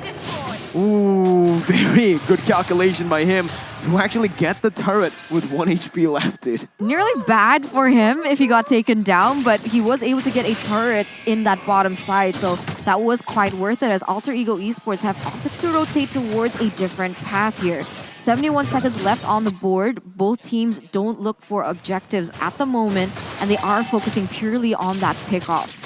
As of right now, if we take a look at the items, Udo only has the Enchanted Talisman, but already doing so much more damage. Once he gets a few more items, same case for Nino as well. Once 1 or 2 more items is in their inventory, they can actually push the tempo a lot more to Aura Fire. So Aura is definitely feeling the pressure here as Alter Ego starts grouping, and it seems to be a bit funny that Alter Ego is doing a bit more of an Aura-esque strat. Sunny Boy with Death to his welcome. Almost finding Facehugger, but Wings by Wings. They're able to help Facehugger to get out of that position. Alter Ego securing a turret up top. So now they are literally, they're equal on the board. Doesn't seem like there's a goal lead. It's a very small one. You can't really count that. There's, right now it's just a very slow game, and I actually might have to take back what I said earlier. If they both go slow, like this, if they play it very slow tempo, I think it's going to be equal as well. Beatrix, Claude, Lilia, Farsa in the late game? I agree. It's really tough here. It all depends on the execution, but at the moment, Celiboy is going to have a better time. But I might be wrong here. Is he going to go for the turtle? Deathless welcome coming in. On to Godiva. Retribution by High picks it up. Sunny Boy going to fall to the hands of Godiva. As Pi's going to be chunked low, taken very low. Nino jumps in with a Blazing Duet onto that back line. Godiva still able to flicker out, gets the healing back up. Aura Fire looking for a re-engage. Udil taking low, Fluffy flickering forward to find that kill. It's another win for Aura Fire. Ooh, and Aura Fire, they're going to be able to not get out of this as Leo Murphy goes in back for a re-engage, and you can see that High is going to be caught in a 3v1 situation. Man, they just keep on going for it. Fluffy's not stopping. Leo Murphy forced to flicker out. Fluffy taking low now. They're going to go in. Nibiru's Passion soaked in entirely. Kabuki flickering forward, looking for the kill. Pie in the midst of it all. Trying to soak in attack. How is he alive? There you go. That makes sense. Finally falls. Oh my god, the constant re-engages coming in from both teams. You can start to feel both of the heat happening here in the land of Dawn. As while we're waiting for the result, all of you guys also can check out Grab here with a 90% discount to grab some snacks. That is insane. What a back and forth game here. Both teams trying to be aggressive. But I really think that if they keep trading like this, Alter Ego will eventually come out on top. They do have the edge when it comes down to pure DPS coming in from both Esmeralda, Claude, as well as Lilia. So I think Aura Fire needs to be a bit more smart about this. They are the ones with the burst advantage, the crowd control, and the early game potential to just shut down Nino and Udil. So they have to try and play to their advantage. Oh, Kabuki. Oh, good dash by Kabuki, and Celiboy doesn't have the Deathless Welcome to play with anymore. He's going to be pinned down. Good guiding win. Nino with the Blazing Duet now trying to deal the damage as he's going to be bursted down. But he has the Battle Mirror image. Can get out of that one. Kabuki was looking for a snipe. The game's equal again. Look at the gold lead. 300. It's shifting, constantly going back and forth. And before that engage happened, we saw that Nino was able to secure that golden staff, the power spike that you mentioned here, Mirko. Well, the longer the game goes though, Alter Ego have a lot more damage, and let's say a moment like earlier happens, Nino the Blazing Duet onto 4 people, they are gonna get absolutely shredded. So now, Aura Fire they have to be even more careful and even more careful the longer the game goes on. As Steadyboy here stands his ground, this is how Alter Ego can get an advantage. They can just stay their ground because they have a lot more options to save, as we can see. Polystyrene is used by Pi. They're trying to bait Pai's heavy spin out here. Gonna go in again. Feather airstrike popped in. Nino jumps in with the blazing duet. Face Hugger flickers out, but it's not gonna be enough to get out of the blazing duet. Heavy spin popped in. Steadyboy looking for retribution as the holy baptism connects, but look at retribution by High. Once again winning it out. Nino 1 HP. Gunned down by Kabuki as he flickers forward. Liam Murphy taken low. Steadyboy and Pi still alive. It's a 1-for-2. Face Hugger and Godiva falls. It's a 2-for-2 if you calculate in the Lord as well. 2 for 2 as Aura Fire was actually able to get the Lord though. So still in favor for Aura Fire, I do believe in that particular engage, and we can see that they now are leading with a 1,600 gold lead. Aura Fire trying to pin the focus of Alter Ego Esports in that mid lane, realizing that the Lord that they have secured is going to be going into that bottom lane. But here we go, Fluffy in the 3v1. Oh, he doesn't have the flicker here, has the dashes. Fluffy, when you give him the Paquito, he just styles. Just pushes to his full potential. And if you notice, the reason why Nino got picked off is because Fluffy was there to anticipate his battle mirror image, but now Steadyboy gets trying to halve HP, and Aura will try and find something more, but will they succeed? The damage from Alter Ego is way too much. Oh, Nino sandwiched in. Fluffy taking a whole lot of damage there, but will be able to just go for the tier 2 down below. With this, Aura Fire will have successfully used that Lord to get massive value, actually, right? Tier 2 in mid and bot taken down. They're just going to back off. Discipline once again from Aura Fire. 2,000, no, 3,000 gold lead right now, as they're not going to stop in terms of that macro discipline. They're going to look for the next objective on the board, which is that top side turret. And that's going to be very, very good for Aura Fire at this stage. Looking at the damage dealt here by Axe, we do see that Nino and Pi are actually the most damage dealing people in the game right now, and this is interesting. Well, it's interesting. Well, they have a lot of DPS. Their kits are very AoE heavy as well, so when the fights happen again and again, it's almost inevitable for both of them to try and rack up that damage dealt numbers. But of course, the longer this game goes, I feel like it's gonna be a different situation. Leo Murphy has already picked up the Dominus Eyes as well, so Aura Fire, the shields and the regen are going to be less and less reliable. Fluffy here just takes so much attention away from Alter Ego. Steadyboy, though, once again caught in the midst of it all. Baiting out the heavy spin, Pi jumps into the back line. Face Hugger trying to deal damage, but will not be able to melt anyone down there. As now the Blazing Duet comes in, and no! Aura Fire lose their mid laner. Kabuki, though, is able to survive, kiting really well. Fluffy jumps in onto Udil. Udil now alone, caught. Fluffy wants to go for it. One jab, goes for it, gets it. Aura Fire turning around once again. A 2-for-2 in the end. Kabuki still full HP. They're looking to play around Kabuki. They need to be very careful. Look at that damage from Kabuki. I think Aura still wins that out in the end. Udil Liam Murphy traded in for Face Hugger Godiva. That's a very close trade, but for Alter Ego, I don't know, man. The more damage they have, the more dangerous it is. That fight was so equal, despite the fact that Nino, for the most part, missed the bulk of his Blazing Duet. Oh man, they're gonna go for that bottom side. Fluffy needs to look for this miracle play here at 2v1. He's buying so much time, and look at the back line. For the airstrike popped in, Nino. Kabuki. Caught low, Kabuki with the flanks here. As Pi jumps to the following side, with Blazing Red popped in with a Wind of Nature. Kabuki taking low, has a Wind of Nature of himself. Kabuki finds the kill onto Nino. Pi gonna be caught in the baptism, gonna be taken down, gunned down by Kabuki. A double kill for Aura. A massive upset in the making. Aura are looking for the Lord. 2 members taken down here, and this was crazy. Alter Ego Esports, they knew they couldn't win the fight in the bottom side, so you could see that Udil as well as Steadyboy hitch their eyes onto the Lord, but all they did was buy enough time for Aura Fire to come back and steal it out from under their nose.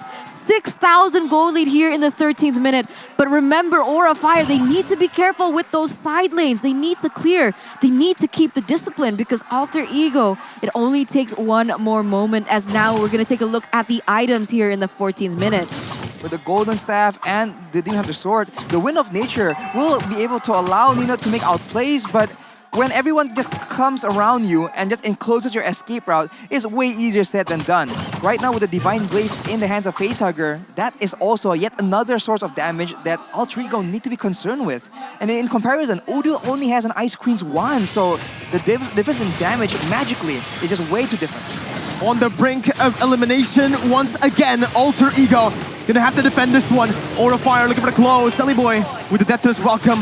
Did not connect onto anyone. Aura looking for that bottom side now. Looking to siege it down, just like they did in the mid lane. Holy Baptist, Selly Boy gets sniped down! Aura are looking for it now. 1-0 down. Alter Ego. Pi needs to make a miracle play. Goes in, he needs to distract the members. It's actually Leo Murphy targeted down by Fluffy, losing a whole lot of HP. Pi jumps in with the falling Star Moon. Leo Murphy falls to the hands of Kabuki, who's godlike now. 7-0-3. 15 seconds on Selly Boy. They're looking for that bottom side. Kabuki looking for the siege. Udo trying to zone him away. Minions still available. Aura Fire cracked the base open with another base turret secured. 2 inhibitor turrets have been taken down, but Aura Fire, they remained disciplined. They wait for the waves to crash. They realize that Selly Boy and Leo Murphy are going to be up very soon, and they don't want to make the huge risk. They don't want to make a blunder here in the 15th minute because the counters are going to be highly against them. They are able to achieve by taking away the jungle away from Alter Ego Esports. Selly Boy left with nothing here in the 15th minute. Notice how defensively Nino is playing, man. His battle mirror image has been placed behind him just in case Aura Fire makes that decisive play towards him. So as a result, he just isn't able to get behind and do that damage. Not yet so far. Aura Fire now trying to get control, cutting off the escape routes of Alter Ego. But Selly Boy now, he goes for an Athena, despite the fact that Kabuki was able to just absolutely nuke him down. Lord won't be up for another 30 seconds, and Aura Fire, they're just controlling the jungle, making sure that their gold lead stays as far as possible. If Alter Ego Esports can take down Kabuki, then that's GG. That's all they need to achieve at this point. How can they try and do this as they don't have any heroes that can actually dive into the back line other than the Claude with the Blazing Duet, but risking their gold laner, I don't think that's worth it. It could be detrimental to their win here. It just depends on how the fight plays out, because when the fight gets chaotic, I really feel like Alter Ego's composition really thrives in that kind of environment. But if Aura Fire are able to maintain distance, make sure there's a solid front line, and crowd control Alter Ego away, they have the advantage for sure. Once again, heavy spin and the feathered airstrike. 2 massive resources. 3 now with the Nibiru's Passion. Whoa, popped already. Nino has to go to that top side. Aura Fire playing this really well, trying to bait and trying to use this man advantage as Paquito is looking for the flank. Now, limits of it all, Pi goes in for the falling Star Moon, cancelled out by Godiva, who's going to be losing his immortality. Fluffy in the back lines now, going for the knockoff strike onto Selly Boy, but the Lord knocks him up. That's Selly Boy taken down, no jungler for Alter Ego. Nino still has his Blazing Duet. He jumps back with the BMI. Kabuki taking so much of that damage on. High picks up the red tree on the Lord. Fluffy jumps in onto Udil. Has the guy to win and bring him back. Alter Ego now looking for the defense. Enhanced Lord marching down in the mid lane. Oh my god, Kabuki with a flicker play. Wanted to go for it. Minion wave still now coming in. Fluffy jumps in with a knockoff strike as that's gonna be Pi looking for the falling Salmon. Blazing Duet onto the back line as the heavy spin pins him down. But he has to win in nature. He's still surviving. One more hit is all it takes. Fluffy picks up the kill. His immortality will be popped in. Udil trying to look for the defense right now as Leo Murphy gets taken down by Kabuki. Udil against the world. Udil looking for the defense. Kabuki hits on the base. And look at this. Another upset. Ladies and gentlemen, throw your predictions out the window. Molded from the ashes. Aura Fire. Destroy Alter Ego. Aura Fire being able to go to the next stage. As unfortunately, it's going to be the 3 face masks who go home today. And this is a huge upset. You can see the reactions of the players, the audience. Wow, we're just completely speechless here, man. This was their season. We said it. The pattern is reversed. They were on an upward trend coming into the playoffs, but unfortunately, Season 10 is absolutely ruthless. There is no room for an easy prediction. Man, tears in the venue right now. And we do understand this was their last chance to continue their journey throughout the playoffs, and it had to end here on the first day, being the first team to go home. It must have been tough. We felt we were there for them. We experienced the journey that they had this season. Earlier on, it was shaky. Second leg, they found their groove. Stronger after the patch. But unfortunately, it has to end here. Alter Ego will be the first team eliminated from Season 10 Playoffs. The look of disappointment. But wow, just goes to show how unpredictable Season 10 is. We're gonna hand it over to Alter Ego for a speech, a final speech towards the fans, the Alter champs, giving them the last send-off in Season 10. Does seem like they're feeling it a little too much. They won't be giving us a send-off speech, but they did go and bow to this audience as their final goodbye here in MPL ID Season 10. And it's been an amazing journey for them. Alter Ego Esports. Wow. There's much to Everyone say. is wrong. I'm still absolutely speechless. How? 81%. 81%. You're absolutely wrong. Aura. Professor KB predicted Alter Oh, Ego guys, I cannot. to win. Man, it's absolutely heartbreaking to see that a team that has done so much, that has tried so hard to try and make it, has to get sent home. But that is the brutal nature of the tournament, and Season 10 is absolutely no exception. If you have any predictions, as Mikko said, throw him out the window, man. This season makes no sense at all. I mean, the last time they met in the regular season was that final match, right? And that was 2-0 for Alter Ego.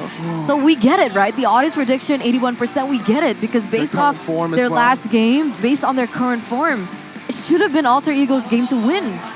But once again, Aura Fire, being the Hydras that they are, you chop off one head, another two grows in its place, and that's exactly what they're showing to us. As you can see that Udil really just feeling in tears. Emotional, for sure. All the hard work he's put in this season, all the expectations. They were so close. I mean, 2 months of the regular season, not including the preparation beforehand, as well as the preparation coming into the playoffs. They've really just given everything to this, as now we're going to take a look at the replay of the players as well as the audience. I mean, they were so close, man. It was 3-1 at one point, but Aura somehow find a way. They broke their six-time lose streak, and they sent Alter Ego home in day number 1. Alter Ego Esports with a loss up against the Dragons, who have lit their fire back. Aura, how good did they look here today? It looked good, but I don't know. I mean, it looked quite equal in a sense. Like, it could have been anyone's game. I mean, at the end, Aura was able to, I guess, out-macro Alter Ego in that particular regard. But what happened last season in the finals? Did Alter Ego go home first as well? Oh no, that was Season 8. No, Season 8 they were 3rd place. No, 4th place. Season 8. Season 8, 4th place. They sent Bigetron Alpha home. Oh yeah, on the first day. Season 9. I think it was an early exit from Alter Ego as well. But, ladies and gentlemen, we're going to throw it towards our host. Match pembukaan di babak playoff ditutup dengan semua dibabat habis 5 game Best of 5 series, dan inilah dia pemenang kita, Aura Fire. Hai! Hai, boleh dong disapa nih dari Aura Fans yang udah hadir di sini dan terus menyemangati kalian. Halo Aura Fam. Kamu halo doang, mereka udah heboh banget. Dan gimana? Pertarungan pembukaan di babak playoff menjadi tim yang membuka match. Apakah ada tantangan tersendiri untuk Hai? Tantangannya sih lebih ke arah ke tim kita sendiri sih. Soalnya kita kan lagi terpuruk kan. Dan akhirnya kita bisa buktiin kita bisa bangkit. Bisa bangkit, ini sebagai pembuktian, dan bahkan mungkin kebangkitan kalian dimulai dari game yang pertama kalian dilibas habis. Dan apa yang terjadi pada saat itu, Hai? Gue udah mulai rada lupa sih. Lupa? Karena harus riset terus setiap gamenya. Hype banget. Super hype. Iya. Melawan Alter Ego di match pembukaan ini, bagaimana pembukaan kalian? Alter Ego kan kuat banget. Dan gimana ya? Ya kita lakuin yang terbaik aja sih. Lakuin yang terbaik. Game mana yang bikin high? Paling adrenalin rush, paling deg-degan dan mungkin paling khawatir tadi. Kalau buat adrenalin itu ya mungkin game terakhir. Karena penentuan kan. Cuma yang mungkin berkesan game 3 soalnya. Kayak kita bikin mistake aja itu. Tapi ya Hai, di sini juga menarik banget di babak playoff ini kamu membawa satu hero yang baru. Ada Minotaur yang kamu bawa dan mungkin juga banyak banget yang ngeh kalau wah Hai ini udah mulai ngeluarin tank-tank jungler. Jagoan Hai sekarang. Apakah meta sudah mulai berubah? Dan udah ada perubahan juga dari draftingannya Aura Fire sendiri Hai? Kamu pakai tadi Minotaur, terus tank-tank jungler juga udah dipakai. Emang udah dipersiapkan untuk playoff? Ada yang khusus nih, spesial? Spesial sih. Spesial aja, kayak baru latinin lagi. Wow, dan ada yang spesial juga Hai karena dari yang jauh di sana, dari Filipina, ada Oh My Venus yang bilang salah satu tim yang ingin dilawan untuk babak M4 adalah Aura Fire. Dan menurutmu sendiri, kenapa Oh My Venus nih pengen melawan Aura Fire? Mungkin kayak grafik kita nggak kebaca kali. Mereka kayak pengen melawan aja kita karena nggak ketebak kan. Oke. Udah sering-sering stream juga. Tapi kalau dari Aura Fire sendiri mungkin dari khususnya Hai melihat dari Blacklist Internasional atau mungkin Oh My Venus gimana? Kuat, ya, tim yang solid yang kalau nge-stick tuh kuat banget. Iya, pengen lawan juga sih. Di babak M4 nanti. Tapi perjalananmu masih panjang Hai setelah berhasil memulangkan alter ego. Ada yang mau kamu sampaikan gak sih untuk mungkin alter ego yang baru aja berlatih dan berlawan kalian dengan sangat keras dengan 5 game penuh. Ada yang mau kamu sampaikan untuk teman-teman alter ego? Tetap semangat sih, tetap semangat aja.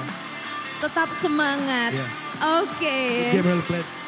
Good game well play. Itu memang adalah hal-hal yang kita butuhkan saling mendukung dari kedua tim.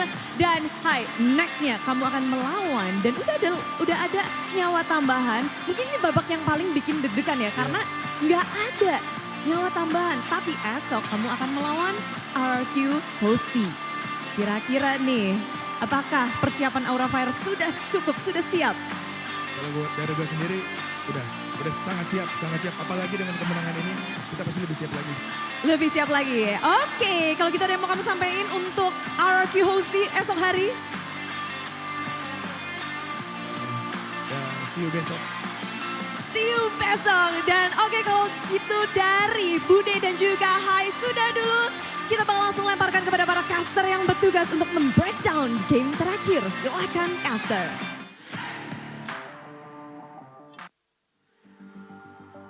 Thank you so much for the interview, Bigetron Mongstar and Hai from Aura Fire. What a game here. It's time to dissect it, Arashi. Game number 5, 17 minutes, 46 seconds. How did Aura do it? They just got a lot more objectives and they abuse that range, man. If you look at the items right here, Facehugger already with the Divine Glaive. That magical defense penetration is absolutely critical. And Kabuki with the BOD, the Malefic Roar, and the Hunter Strike, that just means a big damage. And Sully Boy felt it firsthand. He only has 1 physical defense item, and that is not nearly enough, but it's a tall order. Aura Fire has a lot of variety in the damage they're showing up, so it's just very difficult. Unfortunately for Alter Ego, I mean, it's not like they don't have items. It's almost an 18-minute game, but Aura Fire just has the right damage at the right time. And here is going to be Kabuki, the rich guy living by Mandiri. Eventually, I guess he does show up on top. The carry of this game is still going to be Nino on the Claude, but I guess in the grand scheme of things, Kabuki is the better man today. Again though, Kabuki finally showing up on the Beatrix, right? I mean, he did show up in game 1, but this was a statement as well for the man himself. 16-0, I think, was the scoreline for Nino. Yeah. For Kabuki, it was 8-0-5, so deathless as well. Well, Deathless. Doesn't want to lose out in that rivalry. Ooh. And that will be the MVP for the Samsung Galaxy A series as well. Kabuki, man. a lot of people, a lot of questions, a lot of doubters on his skill, but he shows again that, okay, there's other good Beatrix players, but I am absolutely solid on it as well. I mean, 93% KB, that's on a Beatrix. a lot, right? Yeah, like, massive. because like in the early game, you don't expect them to really participate in those team fights, but somehow well, Kabuki on the Beatrix is able to have that much impact in those team fights. As now we're going to take a look at the MVP highlights here by the Samsung Galaxy A series. And look at his positioning, man. He just knows where to be at the right time. And he avoids the bulk of the danger and ensures that he is getting a lot more DPS output. If you actually compare him to Nino, it's not like Nino wasn't doing damage here, but Kabuki is always in the better spot, and Nino is constantly zoned away. So you can say that it is due to the rest of the team and how they're playing it out as well. But for sure, Kabuki himself was always in a very opportunistic location every time the team needs him to be. And of course, with his build, right, this is how he likes to play it. It's not exactly DPS heavy, but if you are in front of him, you just have to be very aware that at any moment, you can lose half of your HP bar. And afterwards, it's just a very concentrated team effort. Every single one of them was very low out here, but they understood that this is their chance. They calculated in their heads, I guess, and they just go for the end. And it was down to the wire, man. If that didn't work out, maybe it will be another switch in momentum. So it's only match number 1 of the playoffs. I'm already like blown away.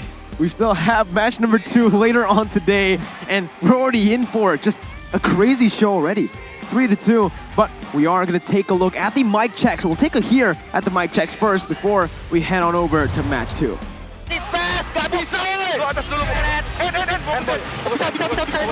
Bisa. Fokus, sudah! Dapat bola, Udah, ini masih ada aku di mid kiri. Santai ya. Pick up Nino.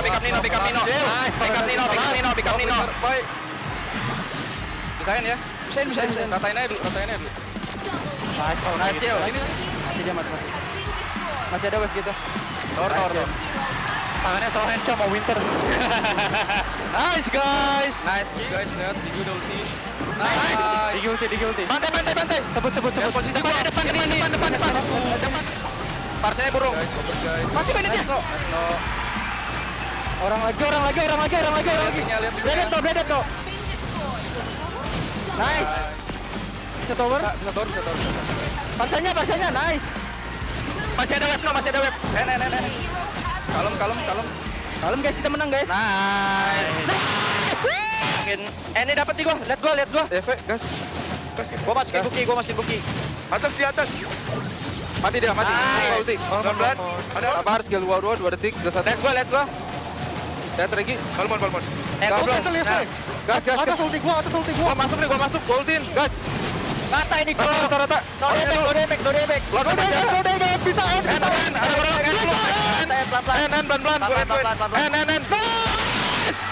Udah masuk. Dia makan gua. Gua ke belakang gua. Aman. Lihat lotnya. Lotnya dia dapat posisi. Dapat. Cabut dulu. Cabut aja, Bok. Aku itu syarat. Nice. Gua udah syarat. Dia ada dua orang di gua. Mid. Ini. Cloud gua tangkap. Cloud dulu. Guys. Lotnya aman. Aja. Mati. Lotnya masuk. Santai. Kasih buki main.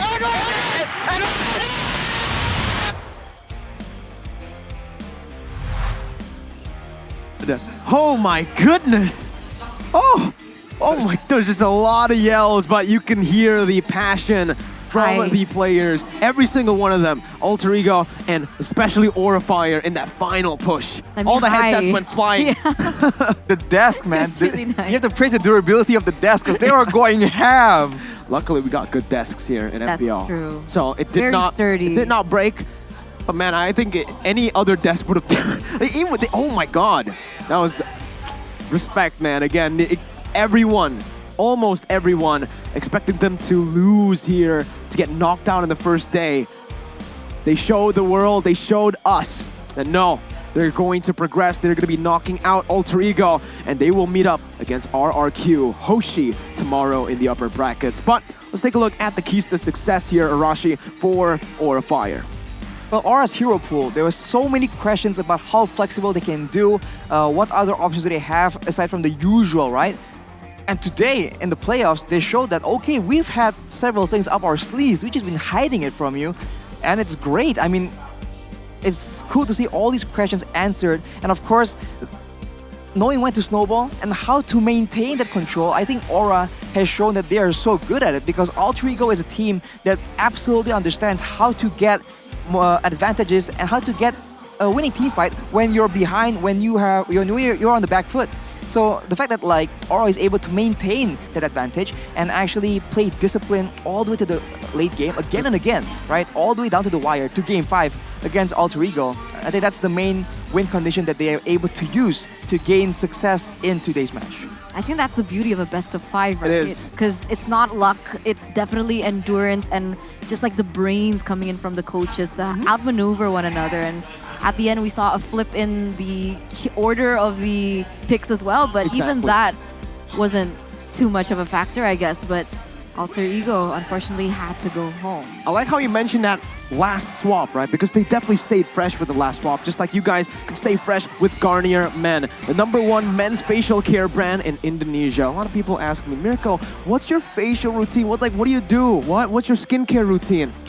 Garnier Men, #1, ladies and gentlemen. I always say face soap, but this is the one. Garnier Men. Over 9 years, Eterna. You're right. Your skin 9 is so years. nice. Arashi, you use Garnier Men as well. That's right. You already know. As well. Even though you guys have to use makeup when you're casting, Doesn't no matter. acne whatsoever. Say Garnier goodbye. Men. Garnier Men right here. Hashtag ini pilihan gua, which means this is my choice. All right? Right, Arashi? It's our choice to have good course. skin, and it's your choice as well back at home. So make the right choice, ladies and gentlemen. Go on Garnier Men, because our predictions, we did not make the right choice.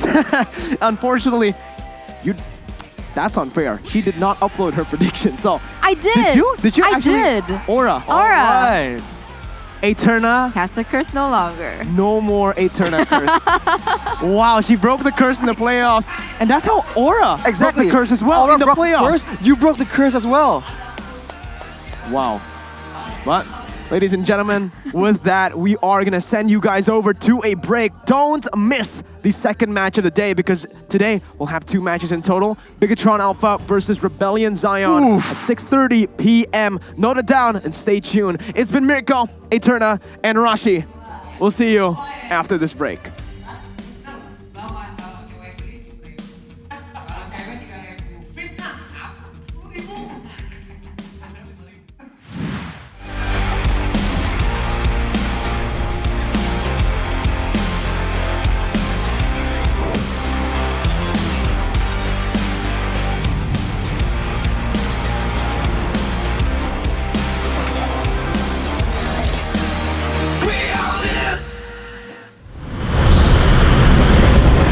Police are investigating the disappearances of citizens.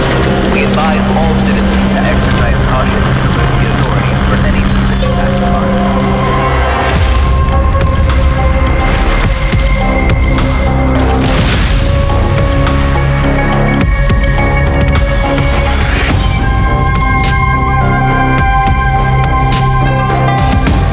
I promised her I'll live and fight for the 2 of us.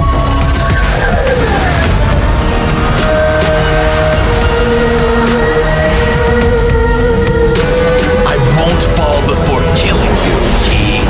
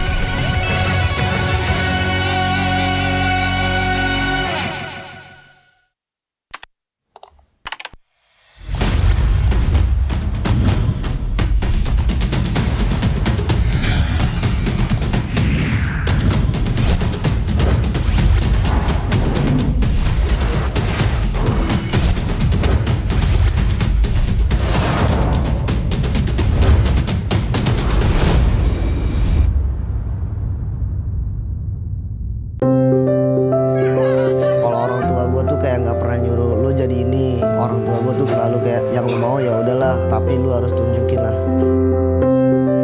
Kata saya lu nggak sekolah-sekolah, itu biasa nggak danuin. Dan ntar gue Deden punya gaji gitu. Liatin aja dah Deden gitu. Gue nanya lah ke almarhum bokap gue lah, mau yang mana? Terus kayak dia jawab ke RRQ aja. Jadi Matt ada bilang, kenapa pada saat aku bisa main bagus, Max gak ada di tim itu? Kenapa pada saat aku mainnya kurang bagus, ada Max di sana gitu loh. Matt selalu chat tante, mami gak usah khawatir, ada aku di sini. Mungkin karena itu juga kali ya bikin susah majunya mungkin. Soalnya kan harusnya emang dia bener salah, tapi gue malah belain mungkin.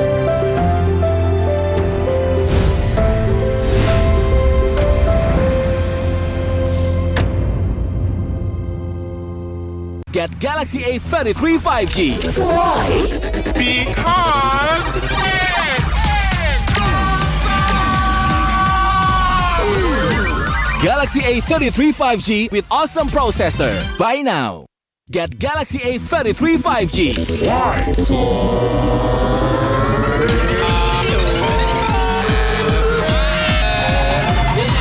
Galaxy A33 5G with awesome battery. Buy now.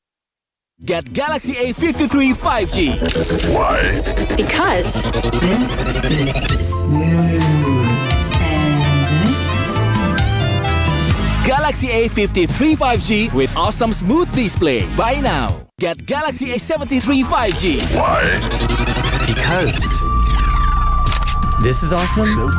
This is awesome. Awesome detail. Awesome detail. Awesome detail. Galaxy A73 5G. Take more awesome details. Buy now. Baru Axe Dual Action versus parfum. Yakin parfummu bikin kamu tetap segar saat berkeringat?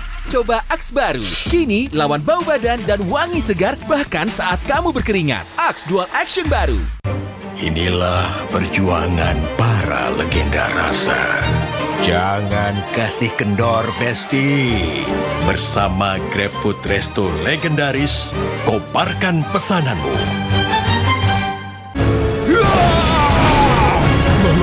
Tangan gue kenapa nih? Aduh, gatel banget, gak tahan. Move on ke Head and Shoulders. 100% pede, ketombe basah dan gatal. Wiped out.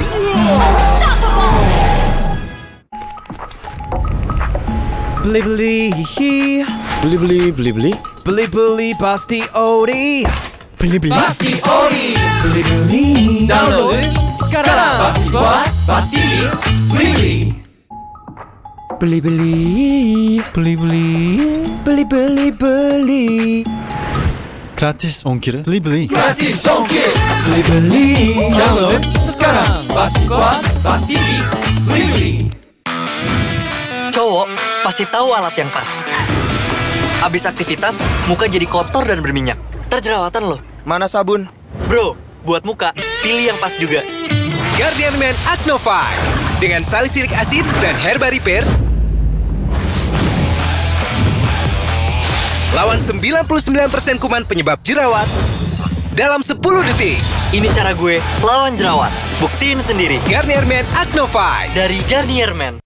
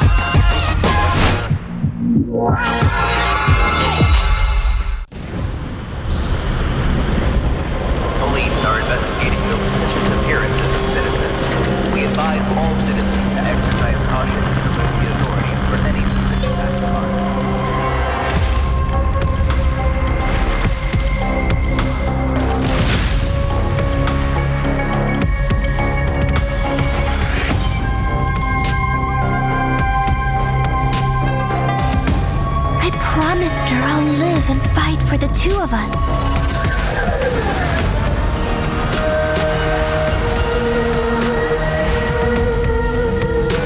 I won't fall before killing you, Key.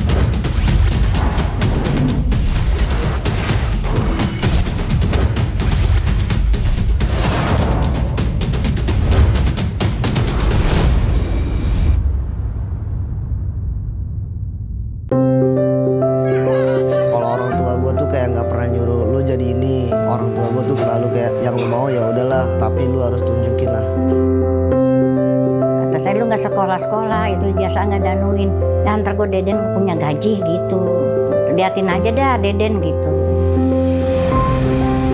Gue nanya lah ke almarhum bokap gue lah, mau yang mana, terus kayak dia jawab ke RRQ aja.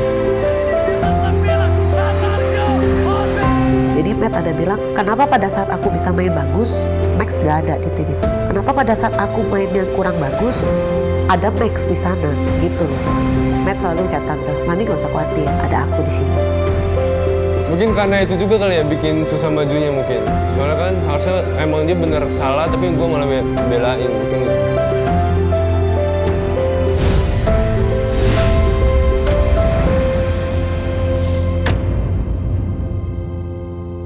Get Galaxy A33 5G.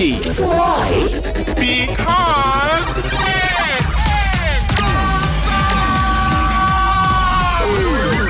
Galaxy A33 5G with awesome processor. Buy now. Get Galaxy A33 5G.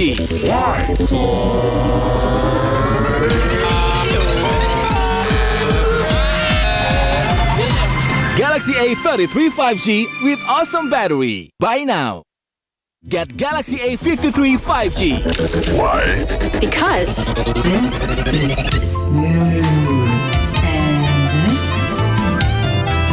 Galaxy A53 5G with awesome smooth display. Buy now. Get Galaxy A73 5G. Why?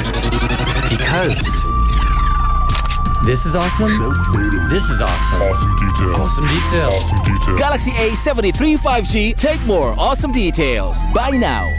Baru Axe Dual Action versus parfum. Yakin parfummu bikin kamu tetap segar saat berkeringat? Coba Axe baru. Kini lawan bau badan dan wangi segar bahkan saat kamu berkeringat. Axe Dual Action baru. Inilah perjuangan para legenda rasa. Jangan kasih kendor, Besti. Bersama GrabFood Resto legendaris, koparkan pesananmu. Tangan Tangan gue kenapa nih? Aduh, gatel banget, gak tahan. Move on ke Head and Shoulders. 100% pede, ketombe basah dan gatal. Wiped out.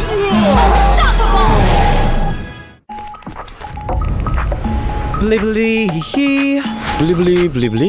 Beli beli pasti ori. Beli beli Pasti ori. beli beli. Download sekarang. Pasti bos, pasti beli. Beli beli. Beli beli. Beli beli beli. Gratis ongkir. Beli. Gratis ongkir. Beli beli. Download sekarang. Pasti bos, pasti beli. Cowok pasti tahu alat yang pas. Habis aktivitas, muka jadi kotor dan berminyak. Terjerawatan loh. Mana sabun? Bro, buat muka, pilih yang pas juga. Guardian Man Acno 5 dengan salisilik asid dan herba repair. Lawan 99% kuman penyebab jerawat dalam 10 detik. Ini cara gue lawan jerawat. Buktiin sendiri. Guardian Man Acno 5 Dari Guardian Man.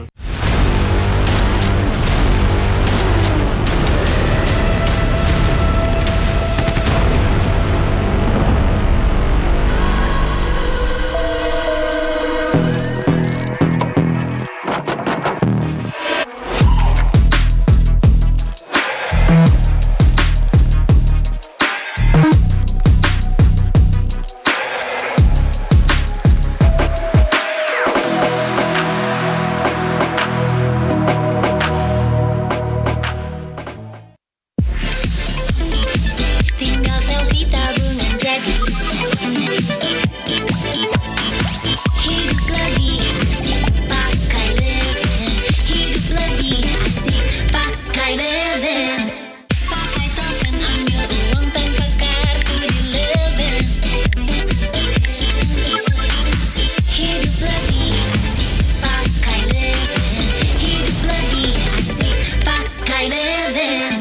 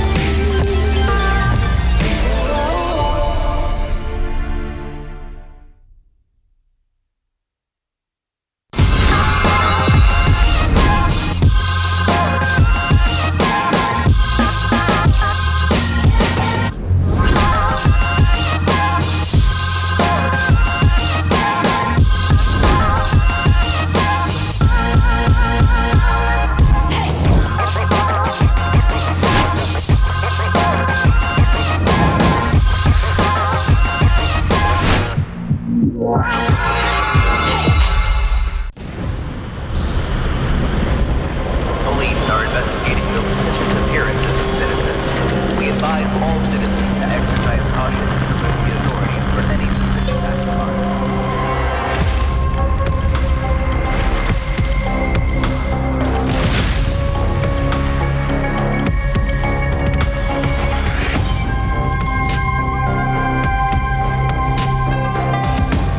I promised her I'll live and fight for the two of us.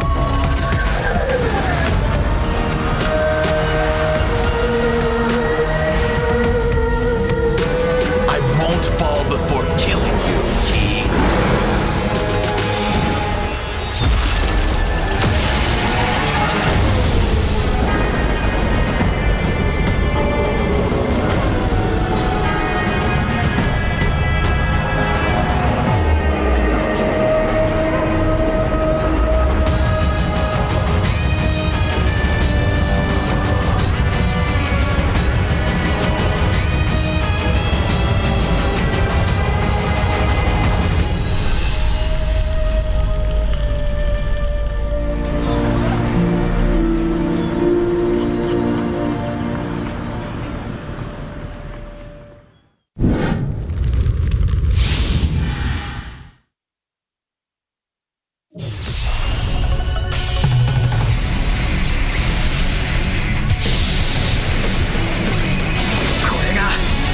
たちの力だ。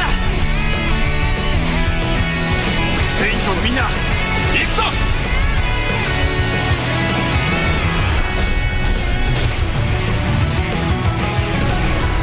登れ竜よ天高く。ロザン百竜派。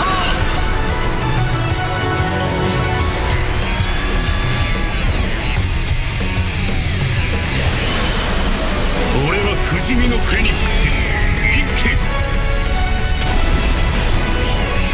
世界は俺たちに任された。不死鳥の怒りだ。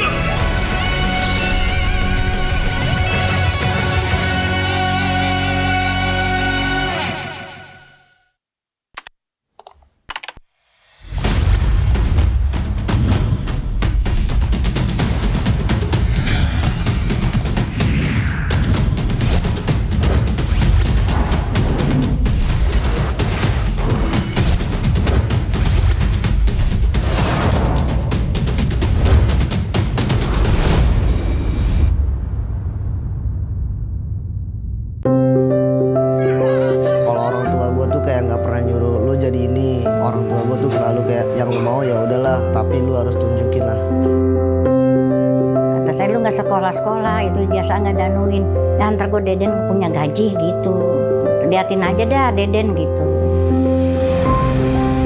Gue nanya lah ke almarhum bokap gue lah, mau yang mana, terus kayak dia jawab ke RRQ aja. Jadi Matt ada bilang, kenapa pada saat aku bisa main bagus, Max nggak ada di tim itu? Kenapa pada saat aku main yang kurang bagus, ada Max di sana gitu loh. Matt selalu ucap tante, Mami gak usah khawatir, ada aku di sini. Mungkin karena itu juga kali ya bikin susah majunya mungkin. Soalnya kan harusnya emang dia bener salah tapi gue malah belain mungkin.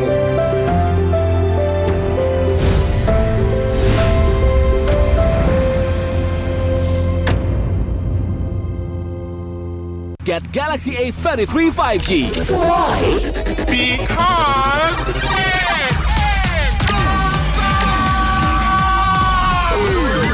Galaxy A33 5G with awesome processor. Buy now. Get Galaxy A33 5G.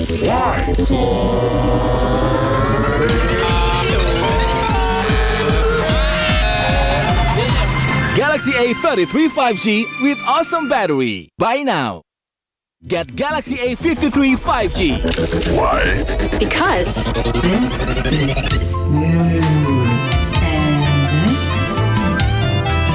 Galaxy A53 5G with awesome smooth display. Buy now. Get Galaxy A73 5G. Why? Because this is awesome. This is awesome. Awesome detail. Awesome detail. Awesome detail. Galaxy A73 5G. Take more awesome details. Buy now. Baru Axe Dual Action versus parfum. Yakin parfummu bikin kamu tetap segar saat berkeringat? Coba Axe baru. Kini lawan bau badan dan wangi segar bahkan saat kamu berkeringat. Axe Dual Action baru. Inilah perjuangan para legenda rasa. Jangan kasih kendor, Besti. Bersama GrabFood Resto legendaris, koparkan pesananmu.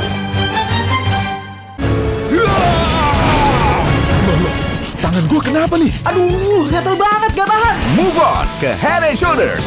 100% pede, ketombe basah dan gatal. Wiped out.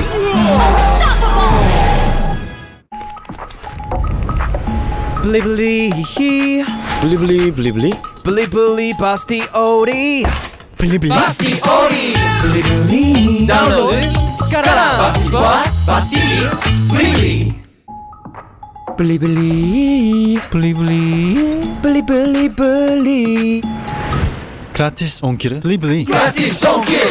Beli. Download sekarang. Pasti puas, pasti beli. Cowok pasti tahu alat yang pas. Abis aktivitas, muka jadi kotor dan berminyak. Terjerawatan loh. Mana sabun? Bro, buat muka, pilih yang pas juga. Guardian Man Acno 5 dengan salisilik asid dan herba repair. Lawan 99% kuman penyebab jerawat dalam 10 detik. Ini cara gue lawan jerawat. Buktiin sendiri. Guardian Man Acno 5 dari Guardian Man.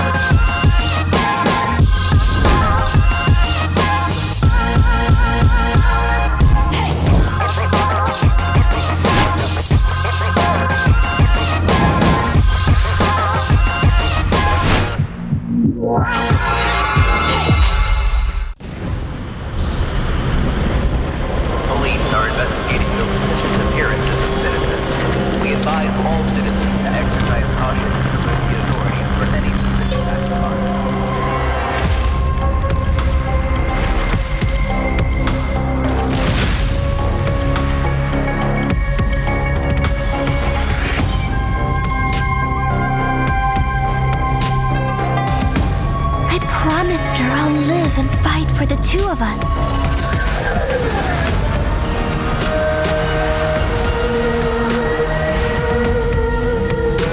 I won't fall before killing you, Key.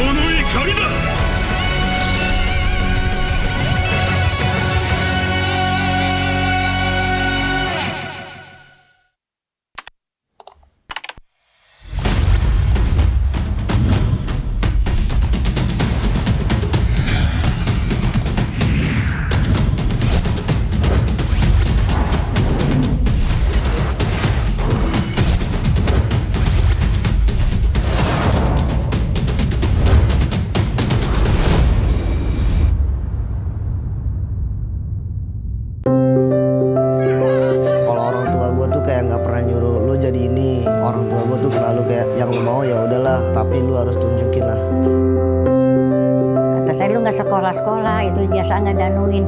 Dan ntar gue Deden punya gaji gitu. Liatin aja dah Deden gitu. Gue nanya lah ke almarhum bokap gue lah, mau yang mana? Terus kayak dia jawab ke RRQ aja.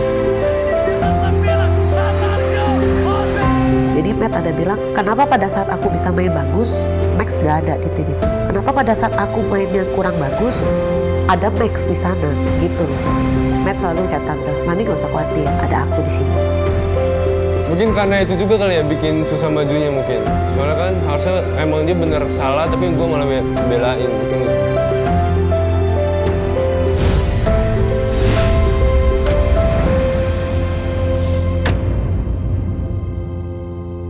Get Galaxy A33 5G. Why? Because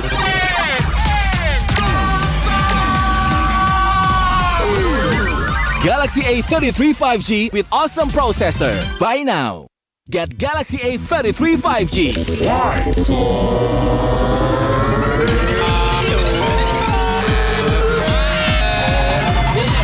Galaxy A33 5G with awesome battery. Buy now. Get Galaxy A53 5G. Why? Because this is smooth. Galaxy A53 5G with awesome smooth display. Buy now. Get Galaxy A73 5G. Why? Because this is awesome. This is awesome. Awesome details. Galaxy A73 5G. Take more awesome details. Buy now. Baru Axe Dual Action versus Parfum. Yakin parfummu bikin kamu tetap segar saat berkeringat? Coba Axe baru. Kini lawan bau badan dan wangi segar bahkan saat kamu berkeringat. Axe Dual Action baru. Inilah perjuangan para legenda rasa. Jangan kasih kendor, Besti. Bersama GrabFood Resto legendaris, koparkan pesananmu.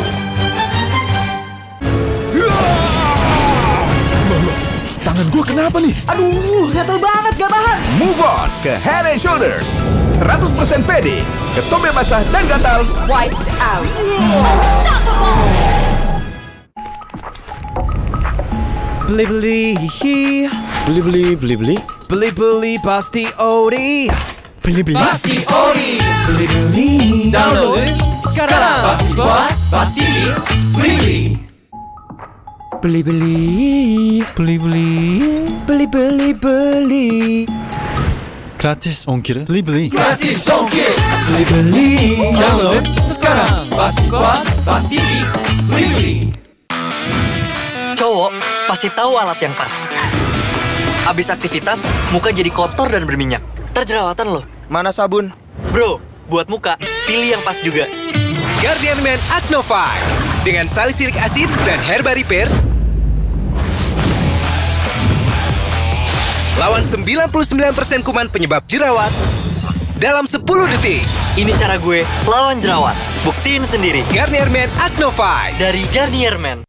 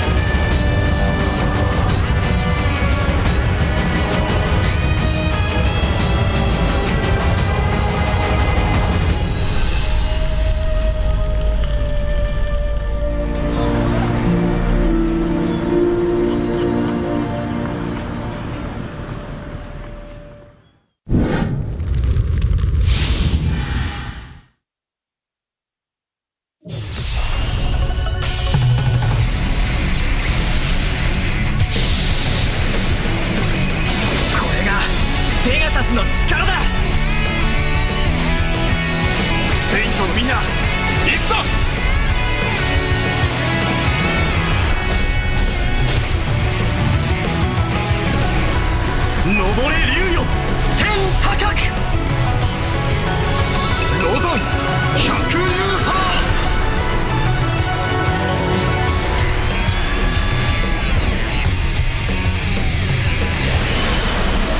俺は不死身のフェニックス一輝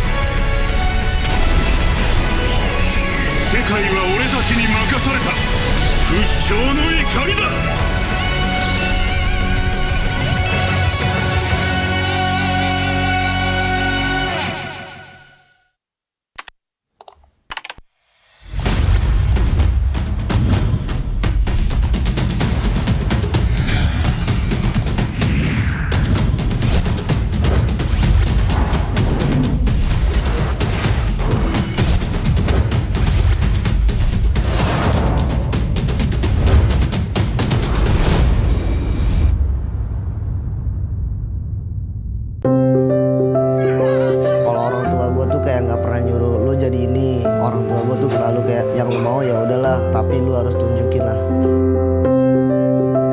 sekolah-sekolah itu biasa nggak danuin dan ntar gue Deden punya gaji gitu, liatin aja dah Deden gitu.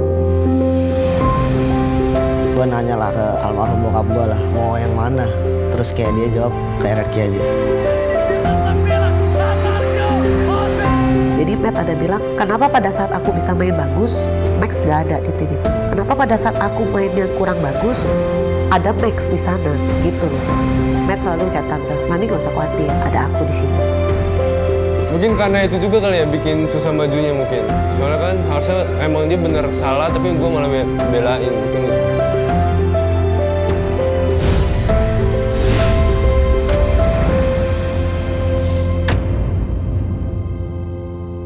Get Galaxy A33 5G.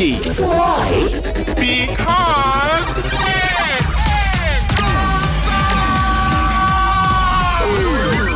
Galaxy A33 5G with awesome processor. Buy now. Get Galaxy A33 5G.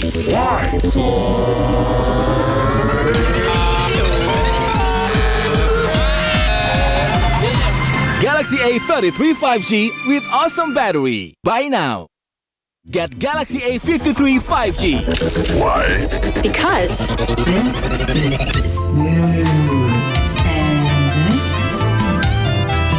Galaxy A53 5G with awesome smooth display. Buy now. Get Galaxy A73 5G. Why?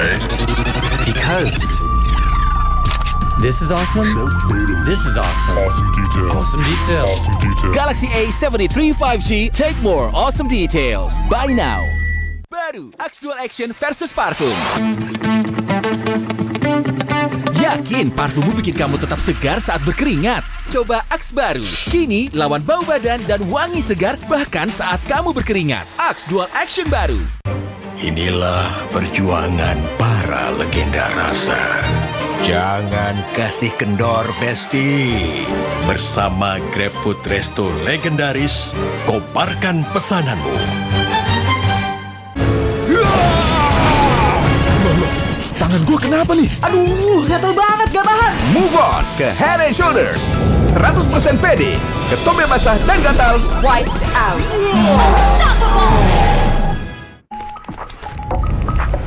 Beli beli Beli beli beli beli. beli beli pasti ori.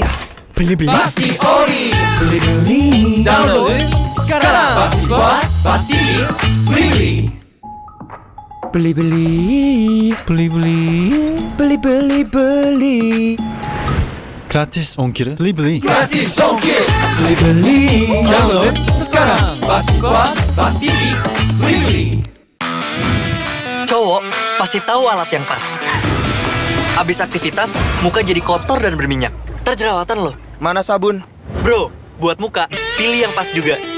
Guardian Man Acno 5 dengan salisilik asid dan herba repair. Lawan 99% kuman penyebab jerawat dalam 10 detik. Ini cara gue lawan jerawat. Buktiin sendiri. Guardian Man Acno 5 dari Guardian Man.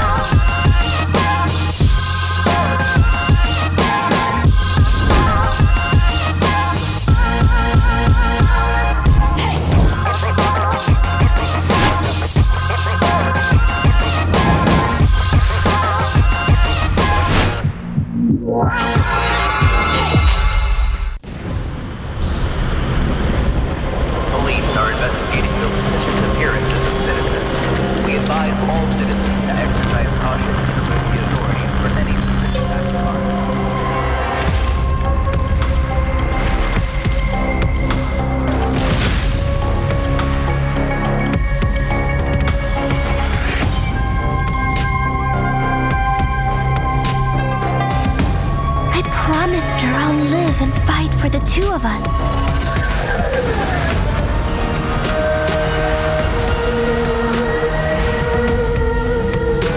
I won't fall before killing you, Key.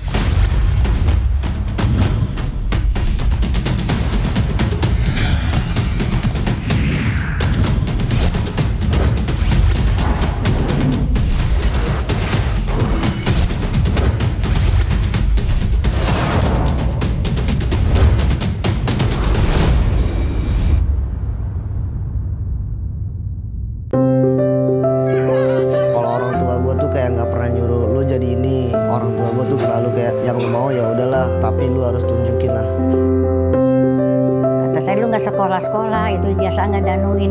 Dan ntar gue Deden punya gaji gitu. Liatin aja dah Deden gitu. Gue nanya lah ke almarhum bokap gue lah, mau yang mana?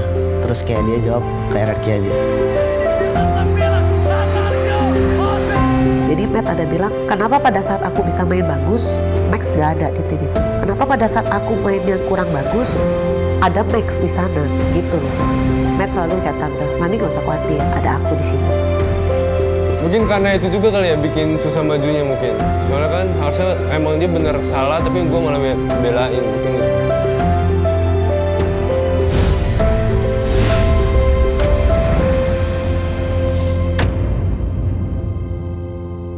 Get Galaxy A33 5G. Why?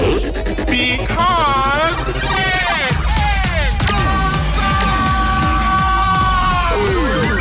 Galaxy A33 5G with awesome processor. Buy now. Get Galaxy A33 5G.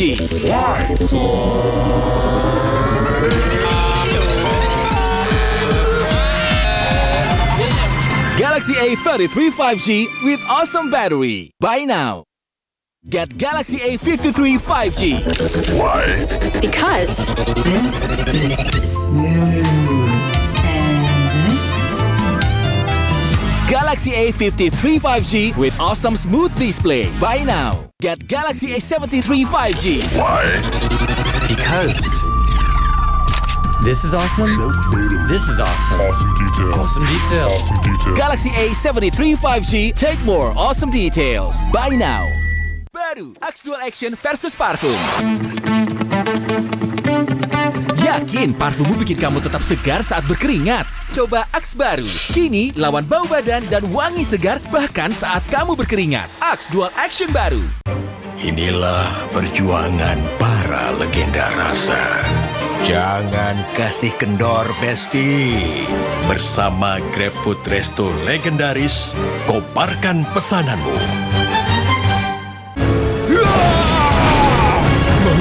Tangan gue kenapa nih? Aduh, gatel banget. gak tahan. Move on ke Head and Shoulders. 100% pede, ketombe basah dan gatal. Wiped out.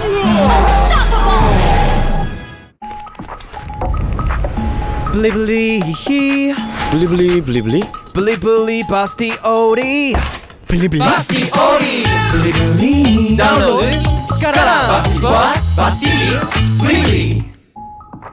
Beli. Gratis ongkir. Beli. Gratis ongkir. Beli. Download sekarang. Pasti puas, pasti beli. Cowok pasti tahu alat yang pas. Habis aktivitas, muka jadi kotor dan berminyak. Terjerawatan loh. Mana sabun? Bro, buat muka, pilih yang pas juga. Guardian Man Acno 5 dengan salisilik asid dan herba repair. Lawan 99% kuman penyebab jerawat dalam 10 detik. Ini cara gue lawan jerawat. Buktiin sendiri. Guardian Man Acno 5 dari Guardian Man.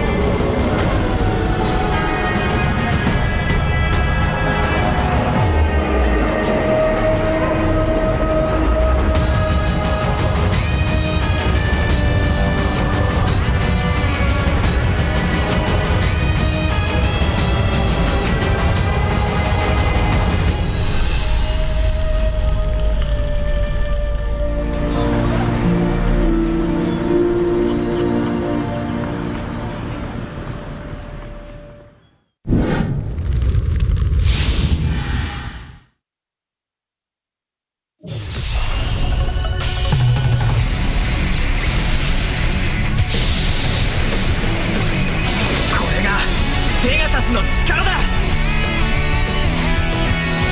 セイントのみんな、行くぞ。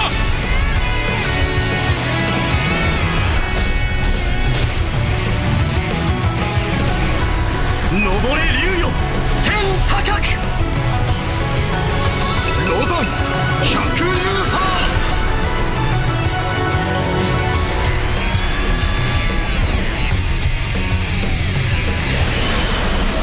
俺は不死身のフェニックス一騎。世界は俺たちに任された。不死鳥の怒りだ。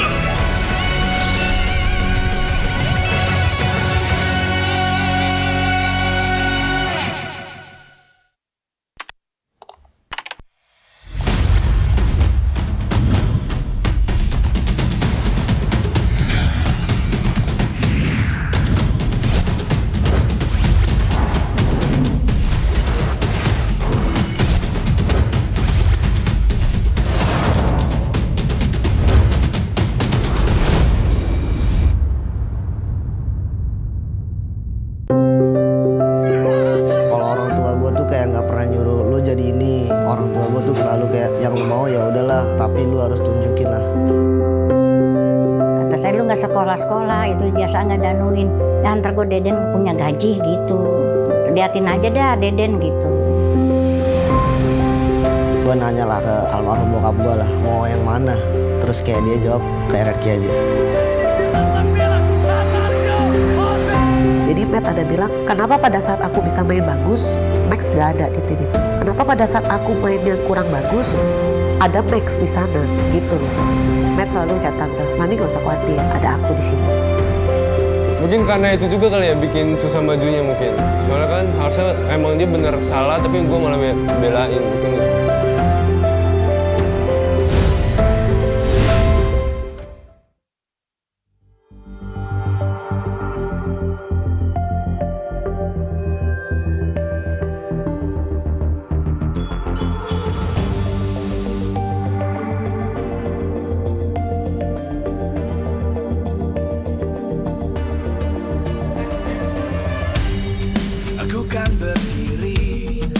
Terus berlari, terus ke arah puncak tertinggi. Ku takkan berhenti, hanya sampai di sini.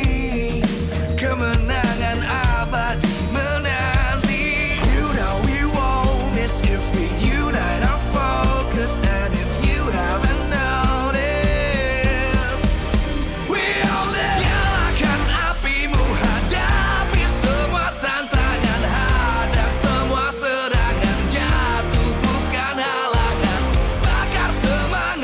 Janganlah engkau menyerah, kita akan buat sejarah.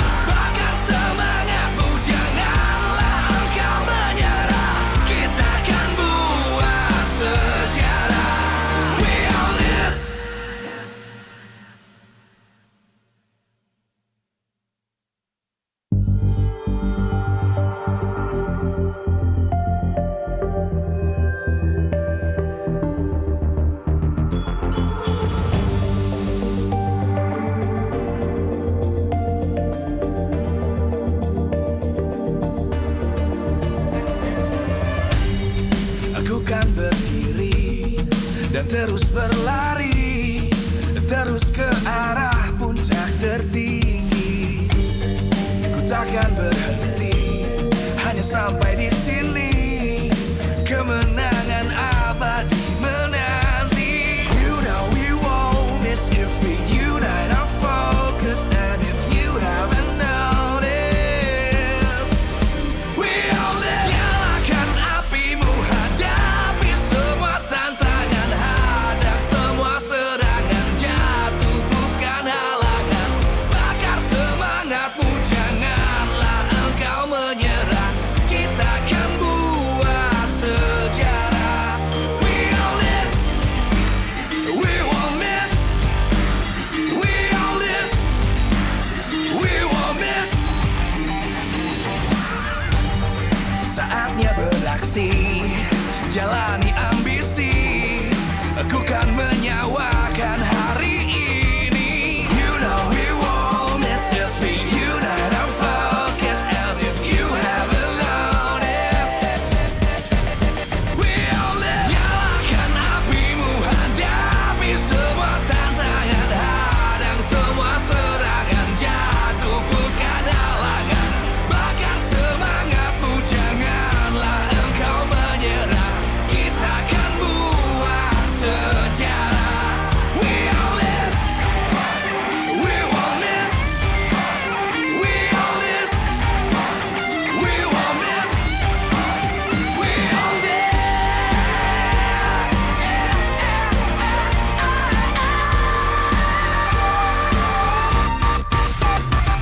Nyalakan apimu, hadapi semua tantangan, hadang semua serangan, jatuh bukan halangan.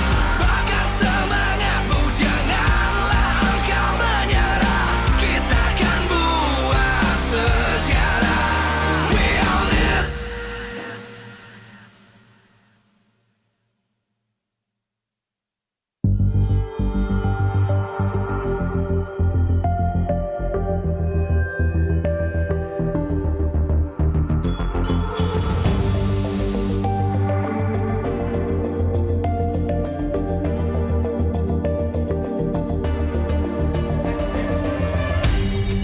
Aku kan berdiri dan terus berlari, terus ke arah puncak tertinggi. Ku takkan berhenti, hanya sampai di sini.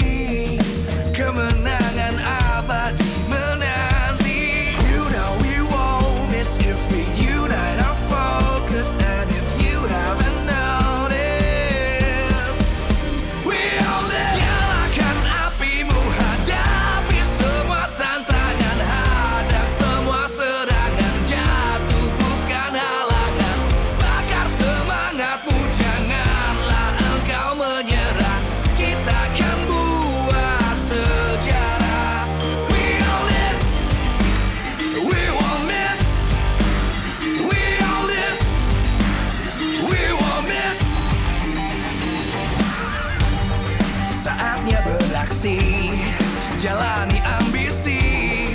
Aku kan menyawakan hari ini. You know we won't miss if we unite our focus. And if you haven't noticed, we all live. Nyalakan apimu, hadapi semua tantangan, hadang semua serangan, jatuh bukan halangan. Bakar semangatmu, janganlah engkau menyerah. Kita akan buat sejarah. We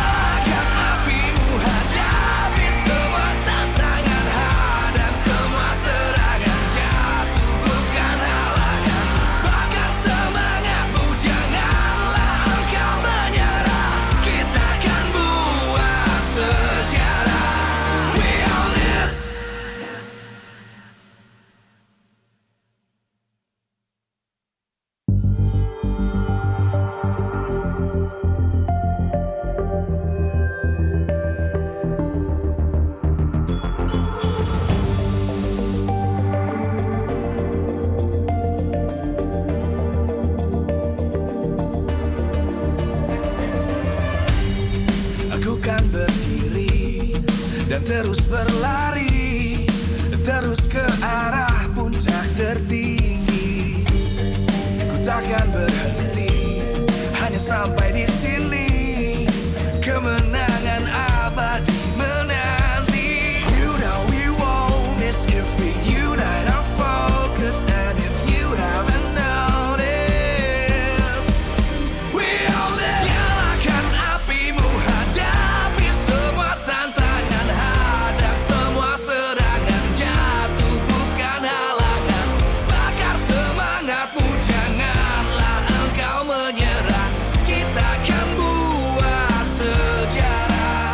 We all this, we won't miss. We all this, we won't miss. Saatnya beraksi, jalani ambisi. Aku kan menyawakan hari ini. You know we won't miss if we unite our focus. And if you haven't noticed, we all live. Nyalakan apimu, hadapi semua tantangan, hadang semua serangan, jatuh bukan halangan. Bakar semangatmu, janganlah engkau menyerah.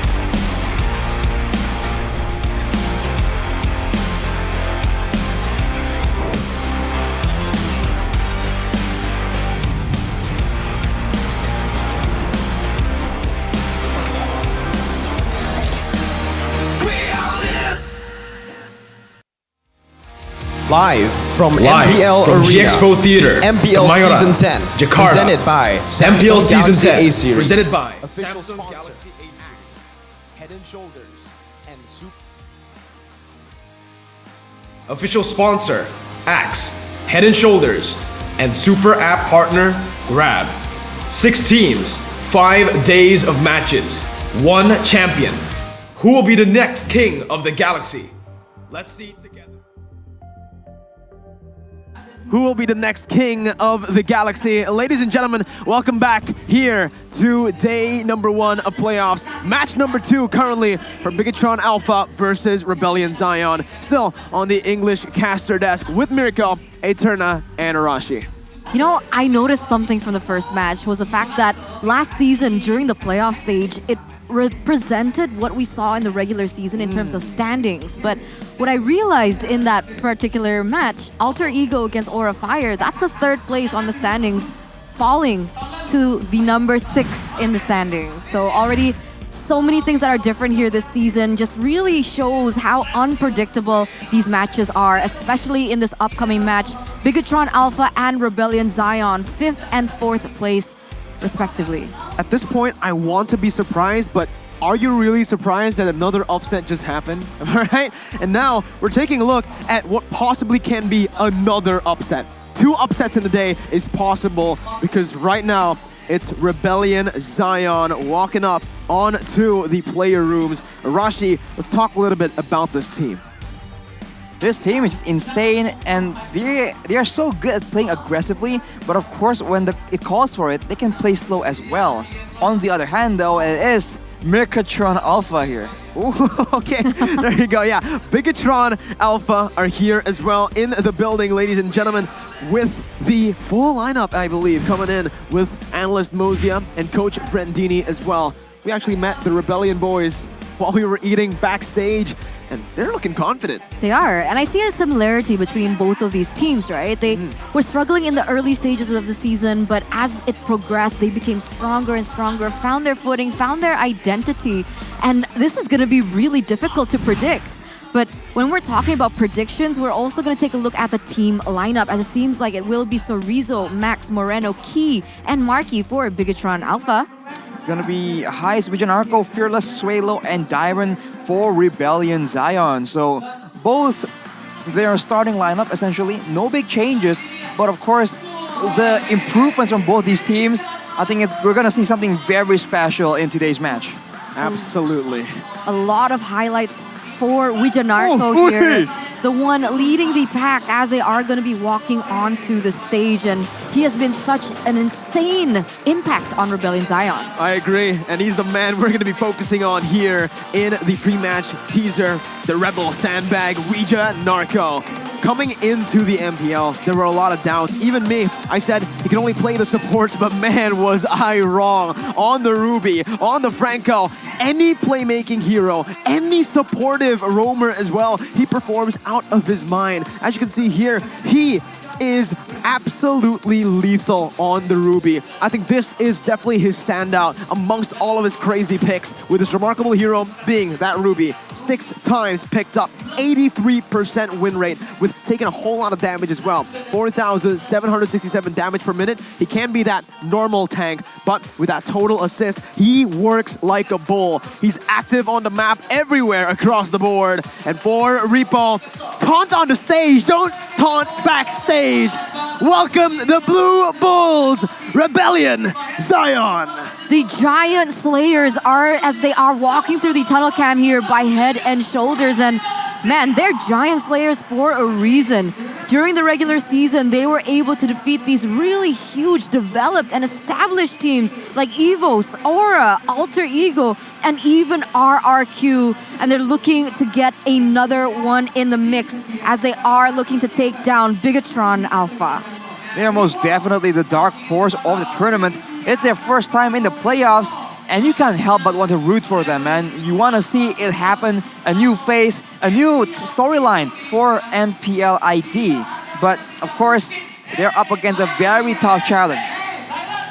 They are, and it's going to be none other than the Red Robots.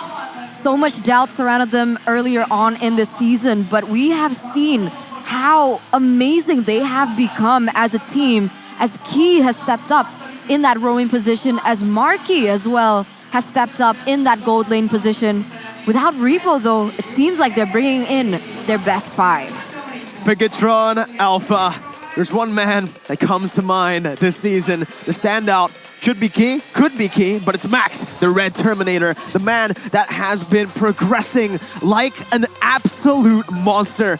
Might as well call him the robot, because it feels like it's encoded in his program to just make plays this season. On the Ling, on the Karina, he's a good mix of every single hero, every single style.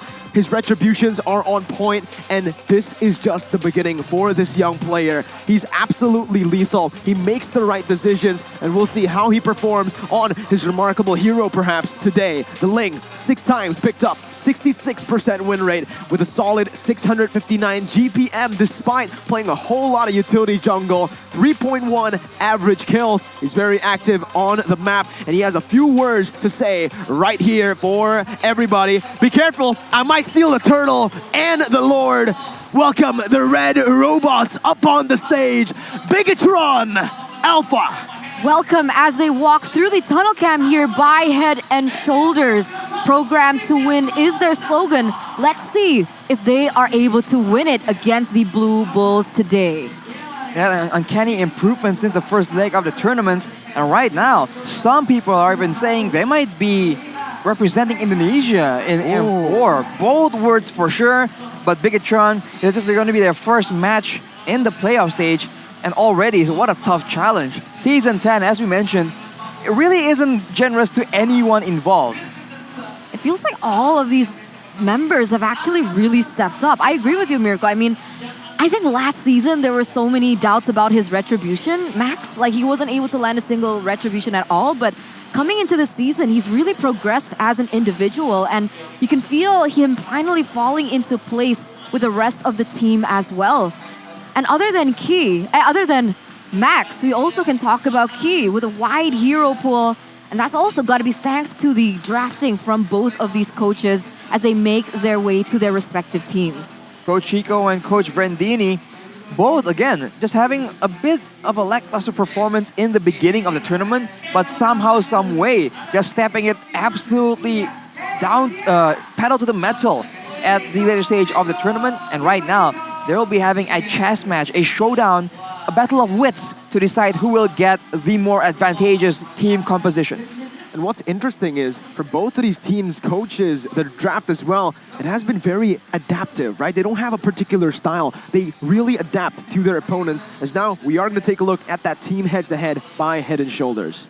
Bigetron Alpha with the advantage when it comes to kills and assists. So off the bat, it looks pretty bleak for Rebellion Zion. The previous match history shows that the past 4 matches they met, Bigetron Alpha has the overwhelming advantage. But of course, this is Season 10, man. When the stats are favoring you, that is where you need to be most concerned because nothing is what it seems in the current season.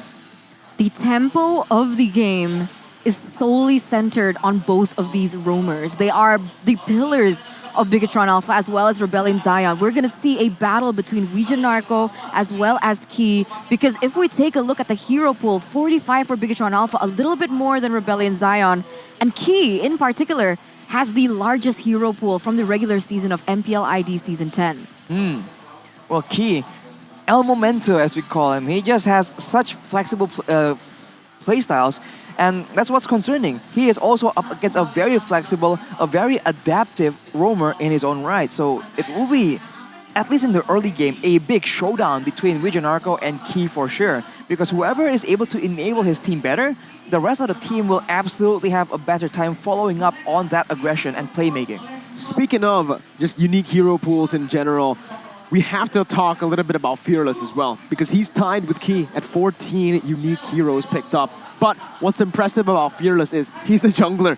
You don't usually see this level of flexibility from a jungler. And from Fearless, he's played literally everything you can play in the jungle. From the Cho jungle that he brought up against RRQ Hoshi to just the standard Lancelot Hayabusas. We are going to see how both of the coaches utilize these unique hero pools in the draft as we jump into game number 1's draft. Bigetron Alpha on the blue side, Rebellion Zion on the red side. Already an Akai ban as well as a Valentina. And so far, Rebellion seems to be a lot more standard, but Bigetron, they have a plan for sure. Betting on 2 fighter jungles, are they trying to optimize Max's playmaking in the jungle? Because his assassins don't really stand out, don't really do well against fighters, at least on paper. Let's see. Bigetron Alpha, 2 jungle bans, 2 utility jungle bans that Rebellion Zion have usually used in their composition to build around that early game snowball that they usually like to do. We'll see what happens, because we saw previously that the Minotaur was actually a really good option among the Akai and the Balman type of junglers. I want to see if that comes up today, realizing that Fearless, man, with the hero pool that he has, he definitely could utilize something like that here in this upcoming match against Bigetron. But now, with both of these heroes being banned, it leaves open a lot of heroes on the board. The Paquito is open and still available to pick up, and perhaps they could be banning out the Julian in that first phase, but no! They're going straight for the respect ban for Vidio Narco, with the Matilda being taken away here in game number 1. But a key of victory by Axe for the side of Bigetron Alpha.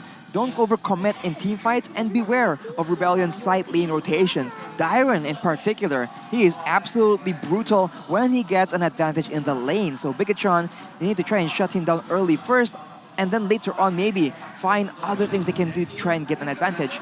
Letting Sorizo limit his movement, as we mentioned, and of course, follow up on Key's initiation, because this man, he will not start a fight unless he has a very solid plan, but the first pick of the game right now is a Claude. I was about to say, you know, how do they limit Dyron? How do they stop Dyron? Pick up their Paquito. Don't let Dyron play the Paquito. They had the chance to pick that Paquito first pick, and now they used it on Claude, which is very different already compared to the first series that we watched. Claude was not prioritized in any of the 5 games that we watched in the first match. Here, heavy emphasis on that Claude. Rebellion Zion, like we mentioned, Paquito and Suelo getting that comfort pick of his, the Yves. Well, key to victory by Axe for the side of Rebellion this time. Chico back with his surprise picks. If he can, again, show that he has still some hidden strategies right now, that can absolutely be a factor in gaining a victory over Bigetron Alpha. And of course, optimizing Dyron's playmaking potential, we've already mentioned. If Bigetron is not just our home. The end of one thing is the beginning of another.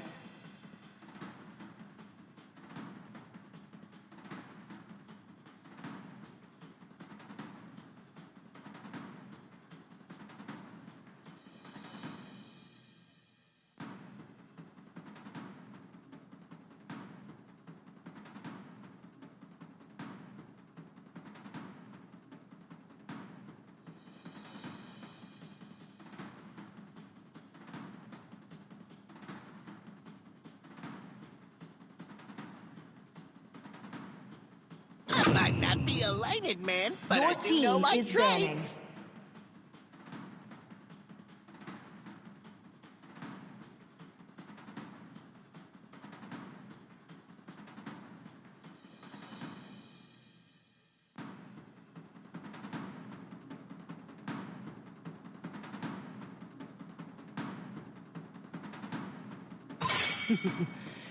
Your team is banning.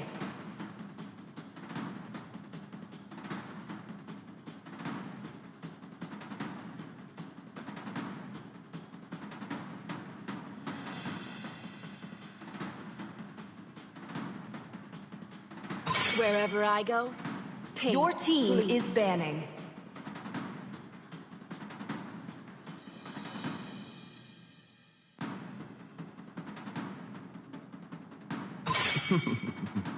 Your team is banning. Run deep.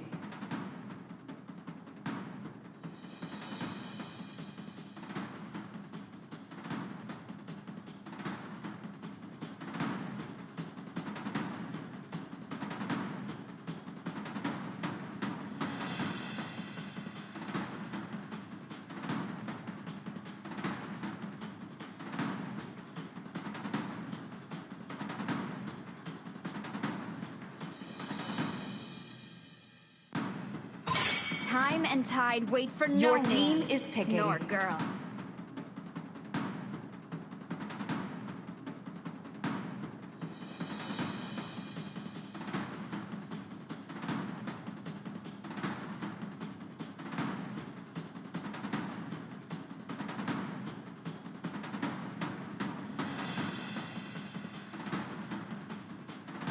Let's go. Your team is picking.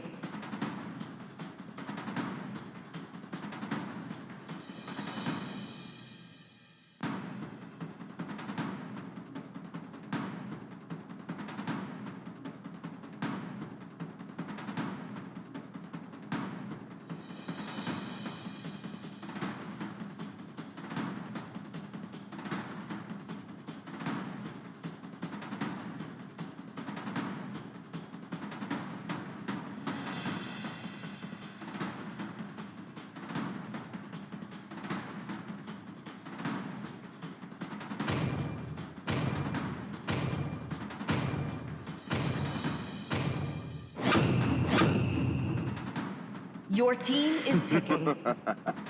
To live is to trick the Reaper.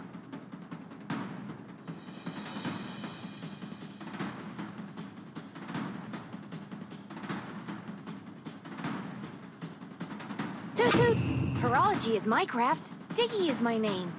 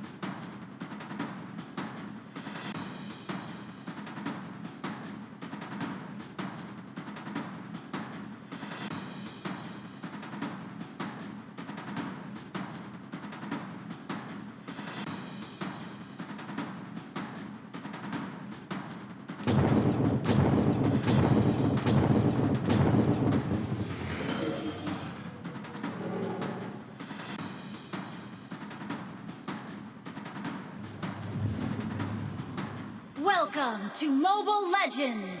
Ayo, coba lagi.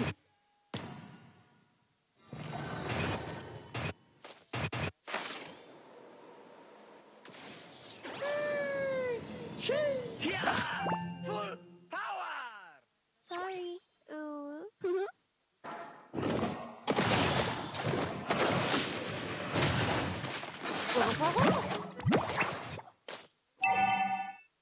Sorry. Ooh.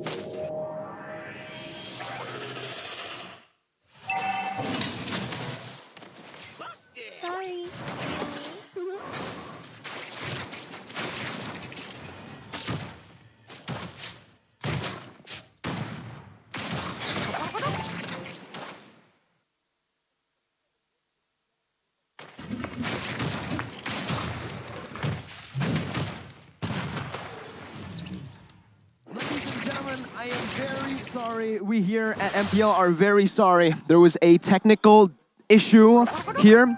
A little bit of a short circuit happened in the English desk, and now we are back. Again, very sorry, ladies and gentlemen. Apologies from the MPL team and from us casters as well. We're back in the game, though, for Bigetron Alpha versus Rebellion Zion. 3 minutes in. And it does seem like Bigetron Alpha with a 1,000 gold lead already, so they have opted for a very aggressive composition here. But Rebellion Zion as well, as now they're going to be rotating towards his bottom side and put a lot of pressure on Sorizo here. Oh, Sorizo taken very low. First blood on point by Rebellion Zion. Presented to you by Samsung Galaxy A series. Rebellion Zion strike first here. 800 gold lead though, still for Bigetron Alpha. Still going back and forth for the moment as 13 seconds are left on the clock here for the next turtle to spawn. And now that Bigetron Alpha, they do have the Atlas on key, it gives them a little bit of an advantage when it comes down to the momentum, and even without it. It is going to be a kill over to Rebellion Zion once again. That knockout strike by Dyron. Bigetron Alpha still holding on to that gold lead though, wanting to go for the turtle. Rebellion Zion have the man advantage. Sorizo jumps in with a falling star moon onto Dyron, looking for play. Moreno trying to micromanage that mid wave. Dyron is low right now. Turtle reset it, going in again, and that's gonna be Max winning the retry battle. Turtle slain by Bigetron Alpha as they look towards Fearless. Shadow Assault popped in and Max picks up the kill. An amazing retry by BTR secures them that gold lead back. Despite being a bit pushed back in the early game by Rebellion Zion, together as a team, Bigetron is just a lot more solid. Rebellion might have the edge when it comes to those skirmishes, but right now, Max on that Retribution is just absolutely on point. You can't spell Max without Axe. Nope. No, you can't, and you guys can get the new Axe effect. The better you smell, the better you play. And as you can see here with a 2,000 gold lead now, Bigetron Alpha, they really are picking up the tempo. Rebellion Zion, they're trying their best to be able to allow Hayes to reach his power spikes as Wijanarko is going to start to try and babysit and pressure Marky away as he is on that Claude. Right now though, with the Cult Altar available, in the later stages, Hayes will be able to do a lot of damage on the Irithel. But right now, Wijanarko is the main target. Blazing Duet gets used by Marky, but they are still able to survive from it. Oh man, Max is hunting them down, looking for that Shadow Assault. Wants to go for the reset, but a nice slow by Hayes there. Meanwhile, bottom side, Soriza gonna get ganked again. It's another trade on the board for Rebellion Zion, who are fighting back in this game. Yeah, they're not letting it slide at all. They're not standing idly by. They're trying to look for trades on the board, but Bigetron Alpha, with the additional wave clear in that top side, they're going to be able to chunk that turret a little bit more. 6 minutes in now, we do have a little bit more time to dive into the items. Dyron already has a Bloodlust Axe, so he's gonna be even more dominant in this lane, and that seems to be the main idea, right? Rebellion Zion wants to try and get Dyron ahead, and that way they can use him to exert pressure to shut down Sorizo in the side lane, because Sorizo, he's a very strong laner, but he doesn't do a lot of roams. He only plays in that lane. That's usually his style of play. So with Dyron on the Paquito, he can try and mitigate that playmaking potential a lot more. But Max is going for the tank build, so Rebellion Zion has a big issue in trying to deny Max from his objectives. And again, it's another neutral objectives going to the hands of BTR. 3 turtles, all secured by BTR. But Rebellion Zion have been putting some pressure on the map, mostly in that bottom side. Dyron able to pick up a turret up top, grabbing it with a discount code, just like you guys can, with a 90% discount over at grb.to/MPL. Go get yourself some food, because this is a best of 5. 2,000 still shifting back and forth at the moment, but it does seem like Bigetron Alpha has the better map control and the lane pressure, despite Rebellion Zion being able to get an additional turret there in the bottom side. We do see a shift in terms of those lanes as Claude is swapping with Sorizo, and we'll see exactly what pressure they can do. Still 70 seconds left on the clock, and they do still have much time if they want to look for some compensation on the board. Marky has finished his Golden Staff at 7 minutes and 40 seconds, so that's a lot of damage output at the highs, but look at that. Oof, Bigetron Alpha just going very aggressively, using those ultimates without hesitation. That is what you want to see, but that also means that things are progressing a lot faster, and they might just make a mistake. Oh, no Cult Altar on Moreno right now. He's going to be taken down by Swaylo and Dyron with the real-world manipulation. Kido goes in for the lane damage coming in from Marky. As he goes in for the Blazing Duet, Key taken down, picked up, double kill for Swaylo as Marky finds a trade. Fearless looking for another. Has the Detonus welcome here. Not gonna use it just yet. Max waiting in the bush, looking for a flank. Still BTR grasping, holding on to that gold lead, but Rebellion are slowly but surely getting back in this game. Well, depending how this plays out later on in the late game, Bigetron Alpha has a bit of an advantage. They have a lot more AoE crowd control, they have Sustain, and they have Esmeralda and Claude, right? A good mix of magical and physical damage, and it all comes out very reliably. But of course, they have to try and get the perfect setup for it. And with Vidio Narco on that Digi, it's going to be a bit difficult, especially because with the Give and the Digi in tandem, that's a lot of poke damage that Bigetron Alpha needs to try and contend with. But so far, Vidio Narco has been forced to use his time journey a lot earlier than anticipated. Whenever he gets chunked low, he pops it off. And that could actually be the loophole that Bigetron needs, realizing that none of the members from the Rebellion Zion have actually opted to pick up that Purify. Key gonna be caught in the Deathless Welcome, goes in for Fatal Links, that's gonna be the time journey as well as Marky jumps in with the Blazing, we went to that back line, melting them down, High's gonna be taken low, still able to back off, Cult Alter place, Dyron on the back lines, trying to go for that flank, unable to find a pick, it's a 0 for 0, both teams disengaging super well, as Dyron tries his best to clear the mid lane, Max is already on the Lord, taking it to half HP, Suelo trying to look for an opening here with Dyron, who is there as well. Moreno gonna be caught there. That's where the knockout strike coming in. Max securing the first Lord of the game with his retribution. BTR right now are out macroing Rebellion Zion. It felt like Rebellion Zion didn't have the nerves to go in for the contest as well, as most of their ultimates were on cooldown, right? And their composition relies heavily on those with the real-world manipulation, the time journey, even Daytona's welcome perhaps from Fearless. So because of those things that weren't available to them, but Key... Again with the Fatal Links, but the time journey once again by Vidio Narco. Marky! Oh my goodness! So much damage placed onto the Rebellion members. That's a 1 for 0 still for Rebellion. Marky wants to make it a 1 for 1 as Vidio Narco gets taken down. Both roamers are down. BTR looking to collapse on that mid lane turret with the Lord marching down top side. Rebellion don't really have the resources to go for the defense on this one. Suelo's very low. They will just lose that tier 1. Max jumps in, looking for the play. Gonna be brought back here. Cold placed by Moreno. Falling Star Moon, locking Fearless in place. But Chorizo will lose that Cold Ultra life. Dyron jumps in with a knockout strike, but Marky is an absolute monster on this Claude. 4,000 gold lead as of right now here for Bigetron Alpha in the 11th minute as the push is collapsing at the same time here in all three lanes. Key looks in for another opportunity. Another blazing duet by Marky. Fearless jumps in, goes for the Deathless Welcome, gets out of the Fatal Links. High's looking for the kill. Key gonna be taken down, but look at the Rebellion members. 3 of them have fallen. Dyron looking for the defense, gets the knockout strike out, will be able to defend the base turret. But BTR, they waited all the way for Marky to scale, and here he is. He's farming absolutely solid with a 6k gold lead. He does a lot of damage, and nothing Rebellion Zion can do right now can mitigate that. They don't have the kind of shielding or sustain to deal with that. The best they can hope for is for the members to actually build up their own physical defense. And of course, against Max, who is doing magical damage, that's going to be very difficult as well. So they are stuck trying and get favorable fights, but Bigetron Alpha are the ones that constantly are able to dictate where they want that fight. We can see even from the gold disparity between Marky as well as Highs, 2,000 difference. And that's approximately an item, no, Arashi?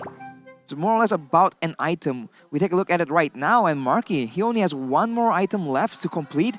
Depending on how the game goes, he can adjust this depending on the situation. Whereas if you look at Highs, he has 2 more items left to build. So in the late game, I still think that Highs can do a lot more damage, but that's only if Marky hasn't just chunked everyone down with the Blazing Duet.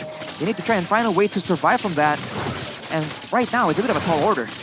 Very, right? Like, what are you supposed to do against a Claude that has scaled to that? He has that many items in the 12th minute of the game. Usually, we see that Golden Staff being built around 8 to 9 minutes, but here in this game, the Claude is completely just snowballed as they're looking for Vidio Narco. Marky again, though, his battle mirror image, you need to take a look at that. Every single time, it's always so on point, and look, They were using, again, the waves, manipulating it for the Lord take. And Max is always just on those neutral objectives as he now is going to be looking for the Fatal Links once again. Time Journey plays, but man, Fearless, he got melted down instantly. That's a tank. And Bigetron just took him out like he's squishy. Very clean by Bigetron Alpha, the way that they're able to manipulate these waves. I mean, even then, we saw that Rebellion Zion was trying to split push that bottom side, but they couldn't. And now with the Lord going into the base, we'll see how they defend. Called Alter plays the blazing duet by Marky. A double kill for Moreno, and it's a complete dominance game for BTR in game 1. What a performance! What a statement by the Red Robots. How many minutes? 13? It was really, really quick. I didn't quite catch the game timer, but wow, man. How fast is Marky able to scale? It just seems like the game barely begun and he was really doing a lot of damage. I don't think Rebellion was ready for that at all. I think they thought they had a bit more time before Marky became the just wrecking ball of a Cloud with a blazing duet. Unfortunately, when he is that scaled, when your team is that behind, you just melt whenever he goes for it. 14 minutes. 14 minutes. We didn't see a 14-minute game in the first series at all. No, we didn't. Bigetron Alpha. Oh, 13 minutes actually. Game 1. Game 1 or Alter Ego. But other than game 1, it was always okay. So maybe right now it gives Rebellion Zion a bit more to read, right? Again, this is a best of 5. Game 1 usually used to read their opponents out.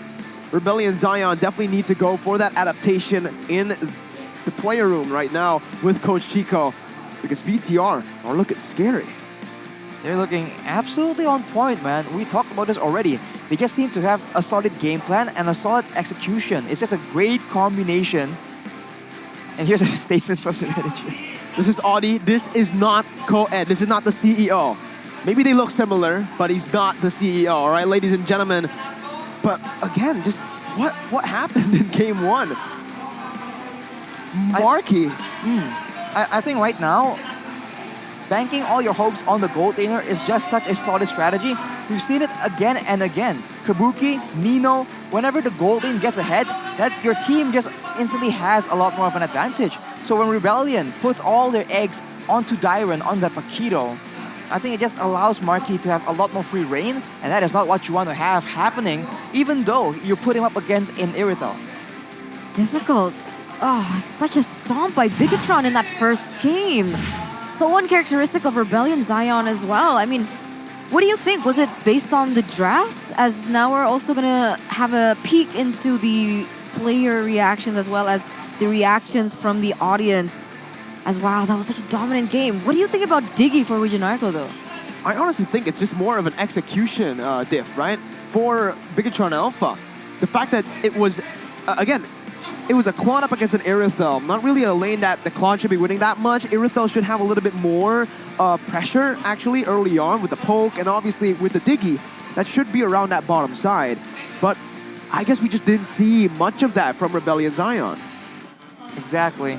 I think they try and make Dyron like the main problem, the main pressure tool, but even later on in the game, he wasn't able to buy time that efficiently because, as we mentioned, Bigetron Alpha's wave manipulation, wave management is just way too clean with it. Even if Dyron can just 1v1 anyone, they don't let him get the opportunity to do so, and they slowly but surely pull members away, and so far, all the lords they have picked up have been essentially free.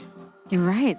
You're right. And it's crazy. It's just such a clean execution. It felt like as well that Key's presence was more to bait the resources from the side of Rebellion Zion, right? He didn't really look for anything with the Fatal Links. It didn't really connect, but it was able to bait out the time journey coming in from that Diggy. Wow. He's forced to build a dominant ice as well. Yes, it works for the shielding coming in from the side of Bigetron Alpha, but for the most part, he needs that tankiness to survive as well. He was constantly picked on again and again whenever he is available, because Diggy is a poke hero, a poke utility hero, so when he gets all in, he doesn't really have an easy solution except to use the time journey. But if you're able to force him to use a time journey, then you can just go in with the Atlas, for example, and so Rebellion Zion got confused on what to do. Which is why usually Vidio can fit into this role just fine vision, but on a Diggy, it's just a bit different of a playstyle, and you can see that he was struggling quite a bit. And if you look at Sway Low, he does have the Ice Queen's wand, he has the cooldown boots, but overall he has a lot of mana regen, but not a lot of damage yet. Bigetron Alpha, they just took the gold advantage and ran with it. For Rebellion Zion, you can see, right, just the gold lead here, 10,000. It definitely shows in the item builds. Most of them weren't able to complete like a lot of their items here. And obviously, the rich guy by living by Mandiri has to be Marky. The fact that he got so many items so early on to the game, yeah, the carry and the rich guy, 2 categories picked up by Marky here. It's the playoff mode for Marky. 84k damage dealt by Marky in 13 minutes. It's difficult. I think Marky is definitely a factor that you have to pay attention to if you're playing against Bigetron Alpha, because he just makes the plays happen, and unless there's a countermeasure, he will just have free reign, and when he knows he has those opportunities, he won't hesitate to try and make those risky plays because he knows that you cannot punish him as hard. And I'm also not a fan of the Barrett's pick, honestly. Barrett's without the Matilda, just really lackluster in terms of that movement speed. I guess that's perhaps what they were thinking about with the Diggy being picked up. But as you can see here on screen, it is going to be your MVP by the Samsung Galaxy A series for game number 1. Marky on that Claude with an 82% KP, 504 KDA. He wasn't taken down once. No. The first pick Claude, was it? Yeah, first pick. Now you really know exactly why they went for the first pick Claude. If your Claude performs like this, I'll pick it up every single game. They called him a madman, but he performs. You look at all the way since the early game, it does seem that Max on that Retribution, by the way, just absolutely clean with it. So dangerous. You can't really try and go for the 50-50s when Max is in the picture. But afterwards, in this mid-game teamfights, you see that Rebellion, with their utility, they're able to get a bit more. But Marky, man, this is where he knows in the mid-game, he has some damage to work around with. Look at that, just goes in with the Blazing Duet, and there is no solution available on the side of Rebellion Zion. And that just seems to be the story again and again. He will come in from the side, cut off your whole team, and by the time he's done with the Blazing Duet, you're at least down to half HP. And once you're in that situation, Max is homing in to try and get the kill. Key is even more dangerous, and of course Sorizo will just follow up. And of course that final play is gonna be a Fatal Links, and with the Cult Altar, I think Bigetron is just so good at utilizing the tools they can get in the middle of the game. You're right. Extra sustainability from the Cult Altar. It also opened up a really good advantage for the Blazing Duet to come in because they already baited the time journey as well. So none of the members from the side of Rebellion Zion were able to escape the AoE damage coming in from it. And at that point, it was just so much. And they didn't have CC to handle that, no? No, not really, right? I mean, technically the only CC that this composition has right now, if I look at it again, is the Daytona's Welcome. Daytona's Welcome, exactly. Yeah. There's really not much to go by right now. If you're Rebellion Zion, they have a lot of disengage, right? Obviously with a time journey, but that's it. In terms of that re-engage, if you count the immobility from the real world manipulation, technically that's another CC that they have, and Paquito's knockout strike, but they don't have a single reliable source of that CC to actually look for the engages, or perhaps just the re-engages, because with the solid disengage, you want to look for those re-engages once you get that W, right? Once you are actually able to get out of the range and to bait a whole lot of abilities from the enemy team. This is a very tough situation, and honestly, we talked about how this game will most likely be a showdown between the two roamers. And when Key is on the Atlas, and when Wijanarko is on the Diggy, right? It's just such a different contrast in your ability to set up your team for success in the early game. And I think Key absolutely took advantage of that. And you can tell that Wijanarko, he was trying to be proactive. He's trying to open up vision in the bushes, but it's too dangerous. When Bigetron Alpha has 10k gold lead ahead, every time he moves even anywhere close to the bush, they at least chunk him down to almost half HP. They force the time journey, and that's just the end of it. As far as a team fight situation is concerned, Rebellion Zion have no easy answer. So at the moment, the Matilda ban was a good choice for Bigetron. Yeah. We'll see what they do in the second draft, because now they know that Claude is a problem. Are they going to start dealing with that as well? Oh, man. Yeah, you're right? I mean, because just after watching the first series, after watching the entirety of the first series, you kind of know what those teams prioritize, Alter Ego and Aura Fire. But here, in the second match, it's already so different. Claude, like you mentioned, was never prioritized. It was actually last picked by Alter Ego in final game, and they lost on the Claude. Meanwhile, for BTR, their power and this team, their identity, it may be built around Marky now with his solid performance in that gold lane. Well, in case you missed it at home, ladies and gentlemen, game number 1, dominant performance by Bigetron on the back of Marky's Claude. Just very efficient, very decisive as well. He knows exactly where to go in, and he is able to constantly decimate the members of Rebellion Zion. And Suelo is the impact player on the side of Rebellion Zion, able to pick up several kills, use that utility, but overall, against a very solid dive play from Bigetron Alpha, the Yves can't really do much, and that will be the end of it for game number 1. And now, in the next 2.5 minutes, we're gonna go straight into game number 2. You can tell the coaches are already preparing all their cards right now. It's a high-stakes chess match between both these coaches. And the thing is, right, I do want to go back to that point. BTR, should they, or not BTR, Rebellion Zion, should they contest that first pick Claude by banning it out, or maybe just, again, going for it? Swap sides now, get the blue side, and pick up the Claude for yourself. You have a very good Claude player yourself if you're Rebellion Zion. Highs, right? But again, is it prio for your team? Do you play around Highs the way Bigetron plays around Marky when Marky gets that Claude? I think it's worth it to take away at this stage, right? Because we've seen Marky on heroes that he's not comfortable with and he doesn't do as well. But give him someone like the Claude, give him someone like the Beatrix perhaps, and he is able to perform to insane levels. So I do believe that that could be considered for Rebellion Zion at this stage. And the flip side though, I really do feel like Rebellion Zion, usually, if my memory serves me correctly, their core playstyle revolves around Wijanarko and in tandem Suelo as well. So I think they can play more towards that direction. And then once, let's say, Wijanarko and Suelo has an advantage, they have pressure in the mid lane, then if they require suppression onto Marky or maybe onto Sorizo, they can go from the mid lane instead. And I think that's a way more solid situation instead of just using the Barat's pick, which we know it's a bit inflexible, especially without the the backup for movement speed, because let's be real, Barat is so immobile, it's not even funny. We saw him just get slowly but surely shredded by Marky in that previous game. Oh, okay. Here though, Repo, what is he doing? Oh, no. He's an audience member now, he's not backstage. We caught him red-handed. Exposed. He's an audience member now, ladies and gentlemen. But yeah, we also saw Coach Chico on the JBL Quantum. Obviously, with the JBL Quantum, he's going to have a great time speaking and communicating with his players to formulate a winning draft for game number 2 with Rebellion Zion. I think now it's time to really focus down on Rebellion, right? I think they need to stick with their comfort heroes. They went a little bit too crazy with the draft. I personally, we haven't seen Wijanarko play a whole lot of Diggy throughout the regular season, right? Is that perhaps where they kind of lacked, you know? Because Wijanarko, he saw it in a lot of different heroes, the support heroes and support roamers, and even just the full tanks. Right.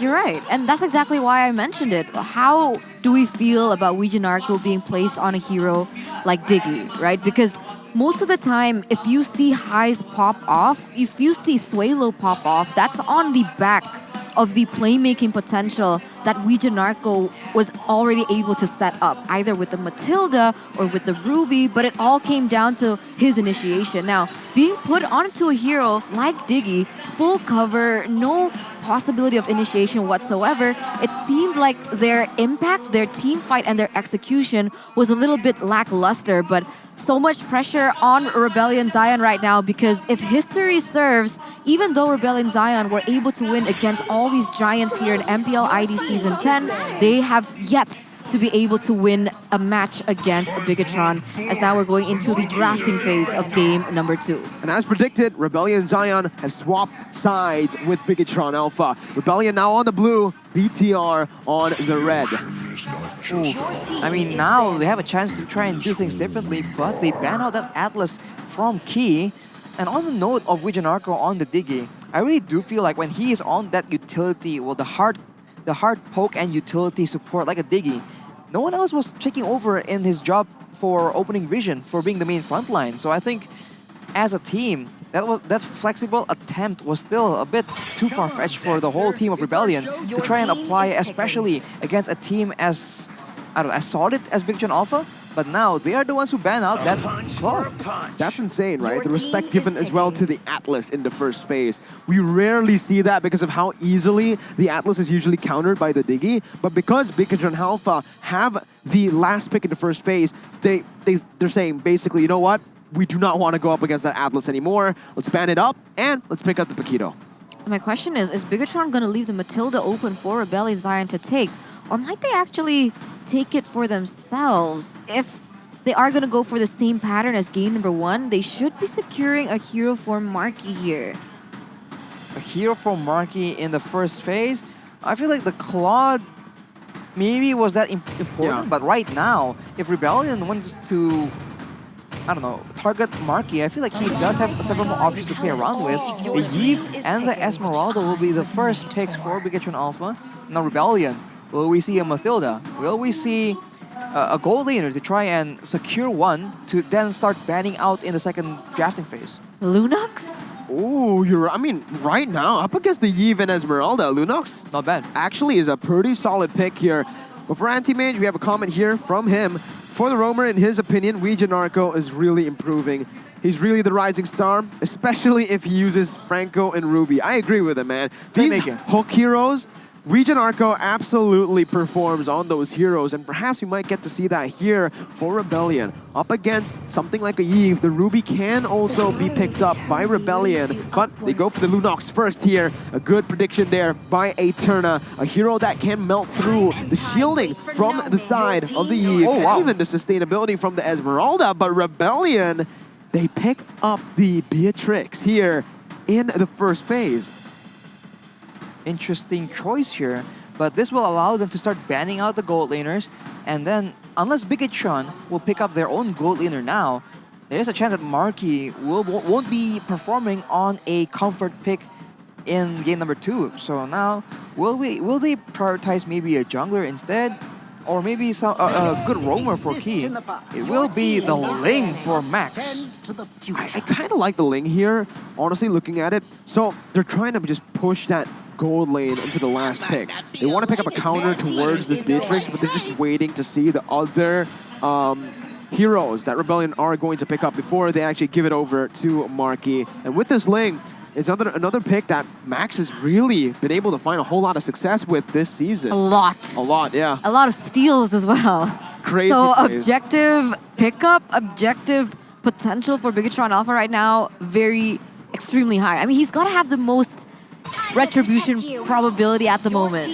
Or Kyrie. Yeah, it's Kyrie and Max. It's like really close though. Well, the steals hurt a bit more. You're right. Max does that a lot. So You're right. Bigetron now, they're going to start respecting Rebellion Zion with the Matilda being banned away. But the same can be said for Rebellion Zion here. They're starting to limit Key's heroes. The Lolita has been taken away from him.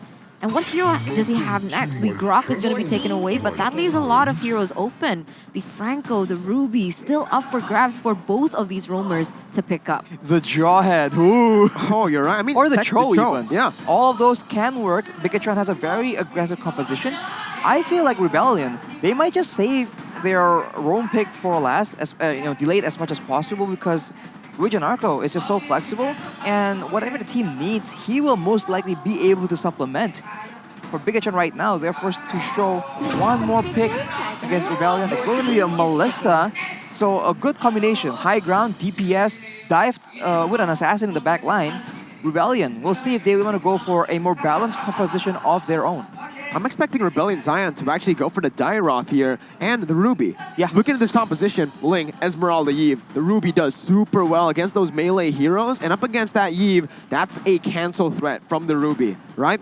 And for the Dairoth, self-explanatory, going up against the Esmeralda, if you want to lock Sorizo down, if you want to stop him from cutting 3 waves at the same time, that's what you want to do. Stop him in the early game on the Esme. You already have the Lunox as well, so this composition from BTR, none of them are going to be able to survive that burst. The damage output from Rebellion, but was right on the Ruby, wasn't too right on the Fredrin. They instead of the Dyroth, went for a Fredrin. Why? Because they wanted the additional CC and sustainability. BTR, though, they're saying if you want to go for an all-in, it's my time to go for the disengage. But this time, we have solid re-engage tools. This is crazy because Rebellion Zion have opted for a full aggressive combo. They go dive in deep, but Bigetron, they're able to kite back. And usually, looking at both of these compositions go head-to-head, if Melissa is able to get ahead and farm in that early game, Bigetron might actually win in that range department.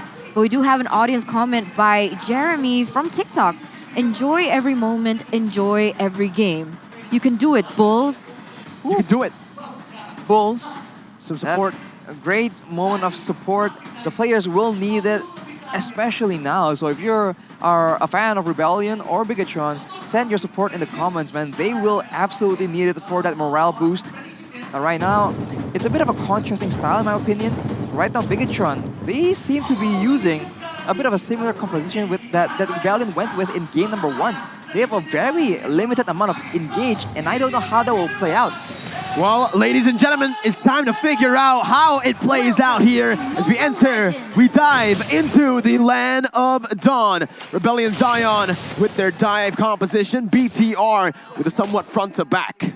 It feels like perhaps they aren't looking for an engage. Perhaps they're just looking for Rebellion Zion to play aggressive like they usually do and actually take that momentum away from them. Use their ability, use their range, use their kiting potential to bring it back up and win those long-drawn fights. They have the range advantage when it comes to the Yve, but aside from that, I mean, we talk about DPS. If Rebellion Zion can utilize the crowd control properly, if Bigetron, like in game number 1, cannot get the perfect time journey to go aggressively, then Hyde can do a lot of damage on that Beatrix with the current state of that Renner. So we'll just have to see. Key though, if you look at the emblem, he is trying to make sure that he does as much poke damage as possible, trying to shut down the gold lane.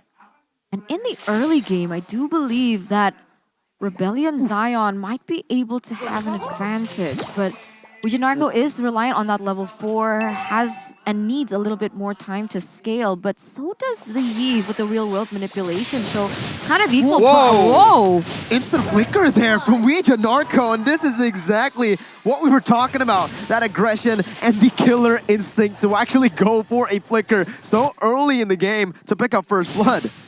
Blink and you'll miss it. That is what Vidio does.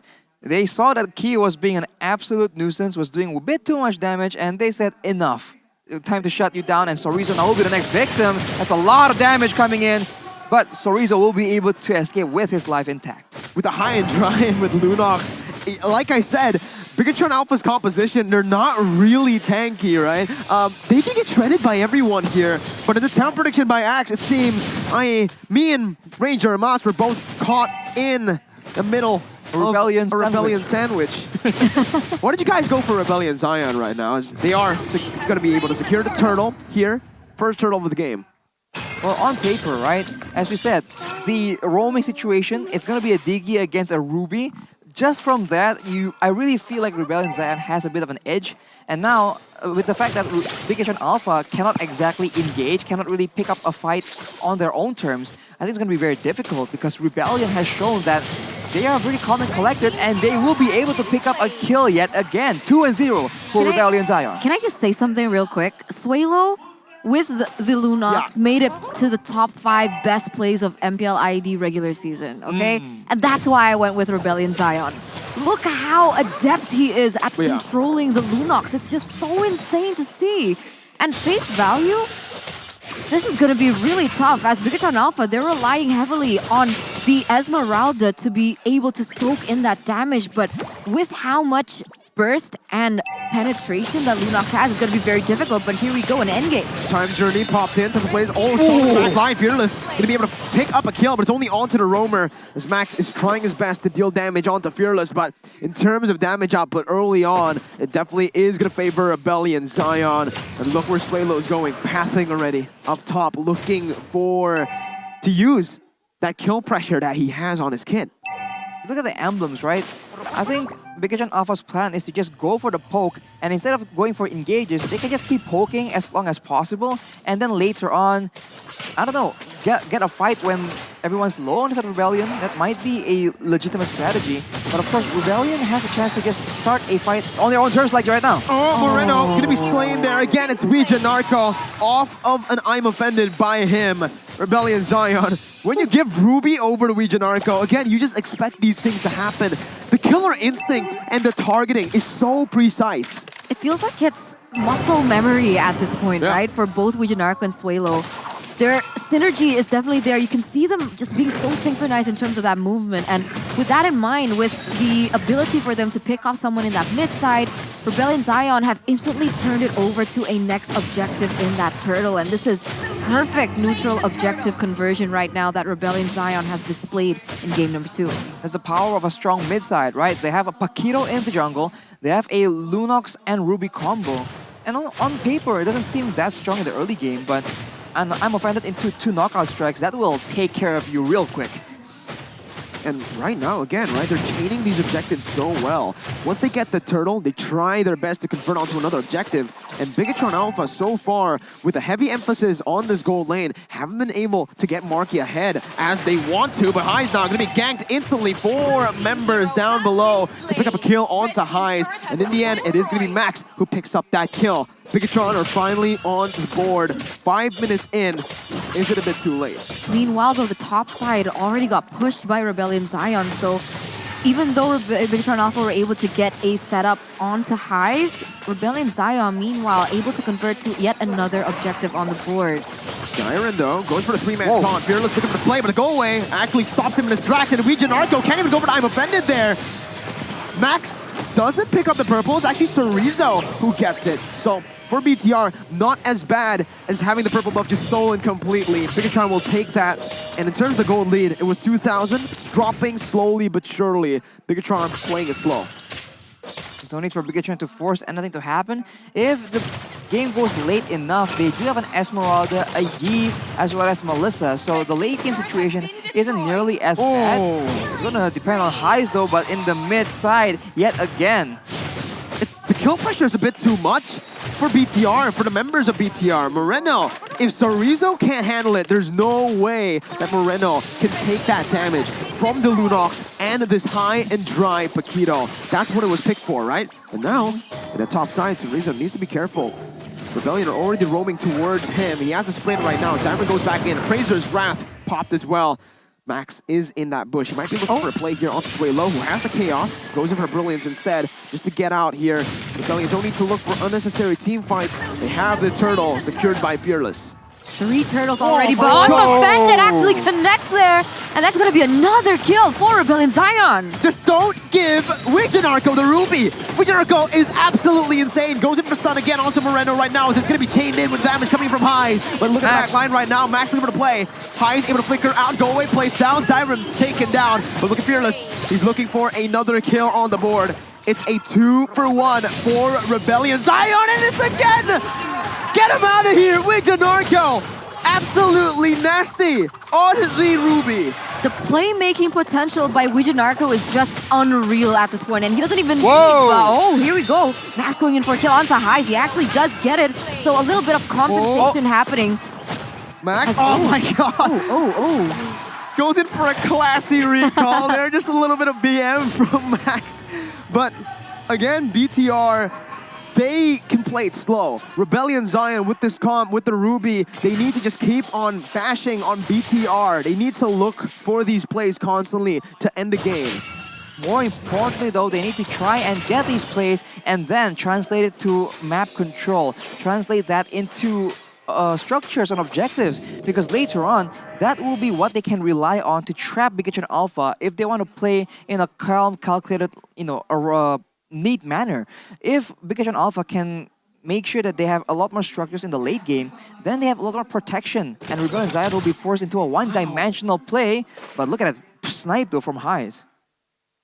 It looks so easy to get that snipe, right, for Highs. It looks easy for Highs. It's not easy for us, but you know what's easy? Grabbing food right now with the discount code. 90% off of your order with the grb.to/MPL link, or you can just scan the QR code. So far, 3,500 gold lead for Rebellion Zion.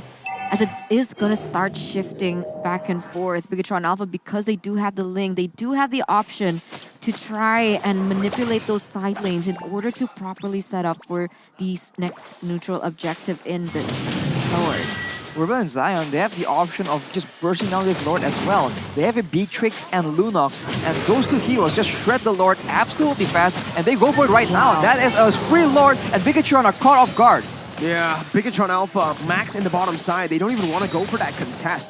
They're giving Rebellion the Lord over because Bigetron knows that if they go for the contest, they're just going to fall even more behind, right? Just go for a trade on the bottom side, get a turret, and come back with a little bit more map pressure here. Rebellion have a 4,000 gold lead too, so if BTR wanted to go for that 5v5, I don't really think they're at a point where they can actually take Rebellion 5v5. Just as I say that, though, Marky did a whole lot of damage on this way low. Marky is literally the only person on side of Bigetron Alpha who hasn't lost in terms of that level lead, right? Yeah. Highs, Marky both level 11, but Max, as you can see, is falling far behind Fearless, as well as Suelo and Moreno. So at this point, you're right, they're really hinging their bets onto the gold laners so far for Bigetron Alpha, and if they can't protect and if they can't utilize it, it's going to be difficult. They have to rely on the additional range that she has for the moment as the damage dealt by Axe. He's actually number 2. Whoa!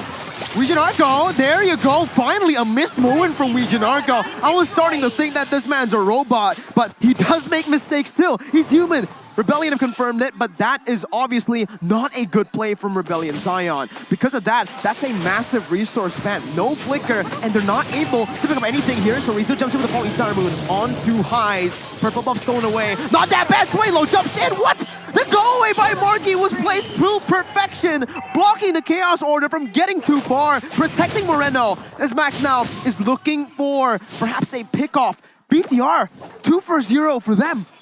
Oof, that is a tough situation. I was about to say, I fear for Moreno because Rebellion, the way they're playing right now, they're going to go with the Lord, they're going to wait for Moreno to try and position for a defense, and they're going to jump at him.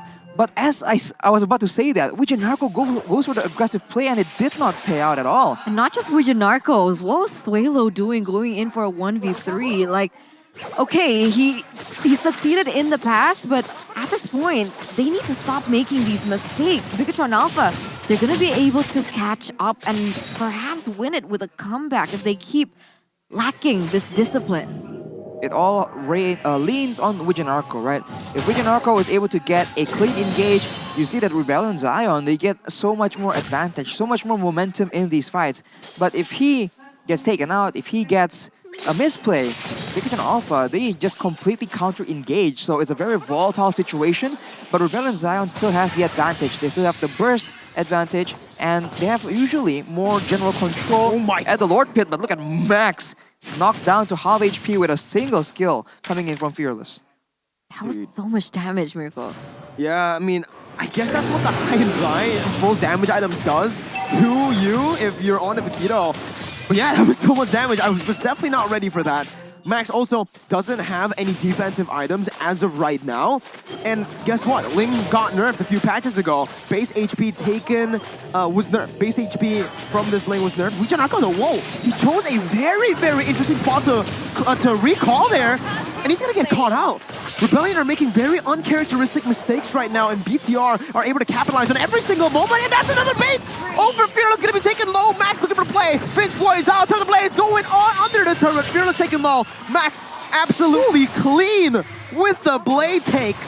Bigetron Alpha able to collapse right now onto that mid lane tier 1. And again, Wijanarko, he's the main playmaker, but if he makes those mistakes, he's also the main reason as to how Bigetron Alpha can come back in this game. Yeah, it seems like every time Wijanarko gets knocked out, Rebellion Zion, they're not sure how to engage, and that's when they start making mistakes. Bigetron Alpha now, they're able to start capitalizing over the advantage in terms of that range, as they are going to start setting up for the Lord. It is a 2,000 gold lead now, though, for Rebellion Zion, shrunk from 4,000. And in the 13th minute, any distinctions in terms of items, Arashi? He has itemized a Sky Guardian helmet. I think that's a bit unusual. We haven't seen it as much. But considering how this game is going on, how important it is for Bigetron Alpha to stay on the map and gain control, I think it's a good idea. For Rebellion Zion, though, right now, Highs is getting dangerously close to a full inventory slot, rivaling Max as well, so we'll have to see how that plays out. With a Divine Blaze, Straylo can do a lot of damage, and that's, again, a free Lord, and Vijanarko is stuck in the front with Dyron. An amazing sneak there by Rebellion Zion. Vijanarko now caught in the midst. Brilliance popped in. Max looking for that engage. Goes in, Hunter, and goes over the top of the flame, dodging everything, getting the knockout onto the members. Max! Absolutely insane! What a collapse by BTR! The Lord traded in for 3 kills. BTR might actually be able to look for the end right here. Marquis zoning the other members away right now with the dolls. Fearless gonna be poked down. Reverse time brought in, and that's gonna be the collapse once again onto the back line. Fearless buying some time, but in the end will fall to the hands of Key. Highs dealing damage with the Bureau's passion, but Max stays focused on the base with Marquis. What a win by Bigetron Alpha.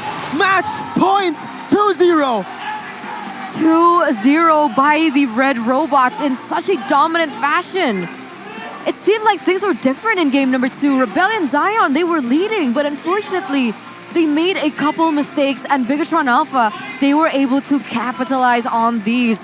This is literally the last tournament life that Rebellion Zion has before they are going to get eliminated along with Alter Ego today. And I gotta say, that game for Max was incredible. He really has evolved as a player, as a jungler. His mindset, his mental capacity at the moment, what's changed? I have no idea. Who is he? I don't know who this man is. He's not the Max I knew from a season ago. He's not even the Max I knew from the first leg of the regular season. An alien must have taken his body. What is going on? The confidence. The confidence, the swagger, the style. It's gotta be an imposter, man. It doesn't make any sense. Oh my god. It does not add up for sure. Wow, 2-0 for Bigetron right now. This is a scary situation for Rebellion to be in. In the regular season, in the first leg, everyone was calling him King Max as a troll to you know, smack talk him. But now he really is King Max. He's proving the doubters wrong once again, and it's incredible to see the development of Bigetron as a team. Every single member has really stepped up, and the way that they were able to play so patiently, even though they were, 2-3 levels behind Rebellion at one stage. It's crazy to see, and I guess for the moment, up until match number 2, game number 2, we're gonna see history repeat itself. For the moment, Rebellion Zion has not found the solution, has not been able to decode Bigetron here. I feel like they were doing such a great job, but somehow in that mid-game, the mistakes start rolling in. And again, with Vijanarko being such a key figure to the success of Rebellion, when he's not doing well, it's a bit too difficult.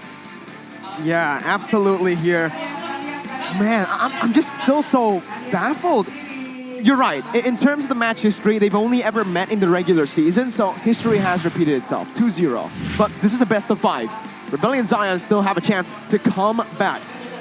There's been a lot of reverse sweeps throughout the regular season. There's no change here. Bigetron, they can't be too comfortable. They can't get too confident. They still need one more game. And up against Rebellion Zion, it's a tough task. I think a tough task is a bit of an understatement.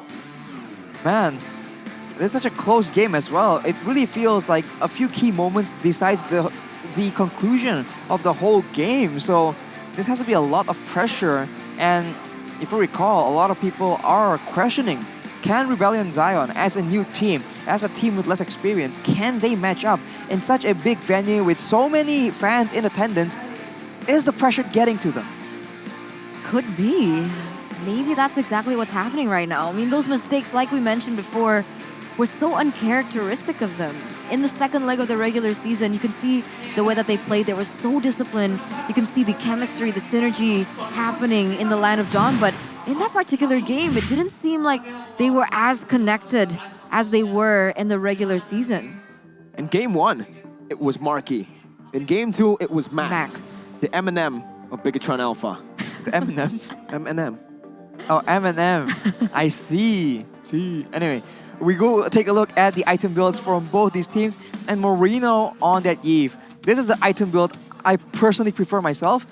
We can substitute the Enchanted Talisman, honestly. But the combo of the Ice Queen's one and the Glowing one, I think is just way too valuable right now.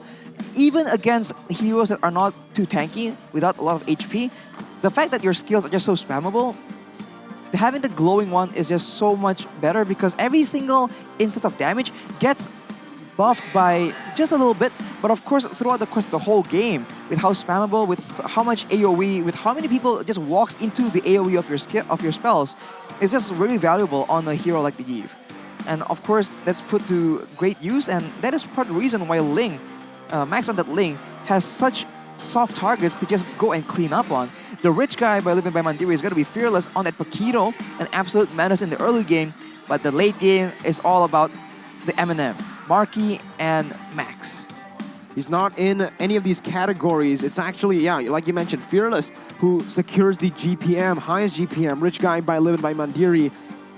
But again, right, I really feel like Rebellion Zion, it started with Vidio Narco's engage, and it also ended with Vidio Narco's engage. The rise and fall was due to Vidio Narco, and this is something that he needs to be able to work on, right, for game number 3. And obviously, that mentality, after making such a big play and then such a massive blunder afterwards, how's he doing right now? That's a huge question.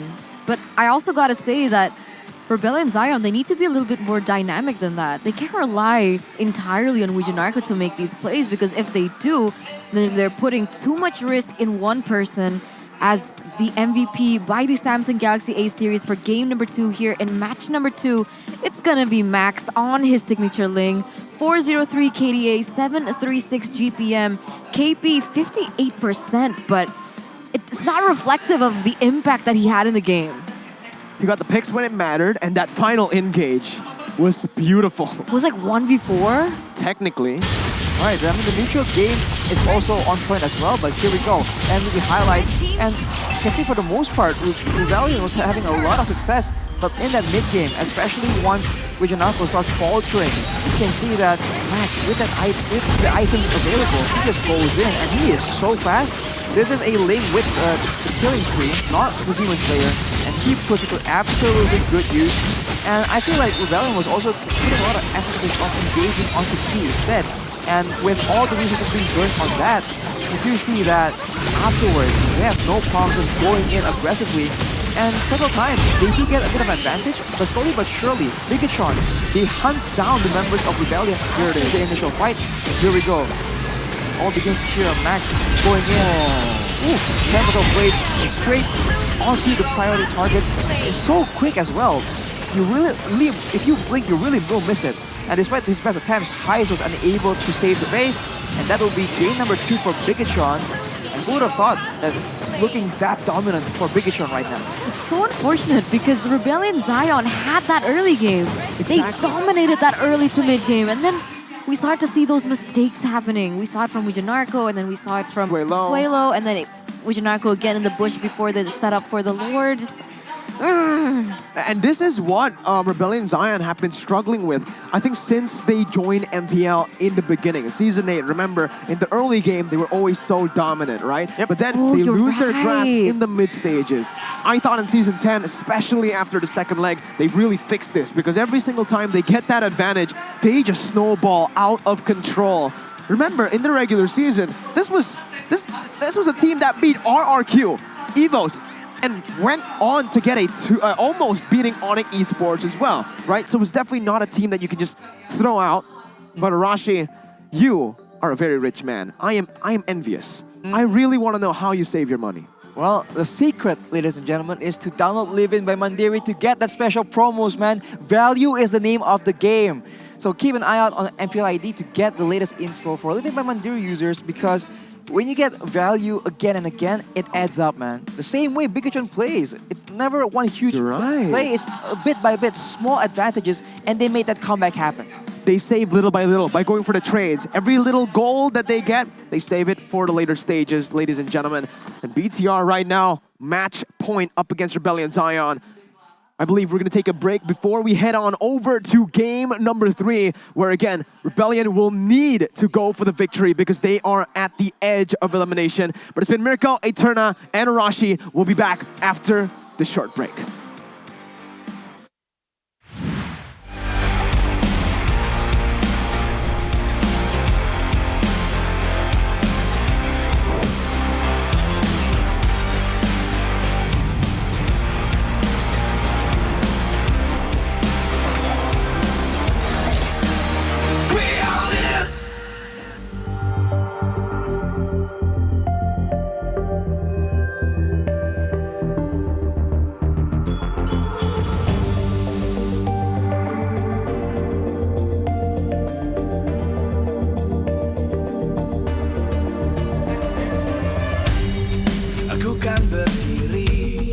dan terus berlari, terus ke arah puncak tertinggi. Ku takkan berhenti, hanya sampai di sini. Kemenangan abadi menanti. You know we won't miss if we unite our focus. And if you haven't noticed, we all live. Nyalakan apimu, hadapi semua tantangan, hadang semua serangan, jatuh bukan halangan. Bakar semangatmu, janganlah engkau menyerah. Kita akan buat sejarah. We all this, we won't miss. We all this, we won't miss. Saatnya beraksi, jalani ambisi. Aku kan menyawakan hari ini. You know we won't miss if we unite our focus. And if you haven't noticed, we all live. Nyalakan apimu, hadapi semua tantangan, hadang semua serangan, jatuh bukan halangan. Bakar semangatmu, janganlah engkau menyerah. Kita akan buat sejarah. We all this, we won't miss. We all this, we won't miss. We all this.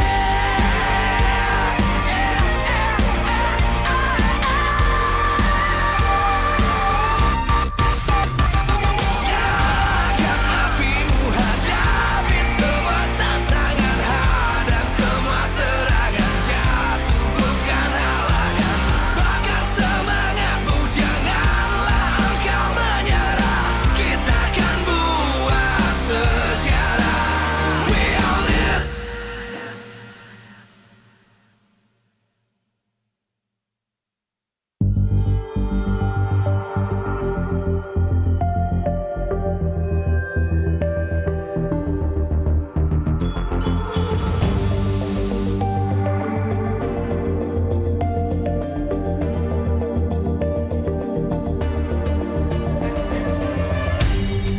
Aku kan berdiri dan terus berlari, terus ke arah puncak tertinggi. Ku takkan berhenti, hanya sampai di sini. Kemenangan abadi menanti. You know we won't miss if we unite our focus. And if you haven't noticed, we all live. Nyalakan apimu, hadapi semua tantangan, hadang semua serangan, jatuh bukan halangan. Bakar semangatmu, janganlah engkau menyerah. Kita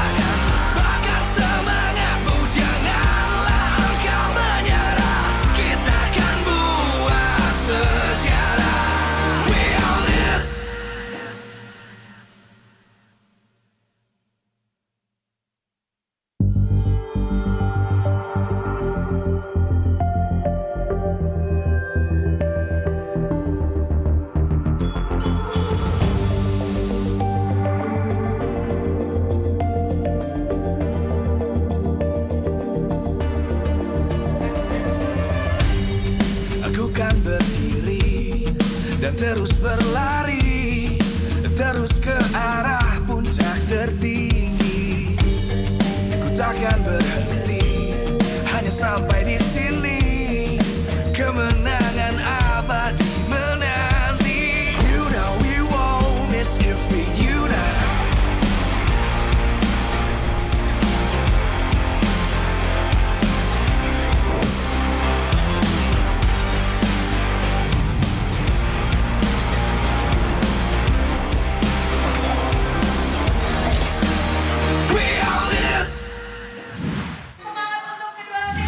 Welcome back, ladies and gentlemen. Match point for Bigetron Alpha here in the MPL Arena Playoffs, day number 1, 2-0. Rebellion Zion on the brink of elimination.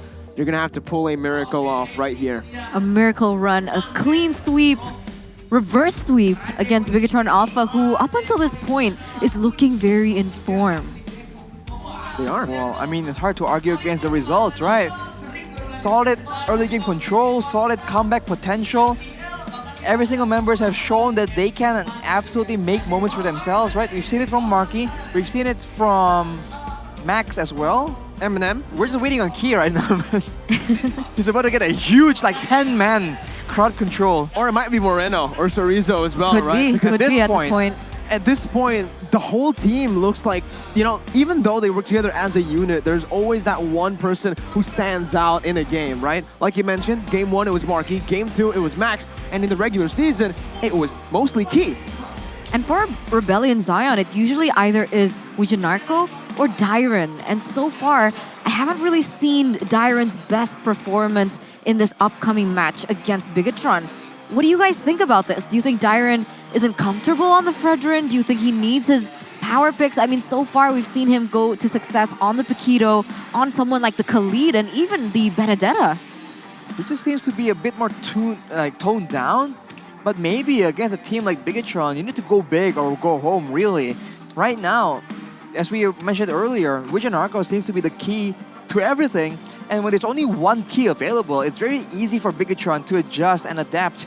And you see that in the mid-game of game number 2, Bigetron Alpha, they start, I guess, calculating who they can afford to lose, and they let Wijanarko make their move on that person and then counter-engage. So this is why you need to have multiple layers in your approach, right? If it's too one-dimensional, these MPL level teams, they won't sit there and take it, man. They will find a solution, and before you know it, you lost the game. Just like that. We'll see how Rebellion Zion finds their solution here up against Bigetron Alpha. Still in this game, opting to stay in the first pick on the blue side. And Bigetron Alpha will be on the red side again. I don't think we're going to see any changes in terms of just the bans, right? Especially for BTR. If it ain't broke, don't fix it. In game number 2, we saw that BTR ban out the Akai, the Balman, and the Claude. So far, it's the same bans as well from Rebellion. Valentina, Wan, just missing that Atlas. On that note, we do have a comment by Colius. I think this match will be very fun because it's very hard to predict. Both of the teams are very strong, but the key player for Bigetron is Max and Wijanarko for RBL. So I think that's something that we've mentioned already. When Max performs, he performs out of his mind. And in that regard, Bigetron, they've actually started to really limit the jungle, right? Someone that Fearless can pick up in that jungle position. The Akai, the Balman, once again, very similar to game number 2. Now, Rebellion Zion, are they once again going to opt for the Atlas ban? But no, they're going for the same approach like they did in game number 1, where the Lilia was actually the choice of ban for them. Moreno is, I wouldn't say notorious, but his Lilia is absolutely solid. And with a team like Bigetron, when you give Moreno someone who can wave clear so reliably, it makes it quite fearsome in the early game because that allows him to roam around. It allows Key to be more proactive as well. So Suelo having a bit more control in that mid lane will be very, very important indeed. But now with only one more ban available for Bigetron, is it going to be yet another jungler? Is it going to be a roamer? It will be the Yi. Right, so they're already changing it a bit, right? Rebellion, though, this is the reason they went for, well, technically not the reason they went for the Lilia ban, but for Bigetron Alpha, they purposely left the Claude open, right? Because they banned it in game number 2. Heis is a very good Claude player. Rebellion Zion are definitely not, they didn't even like hesitate to pick that Claude up. Maybe Bigetron Alpha have the counter towards the Claude, right? Maybe they left that open because they know that, or maybe they could just trade it for, yeah, the Vidio and the Faramis. Vidio, I expect the Faramis didn't, but hey, up against the Claude Claude's gonna be able to actually melt down the Cult Altar pretty fast with the Blazing Duet. But if the Cult Altar can effectively nullify the Blazing Duet, right? It takes a bit of time for you to come back from the stasis from the Cult Altar, and that's a lot of time where the Blazing Duet won't be doing a lot of damage. But of course, if the Claude is that ahead, the same way Marky was in game number 1, it won't really be an issue. The attacks alone will do a lot of damage. So now for Rebellion, are they going to try and go for the fights? Are they going to try and go for something like a split push? They finally get a Julian. The first Julian we've seen today, I believe. And one more pick here. It will... I would assume it's going to be a roamer, but you never know. They usually save it for the second phase. If they want to play safe, they can go for a side lane pick. I was thinking the Esmeralda, but the Grok is going to be the choice. And remember, the Grok is still a flex pick, and so is the Julian at this point, right? Fearless can utilize that in the jungle, but Suelo can also use that in that mid side. So very flex picks coming through for the side of Rebellion Zion. Meanwhile, Bigetron, the only flex... Okay, both of them are actually still flex, because technically the Faramis can be a roamer, and it also can be a mid laner. You're right. Honestly, right now, Bigetron and both Bigetron and Rebellion are playing with those flex picks, but with the Atlas, basically confirms that the Faramis is going to go to the mid lane. And guess what? It also confirms that you're not going to have a Diggy, all right? With the Atlas pickup now for BTR, they're definitely going to go for that Diggy ban. And now, this is the big question for Rebellion. How does the Claude want to go for the Purify instead of the Sprint? You need it at this point, right? Kind of do. I mean, especially, it's not just any Atlas. This is Key's Atlas, but Rebellion will ban out that Uranus. So I guess trying to deny that solid front laner, the wall that Bigetron can use, and of course the wave cut possibility from Sorizo. We've seen it again and again. But Bigetron, will they possibly just let that Diggy go? Because we've seen that they seem to kind of quote-unquote know how to deal with Wijanarko on the Diggy. We did mention that to us, Wijanarko on the Diggy just isn't that effective. And Yuzong, whoa, will be the final ban. They left the Diggy open. Yeah. Is that how confident they are? Well, judging from the track record, Wijanarko on the Diggy hasn't been that impressive as we were just mentioning. So, right on Rebellion, what will be their final ban? Still though, it's I don't know about this. I'm still questioning it because it's such an interesting route to go for. All right, as we'll see how this plays out for BTR. Like you mentioned, it did happen in game 1. They did show that they can withstand the Diggy, even though they picked up the Atlas. Rebellion Zion with the final ban. Melissa, taking the Melissa out, a counter hero towards the Claude in lane. Very good laning phase. BTR now, they can pick up the Irithel, technically. Maybe. The Brody, if they want to play it a little bit safer with some damage as well. A good lane for the Brody against the Claude. Beatrix can also be picked up. We all know Marky can't play this hero. Brody? I mean, there's got to be a reason for the Yuzong ban, right? There has to be. There has to be a backline. What's the backline is the question. Before that, though, there's a comment from GeekFam's Baloyski here. Baloy! I really know Marky is a great gold laner. He has great macro play. That's the key word here. Macro play seems to be, well, it has been something that Bigetron Alpha is notorious for. And the current roster seems to have understood the assignment at this point. And that will be the Irithel, as we were predicting. And now Rebellion, come on, man. You gotta find something to solve this problem. Will there be a Diggy? Seeing the comment from GeekFam, they could be picking up the Hilda. No, not the Hilda, sorry, the Matilda. Yeah, I agree. Matilda Grok. Yeah, Matilda? I agree with this, the Grok double roamer. Oh, man. I was thinking Grok XP lane, Julian jungle, Matilda, and then pick up another mage, right? Watch a Diggy mid just come out. Diggy mid and a roaming Grok. Suelo. There you go, Matilda. Wow, they actually do not go for, you're right, the Diggy. It's been completely left open. Oh, no. Oh, no. Oh, no. Checkmate. It's a Phoveus last pick. Julian, Mathilda, Cho. Oh, this was a bait. It was a... Oh, this... Wow. What a pick from Bigetron Alpha to round up their draft. They need to shut this Phoveus down, man. They need to try their best to make it hard, at least for the Phoveus to lane, because at this point, there's so many dashes from Rebellion Zion. And to add on to that, they have the Fairness who can look for that Shadow Stampede. Yeah, that's the difficult part right now because it seems like Rebellion wants to try and dash away from danger. But with that Phoveus, that's going to be a very tough situation for them to try and maneuver around. So, best of luck. I can't help but feel like they're in a very severe disadvantage when the draft is concerned. Well, ladies and gentlemen, we're getting ready to see game number 3. How will this play out? Bigetron Alpha match point, looking for the third game to end Rebellion's playoff run. As we jump into the Land of Dawn, tell us your predictions in the chat right now. Hashtag Dream Rebellion or hashtag Bigetron win. Tournament life is on the line, and we're gonna see Fearless use the Cho actually in that jungle position. So where is the Julian going? It's going to be a mid-Julian right here. We have seen it work again and again, so depending on how Rebellion gets pressure, with a Mathilda and a Julian, the mid is going to be a bit more dynamic, but in that jungle, it's going to be a Demon Slayer Cho up against a high-end dry Paquito in the hands of Max, of all people, so that's a very scary hero. Oh, look at the talent prediction by Axe. Pak Pulung in the Indonesian desk, he is so comfortable being a lone wolf. This is the second time today. Last time this happened, though, his pick won. Right. So we gotta be careful here. We might be in for another game here because of Pak Pulung. He has a way, to actually predict these things. I don't know how, but Pulung magic. That's what I like to call it. Anyways, back into the game here. Bigetron Alpha.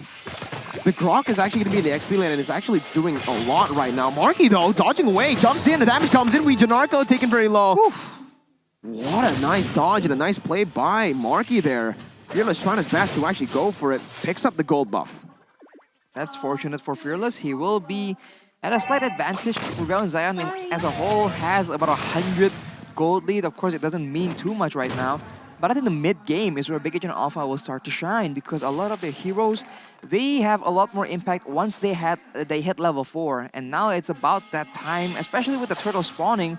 So we'll see if Bigetron Alpha, if they try and contest this, because Rebellion and Zion have their own share of solid crowd control. Wild charges, empowered chains, and Jeet Kune Do with the dragon combos. And I guess that's why Moreno opted for the Purify spell, but Key is going to be taken very low here. First blood falling into the hands of Rebellion Zion for Wijanarku in particular, and I think that is the beauty of the Mathilda, being able to create such a great support, give the dive as well, as now they're going in for the turtle. 5-man rotation, Highs blazing the way into the mid lane right now, as that's going to be the demonic force used to zone Fearless away. Max onto the turtle already, Suelo trying to just lock Chorizo in place. Wijanarko's very low, he has the guiding wind, but Suelo will choose to create his own path there. Enhanced sword, Dyron looking for a play, Chorizo trying to zone him away as Moreno jumps in onto Fearless. There he goes, Dyron jumps into the wild charge, and Max is going to be stopped there in his tracks. But what? How does he do it? Max able to steal it away, 1 HP. My goodness, Fearless locked down by Key right now as he's taken low. He's still able to get out. How did he do that? Dyron now getting caught in the stampede, gonna fall to the hands of Key, actually, who picks up the kill. Max.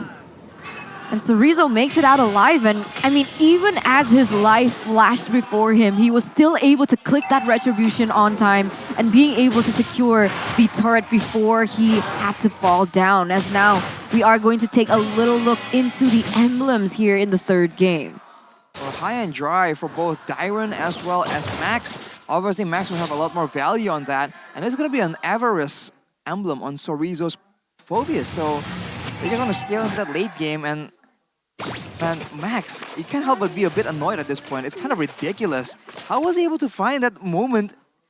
Just nerves of steel, man. He has no HP, no problem. I don't know what to say anymore. Like, what? 1 HP, flicker wild charge onto him. Everyone collapsed. he still went and targeted He the even turtle. got knocked up by Suelo as well. Exactly.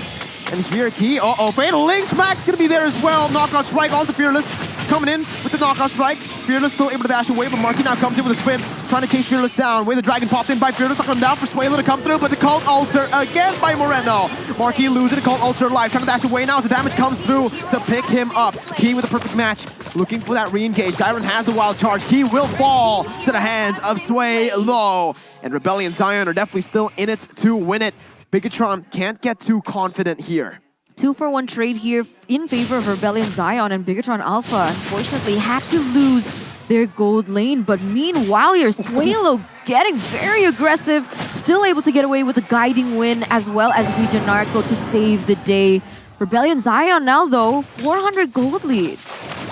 400 gold despite the dominance, the aggression that Bigetron Alpha has been able to use. This is one of the main issues, right? They have the Cult Alter, but they can't really pursue that well. And unless Sorizo gets insane plays off the back of some really good demonic forces, it's going to be quite difficult. And Rebellion Zion, they're going to try and go for this turtle yet again. They have a lot more single target card control as we've seen, but of course Key will try and be a problem right here. Sorizo jumps in Fearless, picking up the retribution, but Key jumps into the paint, lays on the two members. Vidio Narco pops the Purify, able to get out with a Shadow Stampede, brings them back for the Demonic Force to take. Max waiting for that to come through, picks up a double kill. Fearless jumps over the way of the Dragon onto Max, but he didn't quite get the angle to bring Max under the turret. Bigetron Alpha able to turn the tides once again. The gold lead back in their favor. They are going to be able to steal away the gold buff from Fearless as well. So a little bit more on the table here for Bigetron Alpha as they have started to pressure that bottom side. So we mentioned something in the beginning of this match when we saw the difference in composition. They need to be able to shut down Sorizo, but up until this point, it hasn't been able to be done. Good wall there by Dyron, the barrier. Key, though, still able to survive right now. Good Cult Alter once again. Dyron able to get out, Enhanced Chain coming in. Moreno with a Purify instantaneously. Demonic Force now onto Suelo. Both teams dishing out damage. Key with the Fatal Link in the bush, was waiting for it. Suelo did not expect it. El Momento. Key. Always able to find moments against all odds. I mean, at that point, a normal person would have just recalled at that stage, but he's not normal. He's not normal. I mean, he was so low, and he made that play happen, and he actually got a favorable trade for Bigetron Alpha. What initially was a 400 gold lead has now actually spiked to 1,000. You can call it instinct, you can call it experience, but Key, he just can have a bit of a foresight. He can predict how Rebellion Zion's gonna move. But now Highs has the golden staff, if I'm not mistaken. That will mean that in these bigger fights, it's been back and forth, but Rebellion Zion will have a bit more of an edge right now if it goes to those big 5v5 big team fights. Highs has already secured the golden staff though, so Rebellion Zion, they are reaching their power spike. But at this point, it's gonna be a small window of opportunity, no? As Key goes in for a conceal play. Let's see if he can actually win this one out. Oh, that's a blazing duet perfectly. Max, what? How the heck does he get the kill again? 3 members were there for him. He gets shut down, but in the end, it's Marky picking up a kill onto Dyron, who's still able to flicker out. So Rizzo now with the Demonic Force cleans house on under the turret. Fearless taken low. So Rizzo looking for that kill. But again, it's Suelo jumping with the flanks, not able to connect onto Marky. Moreno trying to run him down now with the Shadow Stampede. A good guiding win by Vidio Narco. At this point, it really does not make sense. Max should have just died. He shouldn't have gotten that pick. However, Rebellion Zion were able to get him off the board, plus get a turtle in the midst of it all. So what initially was a strong lead for Bigetron Alpha has now shifted to 800, and because they were able to grab more neutral objectives on the board, they're gonna start to feel the disparity in gold start to vanish. But you guys can also grab food with the promo code, a discount of 90%. grb.to/MPL is the name of the game, as now we're going back here as Key once again looking for another engage. Max, you just can't really count him out, even if he's half HP or if he is actually on the brink of getting taken out, especially if you're a squishy member like Heis or Sway Low. You just get absolutely destroyed if you underestimate him. Certainly Eagle by Wijanarko, he's in a weird spot. And a Fatal Links as well, plays into it, coming in to melt every single one on that Cold Altar. Moreno taking low, Heis backing up with the BMI. Max fighting Sway Low in the flanks. Once again, it is another kill. This Dyron's gonna be taken down. That's gonna be the Demonic Force following Fearless through under the turret. BTR with a 3 for 0, looking for the tier 1. He jumps onto Heis, forcing the BMI once again. And it's BTR with an absolutely amazing conversion after the team fight. That's a tier 2 in the 9th minute. So clean, so well executed by Bigetron Alpha. I mean, at this point, it feels like it's template, right? Now they are able to push in the mid side. They have instantly rotated towards this next objective. But Fearless, Wijanarko, Heis, it seems like they have something to say about this. Let's see, man. They better have something to say right now. Again, Arashi, tournament lives on the line. They won't actually give up until it's actually over. This is Season 10, so until you are pronounced done, it's never really done, but Sway Low might just be Fatal Links. Caught by the Fatal Links once again. Rebellion Zion, one-man disadvantage. You're looking for a fight down below. Wijanarko and Dyron now caught. Marky dealing the damage onto Wijanarko. Has the guy to win. He's comes in with the blazing weapon, but look at Marky. Oh my goodness gracious. Is able to survive with the Wind of Nature for a bit. Double kill picked up by Heis though. As Max comes in once again. Looking for the damage onto Fearless right now with a Help Key as well. Demonic Force all across the board. Heis gonna be caught now. Max looking for that damage onto Heis, but it has the Wind of Nature now. Able to outplay for a bit. Teresa waiting for this battle mirror image there. Both of these teams looking for it. Moreno jumping in, Cult Altar plays the flame shot to snipe Heis down. Fearless trying desperately to run away. Swaylo jumps in with Enhanced Sword, but will lose out on damage coming in as Max is able to clean house once again. The Stampede brings him back for a double to Max. 3,000 gold lead for BTR.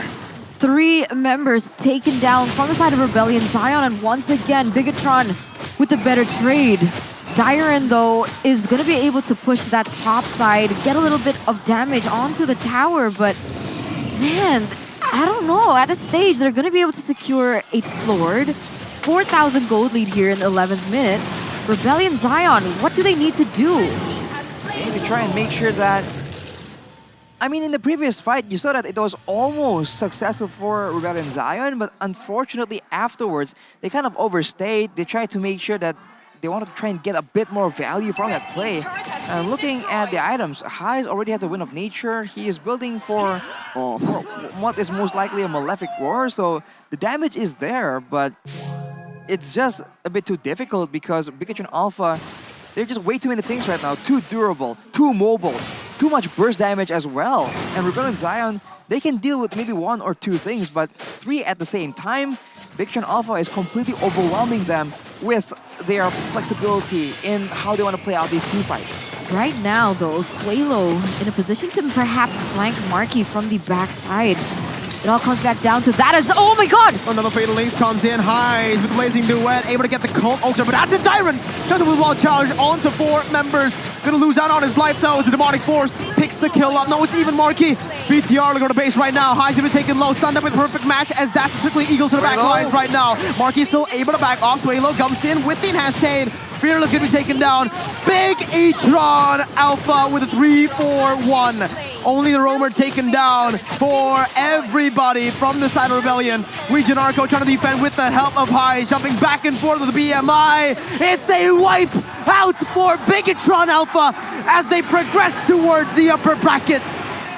The robots have stopped the Rebellion in its tracks. History repeats itself as Bigetron remains undecoded by the Blue Bulls here in the first day of the playoffs. What a stomp by the Red Robots. 3-0, clean sweep. As you can see the taunt from Repo. Wijanarko said that, hey, Repo, if you want to taunt on stage, and right now, he's doing it in front of the stage, so... That is a statement. The taunt master himself in the building. Repo is here, ladies and gentlemen. And this is such a great moment for Bigetron. But Rebellion, they get absolutely smashed. I'm so confused. What is it? Mentality, stage fright? It must have played a factor for them, right? Because they don't usually play like this. Rebellion Zion should have been a huge contender here in the playoff stage, seeing their performance leg 2 of the regular season. It's absolutely stunning here. Again, I predicted Bigetron Alpha. Arashi predicted Rebellion Zion. What we have in common is it's definitely not going to be a 3-0. Yep. It's definitely not going to be a 3-1 we mentioned. It's going to be 3-2. But here, it is not 3-2. It is 3-0 for BTR. There may be a lot of speculation as to why Rebellion are performing like this. Is it perhaps because of the stage fright? Is it perhaps because of the lack of experience, the mentality? Or is Bigetron Alpha that good? We just have to find out in the next few days. This is, after all, still only the first day of the playoffs. There's still so much more to be seen. But of course, you cannot belittle the achievements of Rebellion Zion, man. This is the first time they made it to the playoffs, and it was definitely an honorable attempt. Unfortunately, right now, Bigetron Alpha are the ones on top. The last send-off for Rebellion Zion in playoffs. Because if you think about it, like Rebellion Zion, it's been only 2 seasons and they've come this far. Yeah. Right? So it's amazing. Huge potential. I think a lot of people have really had their bets on Rebellion Zion, and that just shows how much support they've been able to gather because of how the people, even us on the caster desk, see the potential that they have. And so excited to see how they progress next season. But unfortunately, this season, Bigetron Alpha, they're going to come out on top. And wow, they are looking in form. The thrill and the agony of every competition. Bigetron Alpha all smiles, but for Rebellion Zion, it's a sad sight to see. It's a bitter pill to swallow, man. You're wishing the best for your team. They finally made it to the playoffs, but they got their journey cut short only on the first day. I mean, what can you say, man? It is tough. It is unfortunate for Rebellion Zion, but in the end, here we have the winning moment for Bigetron Alpha. BTR's clean sweep. The Bulls become the second team eliminated in the playoffs. Alter Ego and Rebellion Zion have been eliminated in day number 1 of MPL ID Season 10 Playoffs. 4 more days to go before we can get a decisive result. There's going to be plenty more amazing and also sad moments, but this is exactly what the competitive scene is about, ladies and gentlemen. Sportsmanship, of course, needs to be there. So if your team won, congratulations. But if your team lost, you know, you have to respect for the winners and the losers alike. Here you go, ladies and gentlemen, once again, the winning moment for Bigetron Alpha. The fans going crazy right after the 3-0 clean sweep. Even in the player rooms, the manager, the players, the substitutes, and obviously the coach and analyst. But we're going to throw it over to Bude Clara Mongstar for the interview with Bigetron Alpha. Bigetroopers! Inilah dia pemenang match kita yang kedua di hari yang pertama dengan menyapu bersih 3-0. Congratulations, Ki. Thank you. Luar biasa. Kalian di babak playoff ini begitu memukau dan begitu yakin untuk menyelesaikan match ini. Apa yang terjadi nih selama 2 minggu? Mungkin kita lebih try hard kali ya dari regular seasonnya. Terus juga kan kita nggak mau pulang pertama lagi kan kayak season sebelumnya. Makanya kita lebih fokus, lebih kayak nyemangatin anak-anak juga sama yang kayak mungkin yang belum pernah nyentuh main di stage juga kita harus kasih semangat, kasih tahu cara gimana sih di stage tuh. Oke, jadi komunikasi antar playernya lebih dieratkan lagi dan ternyata membuahkan hasil yang sangat baik dan bahkan sangat berbeda dengan match pertama. Kalian berhasil menyapu 3-0. Apakah kalian sudah bisa membaca gameplay, drafting, atau hal apa nih? Kalian bisa begitu mutlak ngedapetin kemenangan ini? Mungkin persiapan kita kali ini buat lawan Rebellion lebih banyak kali kan. Soalnya kan kita juga lumayan banyak nontonin mereka kan dari regular season. Terus Piala Presiden kemarin juga. Ya kita lebih banyak prepare buat mereka aja. Oh, banyak belajar. Dan inilah dia. Dan gimana caranya untuk kalian yang udah ngedapetin, kalau kata Coach Rizboy tadi, nggak boleh sampai overhype. Dan juga menjaga emosi di atas panggung. Apakah menurutmu itu juga penting? Penting banget. Penting banget. Soalnya kan kalau kita ke bawah hype kadang ada beberapa momen yang kayak harusnya kita bisa dapat gara-gara ke bawah hype jadi yang miss segala macam. Ada nggak momen-momen tadi yang terjadi kayak gitu? Ada dari aku. Game 2 apa game 3? Game 1, 2, 3 kayaknya. Game 1, 2, 3. Tapi melihat pertarungan kalian ya di MPL Playoff di mana penontonnya begitu banyak, ada yang berbeda nggak sih? Kayaknya lebih seru deh, maksudnya kayak lebih wow aja gitu. Soalnya kan ini stage benar-benar gede kan. Ini juga stage pertama kali aku kayak yang penontonnya bisa sampai ratusan bahkan ribuan gitu kan. Bikin semangat apa bikin grogi Ki? Grogi adalah pasti sedikit, cuman kita harus lebih banyak semangatnya. Luar biasa, dan melihat kemenangan kalian yang 3-0 ini berarti sudah dipastikan dua tim harus terhenti perjalanannya di babak playoff ini. Ada Alter Ego, Pai juga udah gak bisa bertemu kamu. Ya, sedih. Sedih ya? Dan ada juga Rebellion, ada yang mau kamu sampaikan gak sih khususnya untuk Rebellion? Apa? Sampaikan untuk Rebellion? Tetap semangat Rebellion, kalian juga udah melakukan yang terbaik. Banyak tim yang gak expect sama kalian, perjalanan kalian dari regular season sampai bisa lolos playoff ini. Luar biasa, saling respect dan saling juga mendukung. Dan untuk esok hari, ini dia, kamu akan melawan Raja Langit, Onyx Esports. Ya. Nah, kalian itu waktu regular season rada tertati-tati juga nih, Onyx Esports. Apa yang akan kalian berikan untuk esok hari, Ki?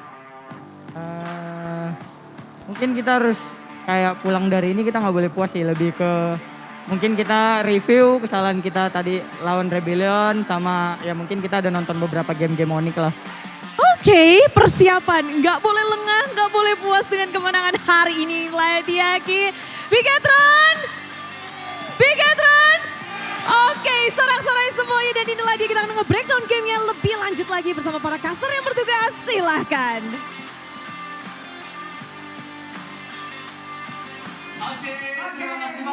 We're back again, ladies and gentlemen. Oh my goodness, 3-0 for Bigetron Alpha up against Rebellion Zion. Here, let's take a deep dive as to how this happened. Every game. Oh my God, 13-minute game in game 1.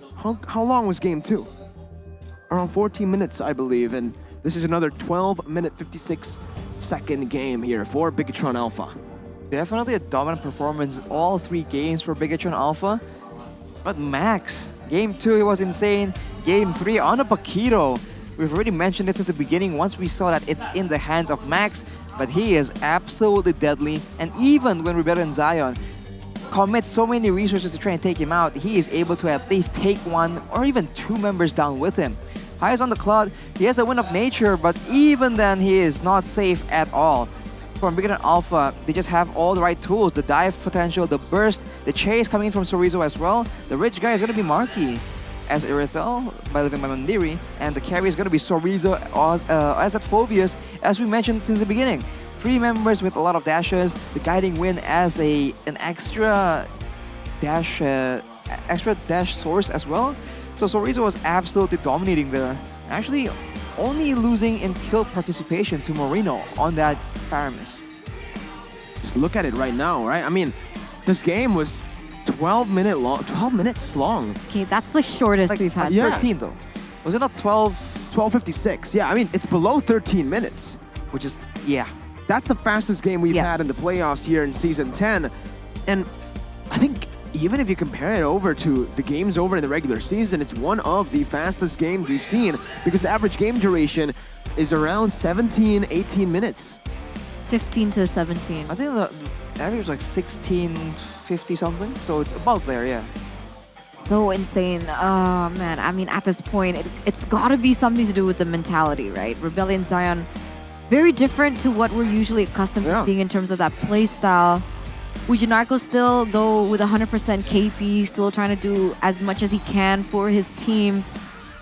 Didn't seem like there was enough follow-up, and it feels like the decision-making from a lot of the members were actually kind of off, right? But now we're going to take a look at the MVP by the Samsung Galaxy A series for the third and final game between Rebellion as well as Bigetron. It's going to be Sorizo on the Phoveus, 4011 KDA, 686 GPM, 75% KP. And this has got to be the moment where everyone knew that Rebellion Zion drafted a losing draft. They still had potential. Yeah. They still have potential, but overall, it's just difficult, man. We take a look at the MVP highlights by the Samsung Galaxy A series, and you're gonna see a lot of squads coming in from the Phoveus of Sorizo. I mean, look at him. He just goes in, and every time the fight breaks out, he just waits for the right moment, and now he can go in all in, and he still gets the benefit of the Cloud Altar even, so it's just so difficult to deal with him. And truth be told, I don't think Rebellion Zion even have the resources available because they're too busy trying to make sure that Max and Marky gets put under control. So, as we mentioned, when you focus down the other members, someone else will pick up the slack and actually run with it. So in this game, you can say it's Sorizo, you can say it's Max, but when Marky is not delivering, everyone else is.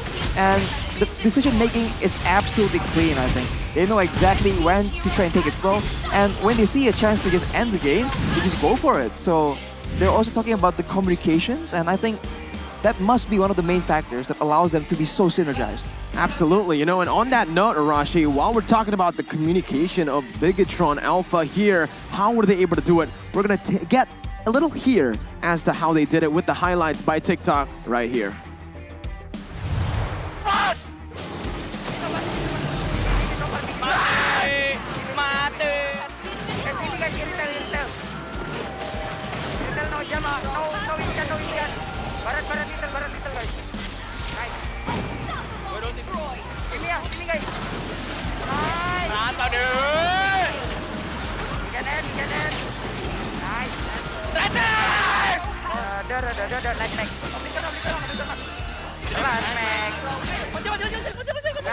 Oh, lebih keren. Tai. Wijan narko. Nice. Hah? Luar kita elok. Gue ikat mati dia. Marki. Udah Ruby core. Second Ruby guys. Go, kill. Nice. Baik. Dulu. Ayo. Second. Go. Fight. Marki si. Nice bro. End. Go ahead. Second. Red team hero has been slain. End bro. Nice. Let's go. Boy. Nice. Gue tarik ya. Awas drop. Matiin dah bang. Gue dulu. Tap. Mau nggak Julian ya? Lihat gua. Oke. Nice bro. Fight. Lihat gue dong. Gua lihat more. I see Moreno. Gerak. Nice. Ada ulti more. Gas. Kill. Nice. Sabar. Lebih sabar. Nice bro.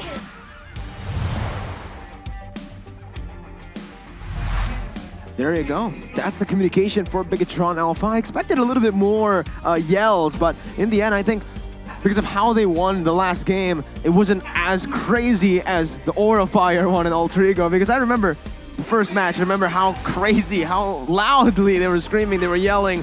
Here, it's a bit chill, right? They were smashing the table, literally. I think Moonton definitely told Bigetron, hey, chill, all right? We still have matches tomorrow. Don't break the desk. I mean, it's Bigetron. They are robots. Oh. Perhaps that's the coldness and the edge that they have. The edge. As a team. Is that perhaps? Are they robots, Arashi? They might be. This is a new conspiracy brought to you by the English desk. Tell us if you have any information we can use, but here is the key to success.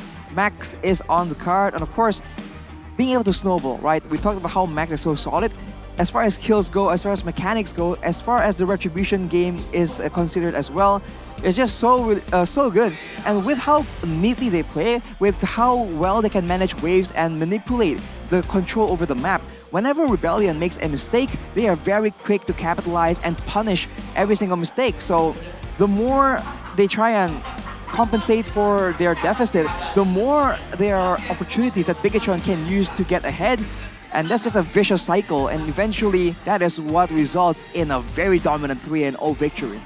And I think there are a lot of moments in this game where, again, for Bigetron Alpha, in a lot of these losing matchups early on, they actually chilled, right? They didn't go for anything too crazy, and they played it just very slowly. And that just opened up an opportunity for themselves. By playing it slow, it enabled Rebellion Zion to actually force these desperate engages. And sometimes, well, a lot of times that we saw in Game 2 especially, Vidio Suelo, they took the bait. They took that slow tempo bait, forcing their own tempo, forcing the fights to come through, and they were punished ultimately there. And they couldn't find their comfort on stage. I think that's the thing that we always were, kind of mentioning, right? Why, Eterna? They're already sitting on the best chair in the world. I don't know. Maybe they're not leaning in towards it enough, because special shout out to Secret Lab, the official gaming chair partner of MPL Indonesia. I mean, you guys gotta take a look at this, right? It's fully adjustable, the armrest to play Mobile Legends comfortably, the best comfort from this cool foam, as well as the backrest system that's adjustable, and it's designed specifically to accentuate just every body type. Invest in comfort, right? It's adjustable. Invest in comfort, because if you spend your time playing games or just anything right now, you see, it's magnetic. So anything you do, as long as you're sitting on a chair, you would want to get the most comfortable chair. A lot of people have had back problems, right, Arashi? So that's not a good investment in the future for you guys. But what is, again, as a bonus, invest in comfort and invest in gold. Obviously, with UBS Gold, you can do that right now. Rashi, whoa. Is that the 300,000 IDR version? Where'd you guys get it? Oh, you don't have this? Where Anyway, is it, guys? this is that value investment. If you want to spend your money wisely, get ahead from everyone else, get that gold advantage, this is the way to go, guys. ubslifestyle.com, check it out. And you can get it on the other e-commerce stores as well. And it's Man, I need to MPL get limited. one. You know what, Eterna, because this is MPL Season 10 limited edition, you take it, man. Really? Take it. Here, we're giving it over to Eterna. Here, Eterna, take it on camera. Okay. There you go. Boom. Wow, thank Boom. you. You're welcome. Now, Rashi. There you go, guys. Go ahead and check it out, because just like we were doing, right? You bought it, I bought it. And in a few years, it's going to be a 300,000 one when I get the 100,000, because that's how value works. That's how gold works. Rises in value, Rashi. We are going to take a look at the brackets, though, right here for Season 10 Playoffs. Let's see what has happened again. The recap, if anyone missed the action. In a bit. They're not. Unfortunately. They're not ready for it. They're not ready. You guys aren't ready for it. I am not ready. I'm not ready. I'm not ready either. Then we're not going to show. Arashi's ready, all right? Now, here you go, ladies and gentlemen, the official brackets, the updated ones after... there seems to be a mistake there. It should be Aura advancing to the upper brackets, 3-2. Unfortunately, there's a little mistake in the assets, ladies and gentlemen. Bigetron Alpha, though, they got that one right. 3-0. Wow. Against Rebellion Zion. But tomorrow is going to be an interesting day, man. Oh, there we go. There you go. Just like that. MPL quality. RRQ going up against Aura. Onyx going up against BTR. So the two strongest teams from the last season, right? RRQ and Onyx. They're going to make an appearance finally for the first time in the Season 10 playoffs. A lot of expectations, man. A lot of doubts as well. They're chilling in the upper bracket. And if the little bird whispered into my ear, if what he says is correct, right? What did the little bird say? There's an upper bracket charm. Whoa. Oh, you're absolutely right.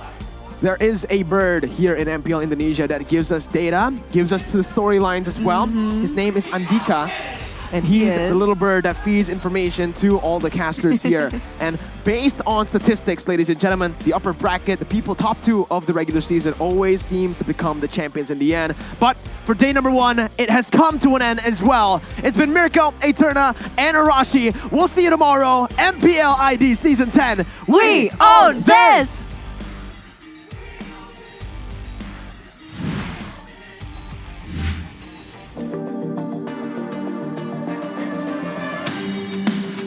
kan berdiri dan terus berlari, terus ke arah puncak tertinggi. Ku takkan berhenti, hanya sampai di sini. Kemenangan abadi menanti. You know we won't miss if we unite our focus. And if you haven't noticed, we all live. Nyalakan apimu, hadapi semua tantangan, hadang semua serangan, jatuh bukan halangan. Bakar semangatmu, janganlah engkau menyerah. Kita akan buat sejarah. We all this, we won't miss. We all this, we won't miss. Saatnya beraksi, jalani ambisi. Aku kan menyawakan hari ini. You know we won't miss if we unite our focus. And if you haven't noticed, we all live. Nyalakan apimu, hadapi semua tantangan, hadang semua serangan, jatuh bukan halangan. Bakar semangatmu, janganlah engkau menyerah. Kita akan buat sejarah. We all this, we won't miss. We all this, we won't miss. We all this.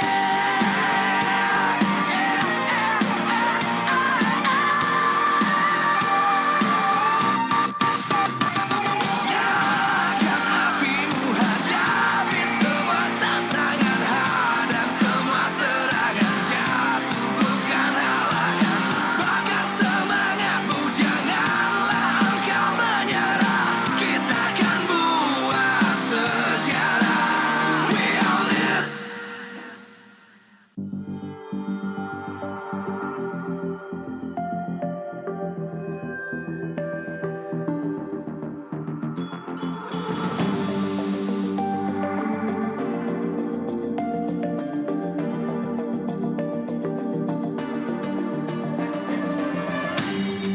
Aku kan berdiri dan terus berlari, terus ke arah puncak tertinggi. Ku takkan berhenti, hanya sampai di sini. Kemenangan abadi menanti. You know we won't miss if we unite our focus. And if you haven't noticed, we all live. Nyalakan apimu, hadapi semua tantangan, hadang semua serangan, jatuh bukan halangan. Bakar semangatmu, janganlah engkau menyerah. Kita akan buat sejarah. We all this, we won't miss. We all this, we won't miss. Saatnya beraksi, jalani ambisi. Aku kan menyawakan hari ini. You know we won't miss if we unite our focus. And if you haven't noticed, we all live. Nyalakan apimu, hadapi semua tantangan, hadang semua serangan, jatuh bukan halangan. Bakar semangatmu, janganlah.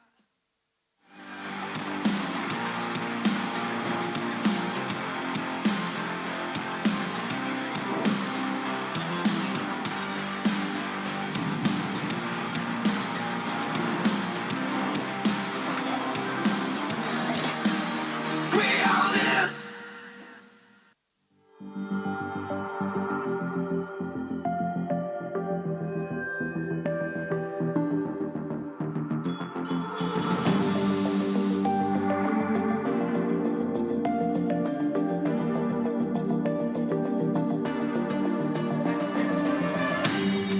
Aku kan berdiri dan terus berlari, terus ke arah puncak tertinggi. Ku takkan berhenti, hanya sampai di sini. Kemenangan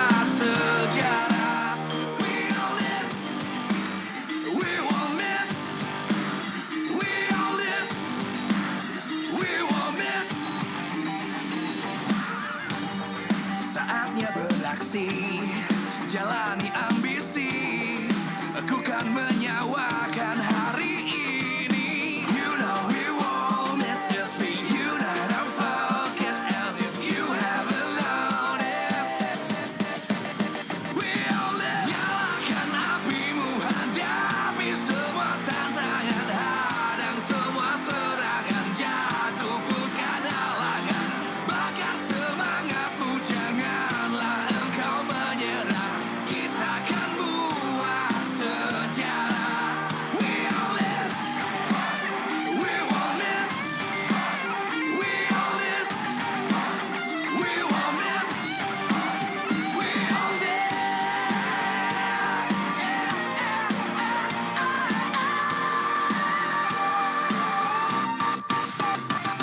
Nyalakan apimu, hadapi semua tantangan, hadang semua serangan, jatuh bukan halangan. Bakar semangatmu, janganlah engkau menyerah. Kita akan buat sejarah. We all this.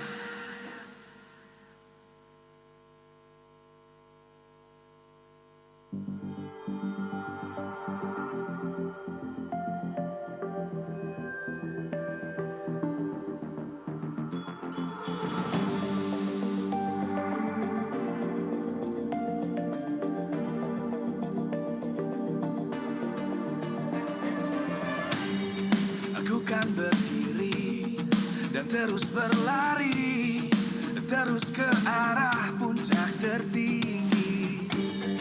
Ku takkan berhenti, hanya sampai di sini. Kemenangan abadi menanti. You know we won't miss if we unite our focus. And if you haven't noticed, we all live. Nyalakan apimu, hadapi semua tantangan, hadang semua serangan, jatuh bukan halangan. Bakar semangatmu, janganlah engkau menyerah. Kita akan buat sejarah. We all this, we won't miss. We all this, we won't miss. Saatnya beraksi, jalani ambisi. Aku kan menyawakan hari ini. You know we won't miss if we unite our focus. And if you haven't noticed, we all live. Nyalakan apimu, hadapi semua tantangan, hadang semua serangan, jatuh bukan halangan. Bakar semangatmu, janganlah engkau menyerah. Kita akan buat sejarah. We all this, we won't miss. We all this, we won't miss. We all this.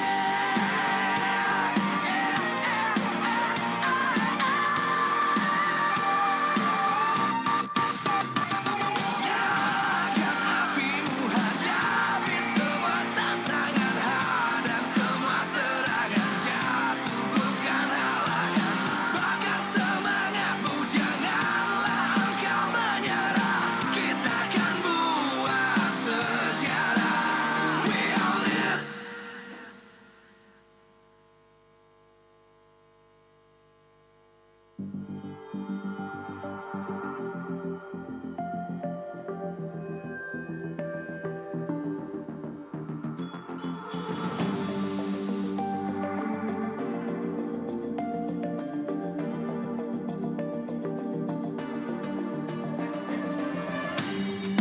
Aku kan berdiri dan terus berlari, terus ke arah puncak tertinggi. Ku takkan berhenti, hanya sampai di sini.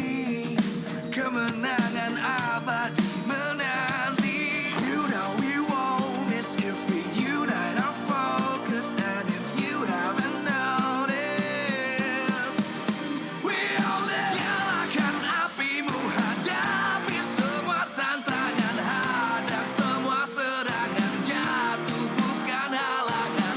Bakar semangatmu, janganlah engkau menyerah. Kita akan buat